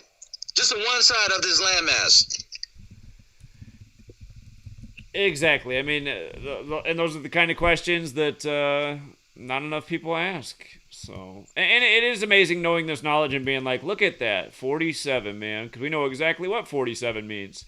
And the fact that we can point it out and show people the movie, I mean, they put this stuff in everything from the news to the movies. How are they going to make a movie about secret societies and the presidency with Nicolas Cage, big Disney film, and then, you know, in part 2 of the film, he kidnaps the president. The president said, hey, when you get that book, make sure you look at page 47 for me. I mean, and what? It's just like, how can they not see that this is a language that they're clearly speaking in and paying tribute to on the daily? I mean, it's not us, Jonathan. We've done a really good job of laying it out and showing how to use the code effectively and predict things, and it's just... I mean, we've been dead on about the timeline and everything, and people are still down. I mean, what's it say about humanity? It just says they're fucking inept, which is where you began with how the whole Anunnaki thing can be possible. So, I mean, it doesn't mean it's that. It could just be that the people who control the world understand mind control really well and how to keep people on their terms, but... I don't know, man. Is one or the other or a combination of both, but... Yeah, God, I was just thinking, like, if I can't get away from home, like, if you wanted to drive the truth bus all over, I was thinking, like, okay, if we got a bus, we got to have the money for the resources, we got to have money for housing and stuff, or a place for you to stay. I mean, it'd get pretty damn expensive, but we got to do something like this now. Is that something you'd be interested in doing if we had, like, a truth RV, driving it around, meeting up with people, getting people out on the corner? Because the RV will have a bed in it. So, I mean, it's not like I can house everybody, but I could house me and my nephew, you know what I mean? And has a bed in it. It has a couch in it. It has a full-blown kitchen where you can cook. Shower. So I'm like, I'm already spending money on the road for hotels. I might as well get a. Yeah, I understand it's expensive, but fuck it. I mean, shit. Everything's expensive. Everything's going up. You know what I mean? But I'm definitely interested in that because I'm going all around the country anyway. So if I have an RV where I could graffiti gematria troop bus or something like that, I think it will go places. I think it will go viral.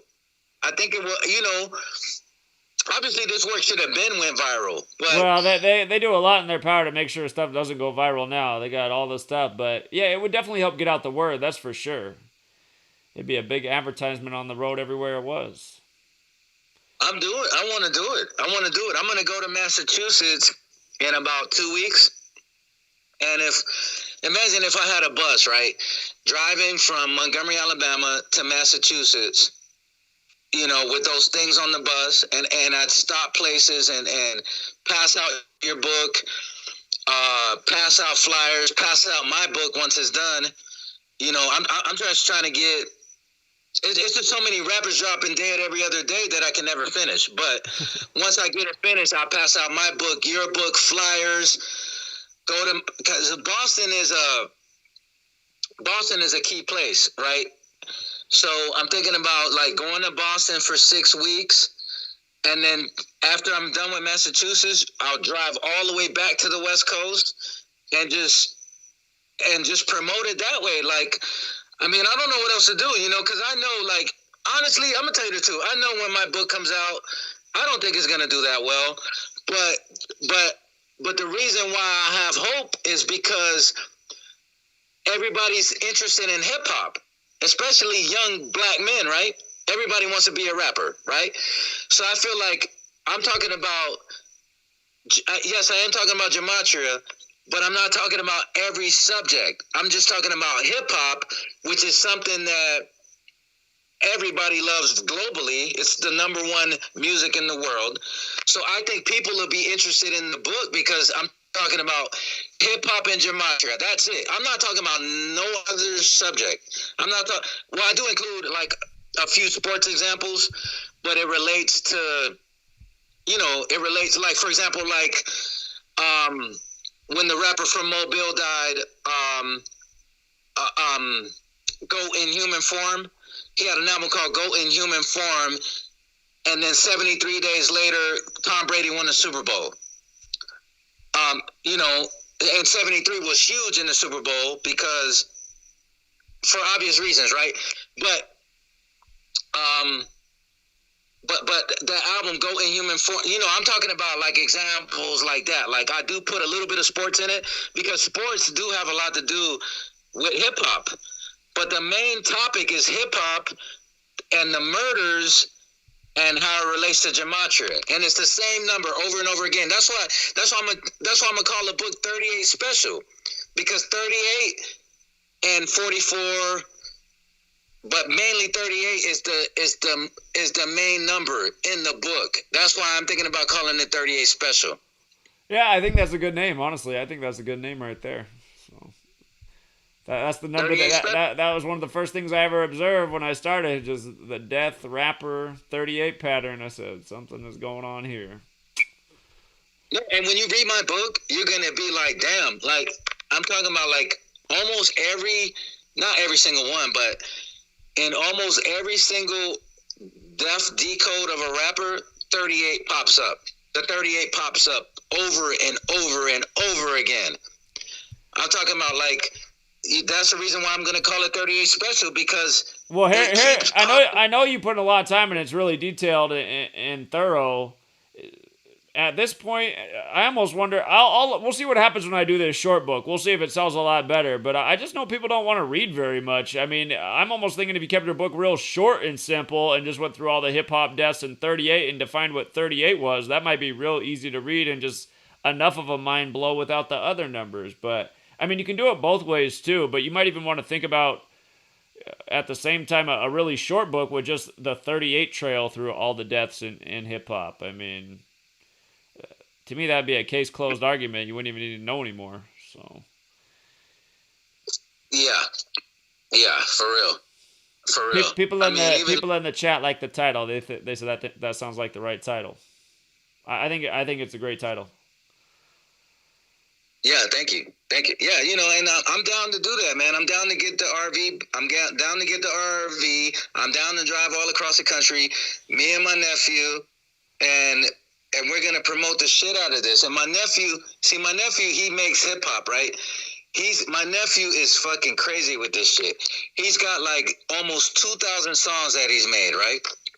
And it sounds really good. It's not like he's just made 2,000 trash songs. 2,000 songs that he's made, and he's not like preaching gematria, but he's giving you the gems in the line. You know what I mean? Like how we do how I was doing the rap decode the last time I spoke with you, and I was telling you this is how we used to find the gems in the line back in the 90s. So he's throwing it in. He's keeping it entertaining, so it's not like doesn't come off as preachy, but he's throwing the gematria lines in there, here and there. So you got to catch on to it. You know what I mean?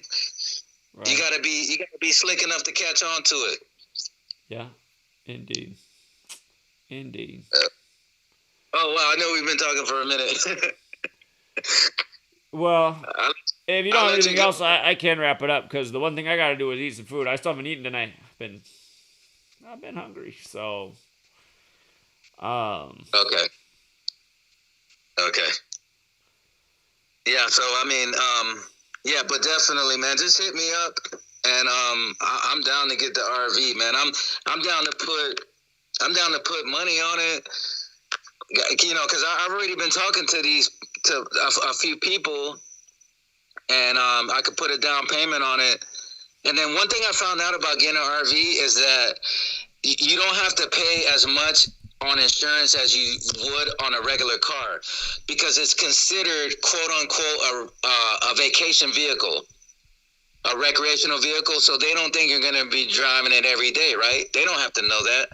But the insurance is a lot cheaper because it's not considered a car you would drive every day. So that's one good thing about it. The insurance is a lot cheaper than a regular car. You could just pay off the insurance for the whole year. The insurance is probably like, it's not that much, you know what I mean? So the main thing you're going to be spending money on is gas, of course. And, just propane for the gas tank to cook. But other than that, man, I mean, like these new ones, they have it all. They got internet in them. You're just going to be paying for the propane gas to cook and the diesel. So to me, it's not a bad deal, So we could talk about it offline. You can just hit me up or I'll hit you up. But I'm down to do that because we got to do. I mean, like we're behind the 8 ball here. Like it's like I heard a caller say one day a couple weeks ago.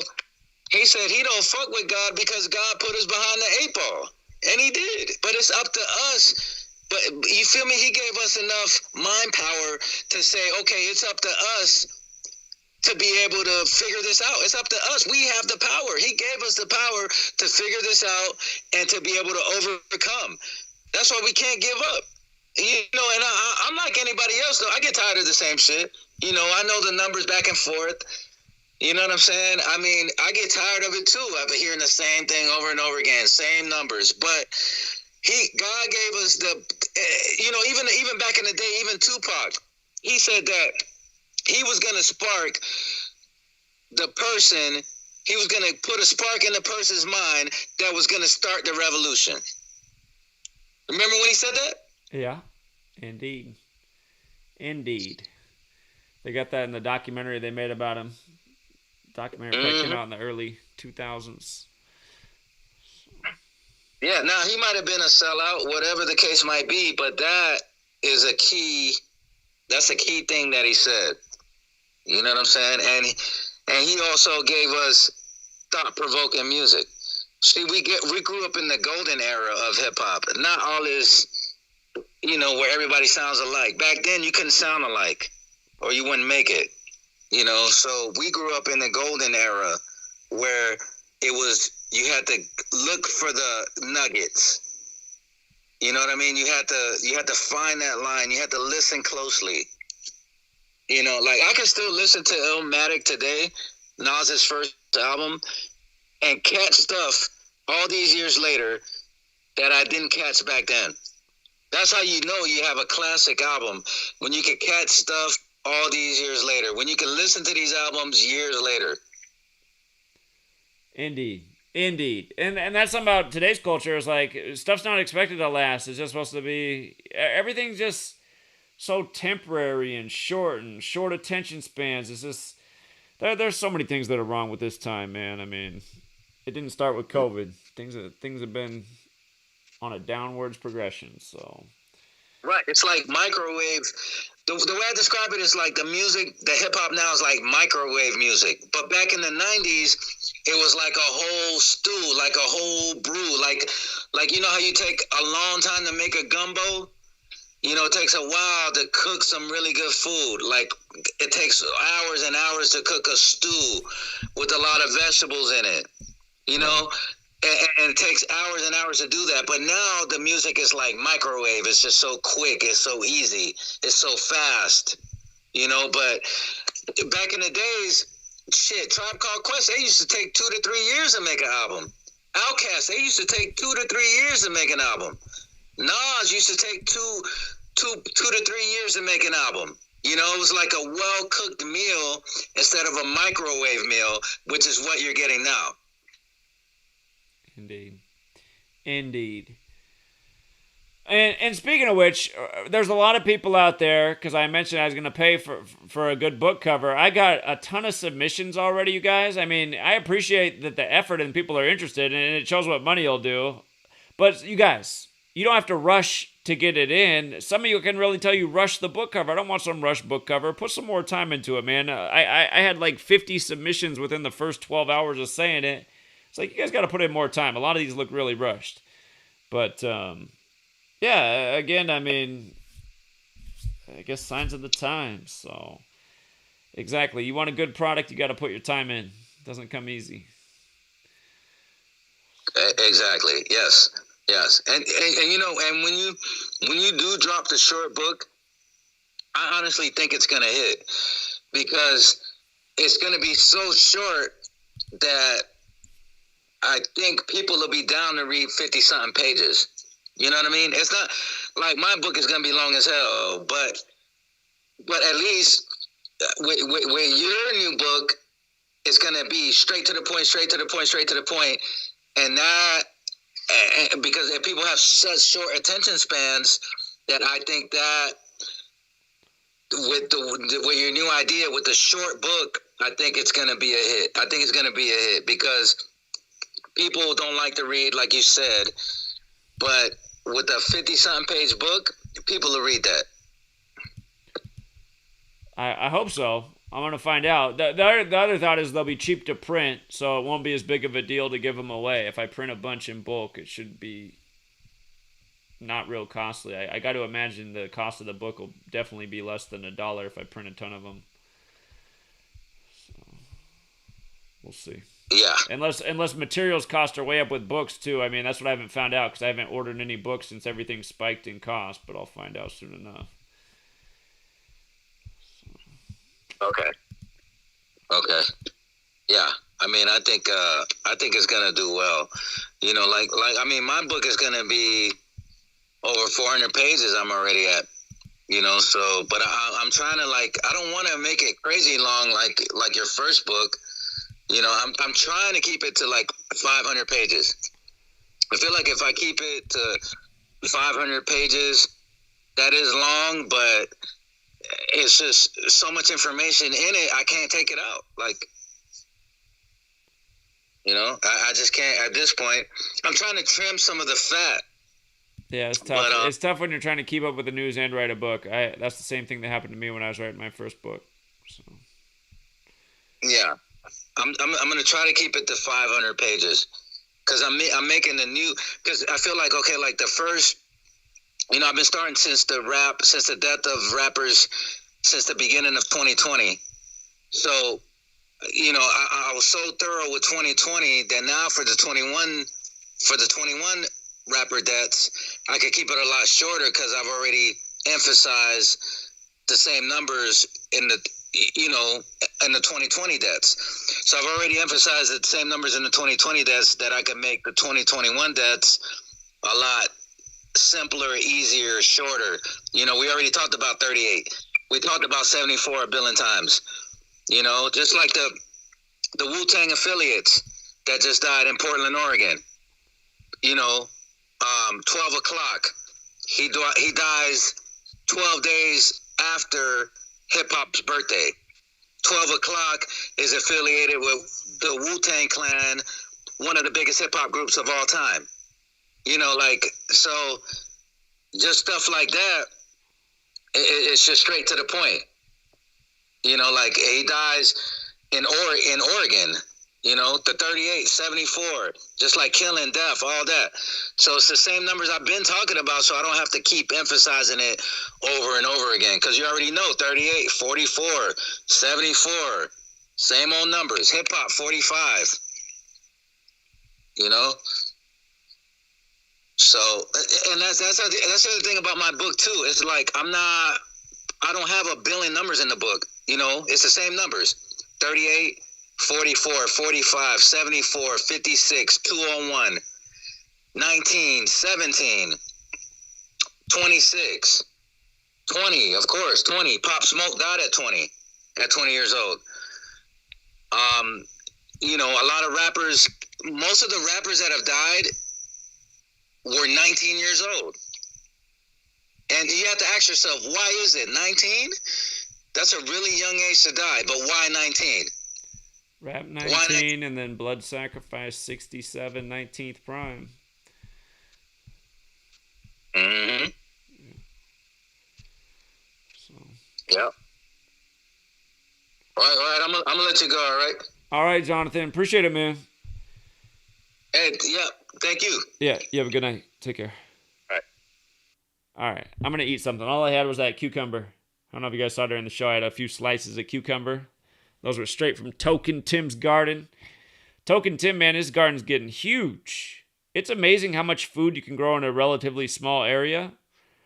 And, man, he had some homemade pickles out of the same cucumbers I was eating tonight. They were so good. I'm just telling you, man, I know that would be a great life. If I had a good community of people that I enjoyed being around, you know, we just grow food, we hang out, you know, make music, play games, do these types of things, that'd be fun. Like, that would be all I would need. I wouldn't need to be watching sports games and watching TV and seeing what's on the news. I wouldn't need any of that, man. I'd just be like, all right, here's my community. Here's my people. Here's my food. Here's my house. That's all I need, you know. And for a lot of people, you know, it's like they addict us at a young age to a different type of lifestyle, you know, like exciting foods, you know, traveling, all, you know, materialism, all this stuff. Like these are like the things that weren't part of our ancestors' world. You know, getting on a plane, traveling, going and spending all this money on some designer stuff, some materialistic stuff, right? Like this isn't even stuff our ancestors had to think about.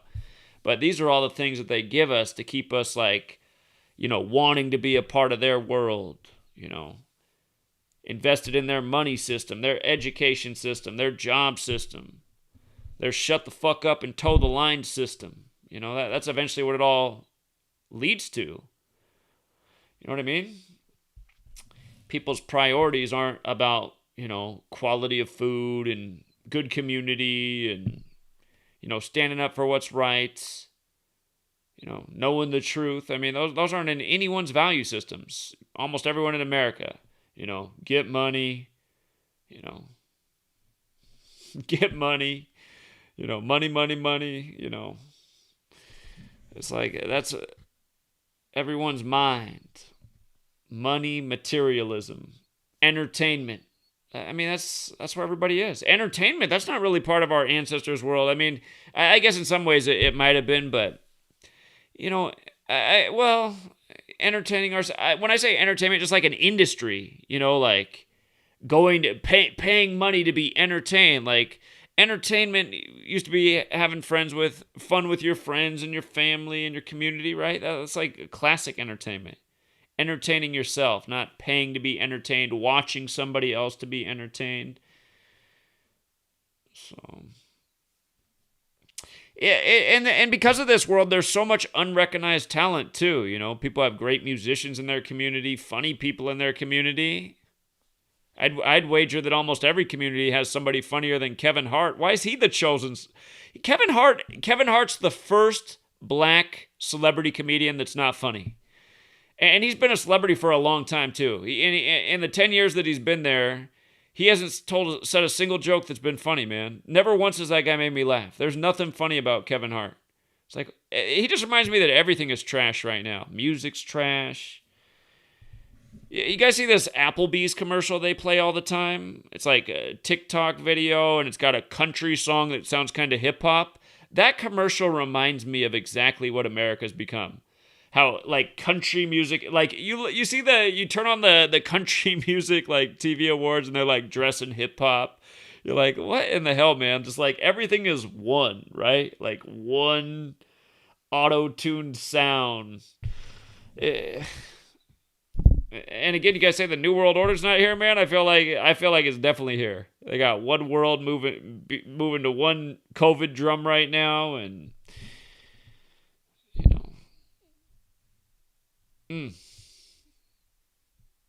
Anyway, it's late and I'm hungry, and I wanted to eat before the show, but I ran out of time, and I was like, well, I'll eat as soon as the show's over at 9. But here it is. It's after 10:30, so. Stay dry in the northeast, getting 52 out there right now. And, yeah, I wish the people in New York who are about to lose their property, and same with the people in the Sierra Nevada mountains, losing their property. I wish they'd wake up to what's going on. I mean, how did people not blink an eye in 2018 when we showed the fires on November 8th in Los Angeles and Paradise?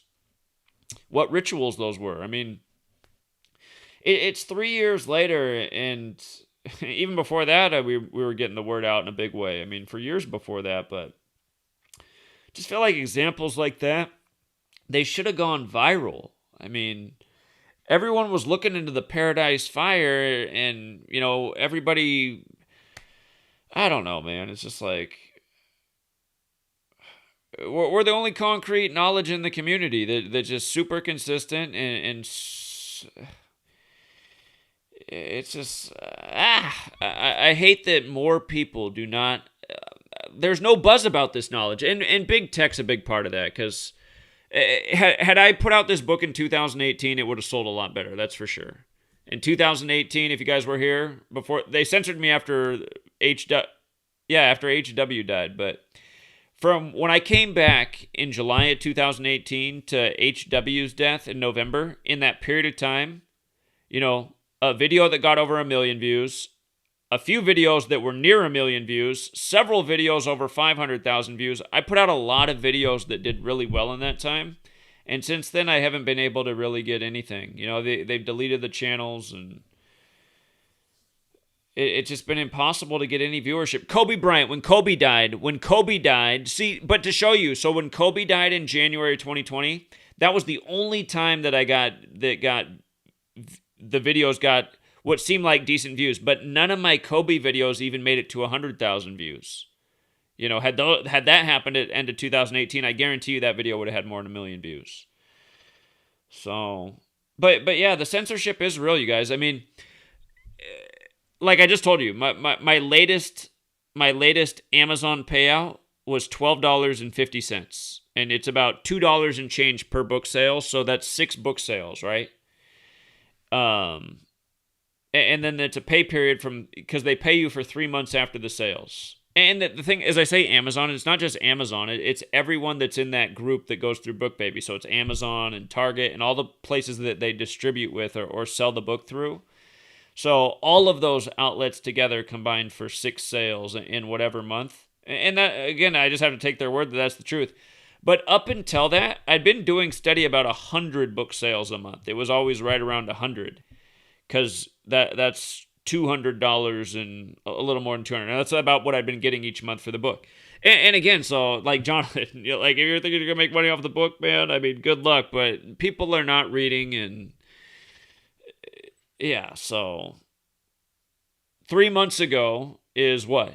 July, June, May. So those are May book sales. In May, they're telling me it sold 6 copies, and and all the months up to that, except for the first month. The first month, it sold over 1,000 copies. That was the first month. And I think it did that like the second and third month, like sold 1,000 copies or so, plus the 2,000 that I bought. And then since then, it sold like 100 and some. So the sales are like right around 6,000 total. So it's probably not even quite to 6,000 yet, but it would be close to 6,000 sales. So, yeah, I mean, in terms of profit, I mean, there's not much money in it. There's not much money in it at all. And I really did. I really thought that this book, I mean, in my head, I really thought that this is going to sell at least 100,000 copies. I thought it was. It still could. It's unlikely at this point since it's been out for almost a year and it's only sold 6,000. I don't know what would make people want to buy it more now than when it was more relevant now that time's running short. But yeah, it just sucks to work so hard to get knowledge to people, to wake them up to the agenda that you've been warning about that is playing out, and you have all the information and data and correct observations, and humanity doesn't care. It's just, it's why I've been the way I've been, since the end of June. I've been, just been in a bad space since the end of June. I've been trying to tough it out, but, I mean, you can see, I mean, I've been meaner, and, I've ran a lot of people away from the community, which I'm not sure is all bad, because it's like we got to unite and work together, but I just get tired of just logging on each day and just reading the same shit, and I don't know why you work so hard. I mean, Zach, there's only one truth in the world, and that's Jesus, and you need to believe more than that. I'm praying for you. It's like, fucking A, man. You think that's what I want to read? I don't want to read that shit. All the people that think like that do to me is just make me go, the world's so fucked, man. Listen to these people. The only truth is Jesus, and all we can do is believe. Right. Dude, you sound like a perfect member of the truth community. I'm being sarcastic. I mean, how is Jesus the only truth? What is the truth of Jesus? Is there any evidence that he existed? Is there any evidence that was his name? Obviously, there's not. There's evidence that wasn't his name, since, there was no English, and J wasn't an invented letter of an alphabet yet.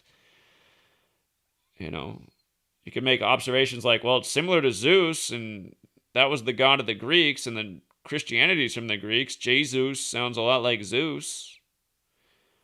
Zeus is Jupiter, J. So. But yeah, it's just, again, these people just remind me of what I've always known, that the world's gone because they believe in shit and they don't think about stuff. And now, every day I put out this awesome information that should wake up the world and be a game changer, and it has been for some people. But instead, no, it's just like people that, I don't know, man, it's just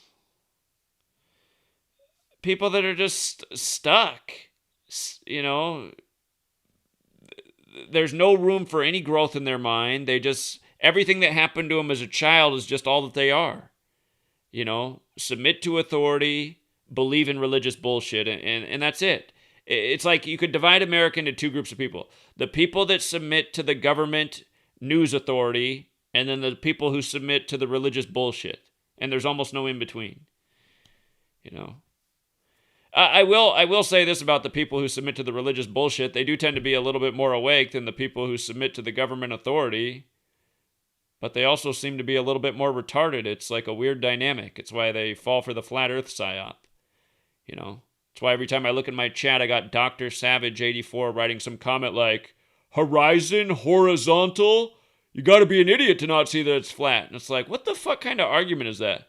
The word horizon is similar to horizontal, so the earth is flat? Like, what kind of illogical bullshit-ass thought is that? And, of course, he's a religious guy.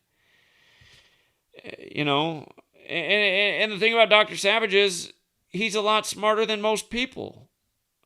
But when it comes to flat earth, to me, just like flat-brained, I mean, what kind of arguments are these, dude?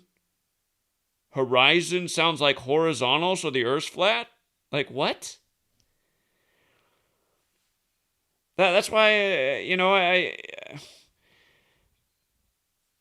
it's just, I don't even know what to do, man. I just don't know what to do. And getting an RV and driving laps and having people pound payment and get together, I mean, that is the kind of thing that needs to be done, but is it going to be enough? Getting a plot of land, I mean, it's going to have to be massive, and it's going to have to, to house as many people as would want to be there. It's just, it's so hard to say what the right move is. I mean,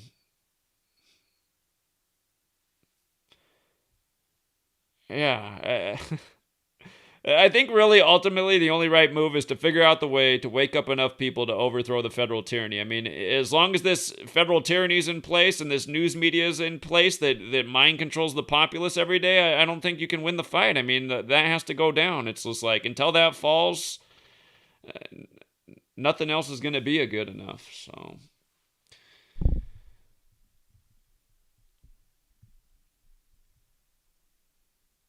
Yeah, and the other thing that just bothers me is just how many people are blaming me lately for all this shit. It's like, you guys, anyone who's blaming me and can't understand why I am, I mean, get the fuck out of here. Talk about not able to put yourself in somebody else's shoes. You ever worked for 8 years straight? Pumping out information to try to stop what's coming, only to watch it play out exactly as pretty much thought it would? And just at the same time watch humanity still not get it? Just fall for the trap. It's just... Yeah, and just, I know that a lot of people get it, but not enough people do, man, so. Anyway, I mean, I'm going to stay at it. Like I said, I'm not going to quit. But yeah, the Louisville caller earlier in the show, man, he, that we got to make a move. So...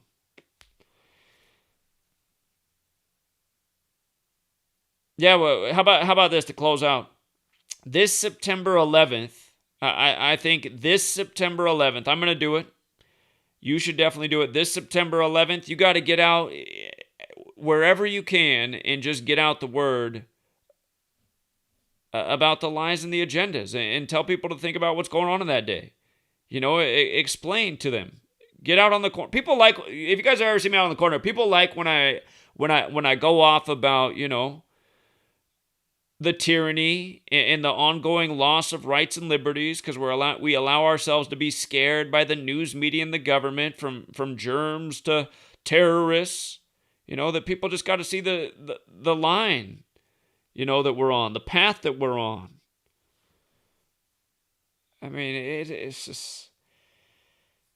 There are people out there who get it. We got to figure out how to get more of these people to organize and unite who get it. I mean, they're out there. It's just, they're doing their slave job and,